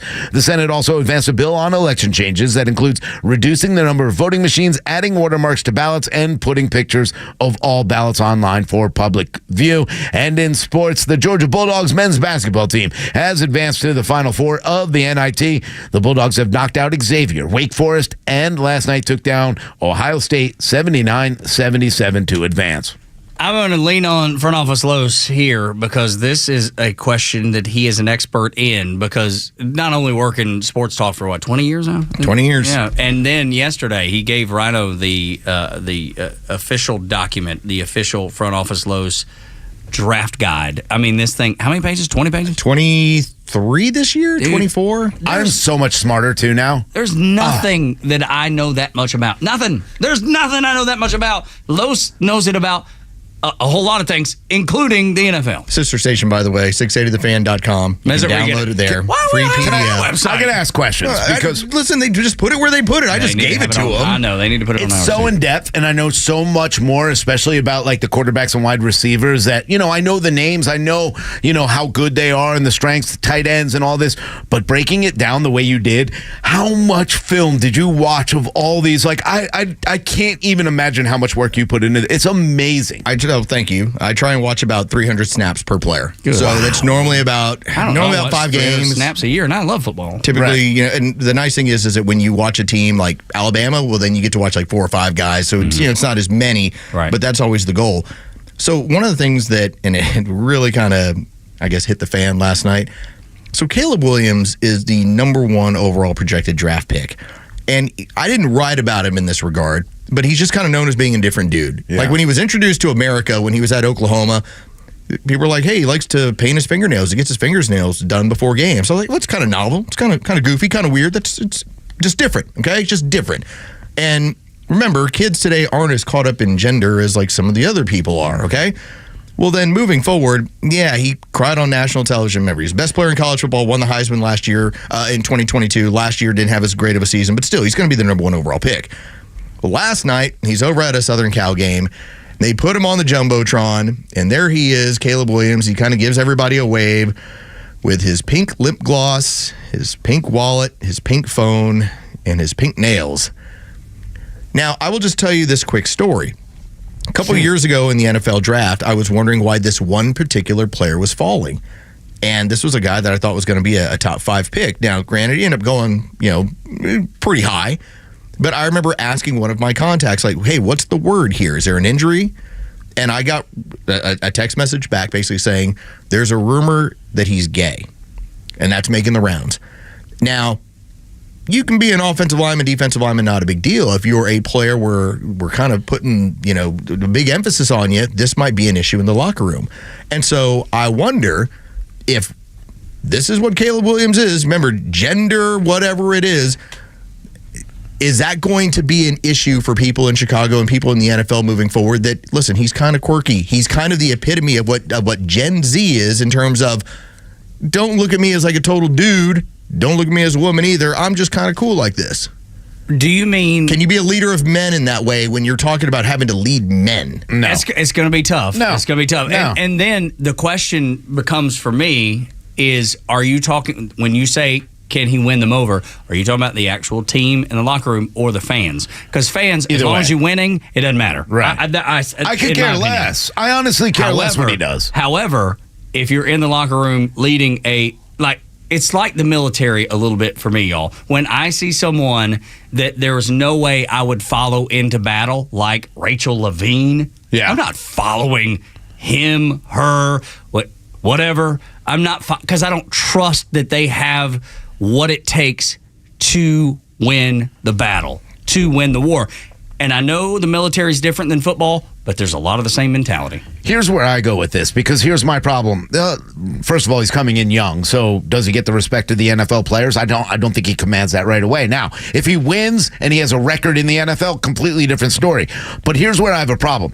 This kind of attitude, to me, if I'm looking at someone, this tells me he wants to be the focus. He is doing things to make himself the focus. Look at me, I got pink. I mean, he's not showing off or waving to the camera and it just being there. No, he's turning his hand around to show it. He's putting on lip gloss. He's showing those kind of things because it's about him, and that's not a team effort to Same me. as the military, man. Yeah. So when you had the NFL Combine that happened basically just a couple of weeks back, the NFL Combine, he showed up there. He met with everybody. He did his medicals. But one of the things he did is he didn't work out. And I don't have a problem with that. He's number one overall pick. He doesn't need to work out.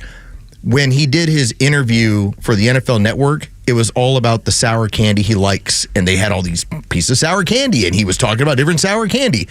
And in my mind, I'm going, really? Like, I don't need everything to be about football. I really don't. I really like personal interest stories. At the same time, I felt like this is the one place where it's entirely supposed to be about football. Right. And I don't care if you want to wear pink lip gloss or have pink fingernails. Yeah. I wonder what happens when it's a 28-year-old dude who's the 50th man on the roster who needs you to win in order to keep his job. I wonder what he thinks about that. I bet Caleb Williams, when he gets to whatever team that he will eventually be at, I'm not saying he changes everything. I bet he dials that way back because of the guy that you're talking about. I mean, look, this community and the community that he does belong to, they don't look really highly on that kind of thing. You know, I mean, the black communities are very conservative when it comes to this. You see it a lot, and it's very machismo. Same thing with the Latin community and in the sport of football. I just think this backfires on you because, again, it looks like an individual effort. I don't care what he does. Now. It's easy great. Right now because there's no consequence. When you get into the locker room, consequences do occur. And this is where I don't say that there's something wrong with the NFL. It's just that there are certain places where this stuff doesn't fly. And does that mean it's like archaic or it's something wrong with it? They're barbarians? No, there's just certain atmospheres where this flies and this doesn't. The military is the same way. In the military, the odd part is they've tried to make it a point over the last 4 years to make sure all of this flies. That's exactly right. And people are leaving and people are leaving because they didn't sign up for this. This is one of the people that had to say on Twitter, it says, "Oh my God, the Chicago Bears are finally in position to draft a franchise quarterback, and Caleb Williams is a Dylan Mulvaney wannabe." There is going to be an attitude of this. And it's not just going to be dumb guy on Twitter. It's going to be all over the locker room. It's going to be through people that go, "I didn't know he likes to get down that way." Whatever way it is, if I can't take you serious, I want to see what happens. Exactly. How do I take you seriously? That's right. I mean, I'd go up to him and be like, "Look, Caleb, I ain't going shopping with you, bro. No doubt. Don't take me shopping." There's a video of the Malice in the Palace when Detroit and Indiana were having their thing. It just says, "Caleb Williams in the Bears locker room after one of his teammates says his nail polish doesn't match his purse." Yeah. 50 Cent told you what that culture thinks. Like, don't ask me to go shopping. Don't come at me like this. It's a tough sport, man. I don't think it's going to work for him. I just think it comes He better down win. to leadership. He's a great player. Yeah. He's a great player. My number one player on my board. But especially with that position, leadership is so important. And if you don't inspire, then no one's falling into line behind you. Got to be a dude. Yeah, you do. 100%. Morning Extra and Extra 106.3 will close out the show. Coming up, Dave Chappelle was ahead of his time again with his show, The Chappelle Show. This time, it was his prediction and his display of what he thought about P. Diddy. You'll understand it when we play it for you. Next on Extra 106.3, Atlanta's only conservative news and talk station. The legend Neil Bortz is only on Extra 106.3. Hey, it's the camera. How's it going? Here's what you missed from the Talkmaster. Why do politicians, both parties, love Social Security? The Democrats, because they can always tell voters Republicans are going to take their Social Security away, and Republicans so that they can say, no, we're not. We're going to save Social Security. There you go. Too bad the federal government won't let you invest the way you want to for your own retirement. Catch Neil's commentary every day on Extra 106.3 or listen anytime on the Extra 106.3 app. Business owners are so busy because you're doing everything, especially a small business. I was looking on social media, and a friend of mine who runs a small business, he was like, you want to be a small business owner? Here's what I do. And he laid it out, and the tweet was turned into a thread from the moment he gets up at 4 o'clock in the morning until the moment he goes to bed at 10 or 11 o'clock at night because he's so focused on his small business. So I know if you're a business owner, you don't have a lot of time because you are maximizing everything to make sure your business is as successful as it can be. It's Tug for First Liberty Building and Loan down in Noonan, firstlibertyga.com. If you've got 3 minutes and you're ready to share your vision and you can't get a bank to listen to you, First Liberty Building and Loan will. In 3 minutes, they can tell you with 90% confidence if they can help you make your dream or your goal a reality. 3 minutes. Take 3 minutes. Go to firstlibertyga.com and take 3 minutes and share your vision. That way they can tell you with 90% confidence if they can help you. Loans from $250,000 all the way up to $10 million or more. If you've got a business here in Georgia, that's fine. If it's outside of Georgia, totally fine too. The Frost family wants to help you where big banks won't. They have the capital to help you where big banks don't. FirstLibertyGA.com, FirstLibertyGA.com. Hey Atlanta, it's Mark from the Safe House. And now, the security riddle of the day. What's less secure than a fake safe from a furniture or big box store? Joe Biden's fake border policy, of course. But hey, there is good news. This time next year, Joe Biden will not be president. So drop right at Atlanta Safe House and check out the largest selection of safes in the Southeast. Build a wall around your valuables with a safe from the Safe House. We have certified delivery crews to install your safe. With over 30 years in the safe business, the Safe House is the place to buy safe in Georgia. So go to atlantasafehouse.com. Hey sandwich lovers, today's your lucky day. There's a whole new way to roll for lunch or dinner delight with Nucky's Hoagies in the Roswell Corners Shopping Center. Now open. Nucky's Hoagies in Roswell is family owned and operated by the Sub-Sisters, Stacy and Shannon, whose love language is food and Nucky's Hoagies, their passion.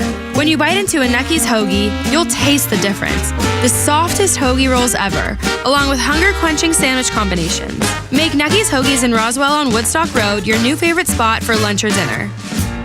It's a mad world out there, but one thing is certain, everyone is trying to market something. So tune in every Saturday at 3 p.m. to the Marketing Madmen, who, along with a variety of industry expert guests, can help you make sense of it all. Whether you own a business and want tips to scale, or are a fan of the finer things in life and want to know how restaurants, golf courses, and wine companies try to sell you stuff, the Marketing Madmen is your ultimate destination for all things marketing. Tune in right here on Extra 106.3 every Saturday at 3 p.m. or search online for more content. Join the madness with the Marketing Madmen.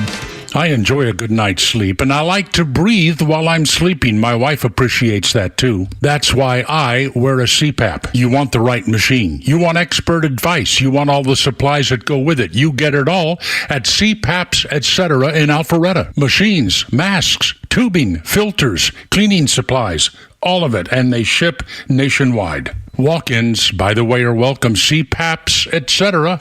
Alpharetta, cpapsetc.com. Election coverage is more than polls and numbers. It's about what matters in your life and your community. And Atlanta's only conservative news and talk station cares about your community, your voice, and most importantly, your vote. So keep it all here for the latest and download the Extra 1063 app and keep up with Atlanta's only conservative voice. Tug, Rhino, and Los on the Morning Extra on Extra 1063. Final segment of the show, and we're going to highlight the genius of Dave Chappelle. Dude was an absolute genius on Chappelle's show. That show could never be done today. That show will never be attempted again. And when he's out on tour, he still thinks the same way that he did when he did the show. He's so creative in that way. But he saw things that maybe you and I didn't see, that you and I had no idea was going on, just because where he was plugged in and the people that he saw and hung out with. I'm going to take you back to Chappelle's show when he did an episode and he portrayed Sean P. Diddy Combs. The bit was from Making the Band. That's right. The old show where you would have to jump through all these hoops. And so they're doing Making the Band, but it's P. Diddy. That's right. And what did he have somebody do? Something crazy weird. Y'all not working like a team? I got to shut the studio down, yo. All right, the only way I open the studio up now, y'all got to walk uptown to the Bronx and get breast milk from a Cambodian immigrant. I only drink the finest breast milks. Go out there and milk Cambodia. And the looks that he was getting. It's 100% Cambodian. After he does it all. It's the real shit. Oh, yeah, we'll dump it unless you're on the app. What's up, app? You made my day. 20 years ago, he's flat out telling you how weird this dude is. And fast forward to yesterday, and his house is raided by the feds. We still don't 100% know what's going on with him. But Dave Chappelle and so many other people were saying, this dude's really weird. Yeah. Chappelle made an entire skit about how weird this guy is. Well, his ass got weirder and weirder. Yeah, for sure. Well, the whole thing's getting weird. You know, Cuba Gooding Jr. is now tagged in one of the cases with the rapper Little Hood or whatever his name was, who was alleging that, you know, some of the things that were going on with P. Diddy. And now, of course, Cuba Gooding Jr., 50 Cent saying, hey, I've seen this for a while. We've seen so many, Candace Owens. A lot of people going, hey, a lot of people have seen this. A lot of people have been talking about this. By the way, I only set it up for, a few hours here for our poll. So I guess this will be our final result. If a man wants to take you shopping, whether you're male or female, what does he mean? We're talking about, obviously, 50 Cent making that comment about P. Diddy asking him. He wants to be nice. No. He wants to feel, no. He gay. That's the pretty much answer. He's trying to get in your pants. He wants you. So, yeah, Tug, now you see, that's good. You learn something, buddy. Yeah, man, absolutely. You can't be caught off guard now. No. He asked for a sugar cookie to start with in the episode. Does the fake P. Diddy. And it moves its way to Cambodian breast milk. And that's trending on Twitter now all of a sudden is sugar cookie. That's so funny. The fact that Dave Chappelle was like, I'm telling you, I'm waving the... And I think there was those moments when he knew he was going to do something that would later make a difference. And he's done that. That was almost like an Easter egg, like waiting for this moment. It's almost like he was foreshadowing something to come. Sugar cookie. He then follows it up with, you need to walk through New Jersey and find me a set of left-handed golf clubs. Right. And then it ends with Cambodian breast milk. Yeah. Like Dave Chappelle's trying to tell you, I'm doing a comedic skit telling you how weird this dude is. But then, Rhino, you're seeing other people that are stepping out and saying all this. Yeah. Like, and you named some of them.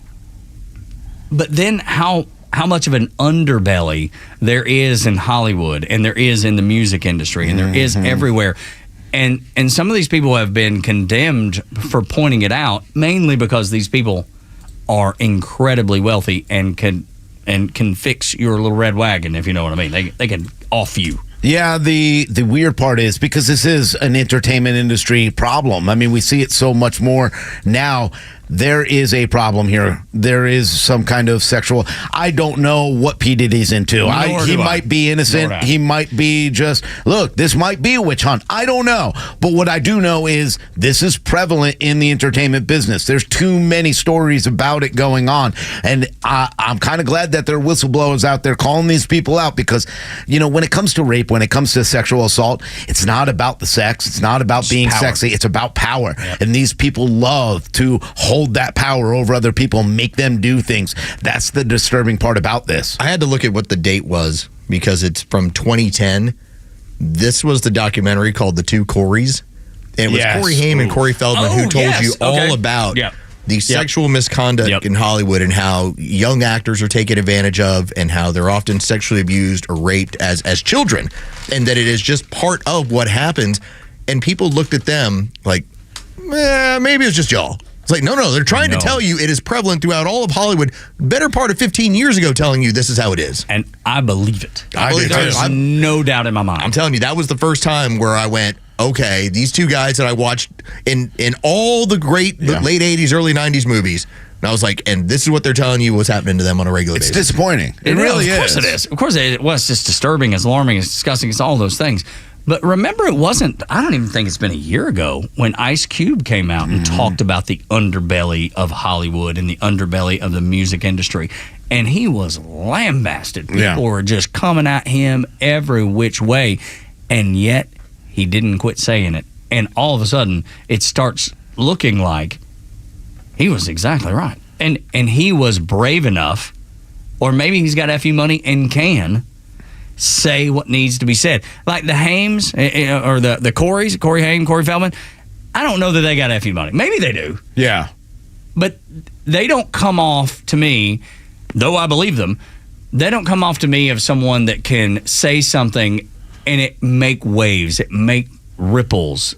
When it's somebody like Ice Cube that is a tough guy that has been through, craziness in his youth and probably participated in craziness in his youth and has survived all that, looks back and goes, you know what, some of that was intentional. I was set up for this stuff to happen, and I was able to overcome it. Yeah, I mean, you look at a lot of the stories about some of the Hollywood actors that go back, and now, especially after a lot of these stories that came out from Corey and Corey, they're coming out now, and there's some of the biggest stars going, yeah, that guy was a creep. Yeah, that guy was a creep. Yeah, he asked me to do certain things, and some of them walked away, and some of them probably have done those things to get that fame. That's the kind of power and control they have over you. Remember, Los, when it used to just be the casting couch, and it was always focused on women, and I definitely believe that stuff happened 100%. But now you get a little more of the door opening, and it wasn't just happening to women. Kevin Spacey. Yeah, when you look at some of the things that they allege from the two Coreys, the rape of the two Coreys, they talk about one of them being raped on the filming of Lucas. You remember that movie? Yes. They said it was Charlie Sheen. Yeah. That's what they alleged. I was like, Charlie Sheen raped a 13-year-old when he was 19. Like, it was prevalent throughout the industry if that happens to be the case. Good Lord. I hate to end the show on that because it's so alarming. That's why Diddy is where he's at. Exactly right, man. That's what they're looking into. For Rhino, Front Office Los, and Board Op Joe Virgin River, my name is Tug. Y'all come back now. You hear?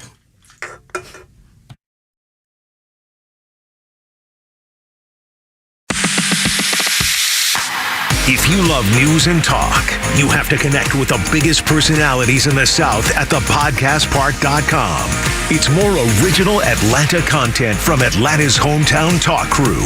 From legal news to sports and politics, and even archives of interviews from years past. Find the podcast that you love and subscribe everywhere you get podcasts.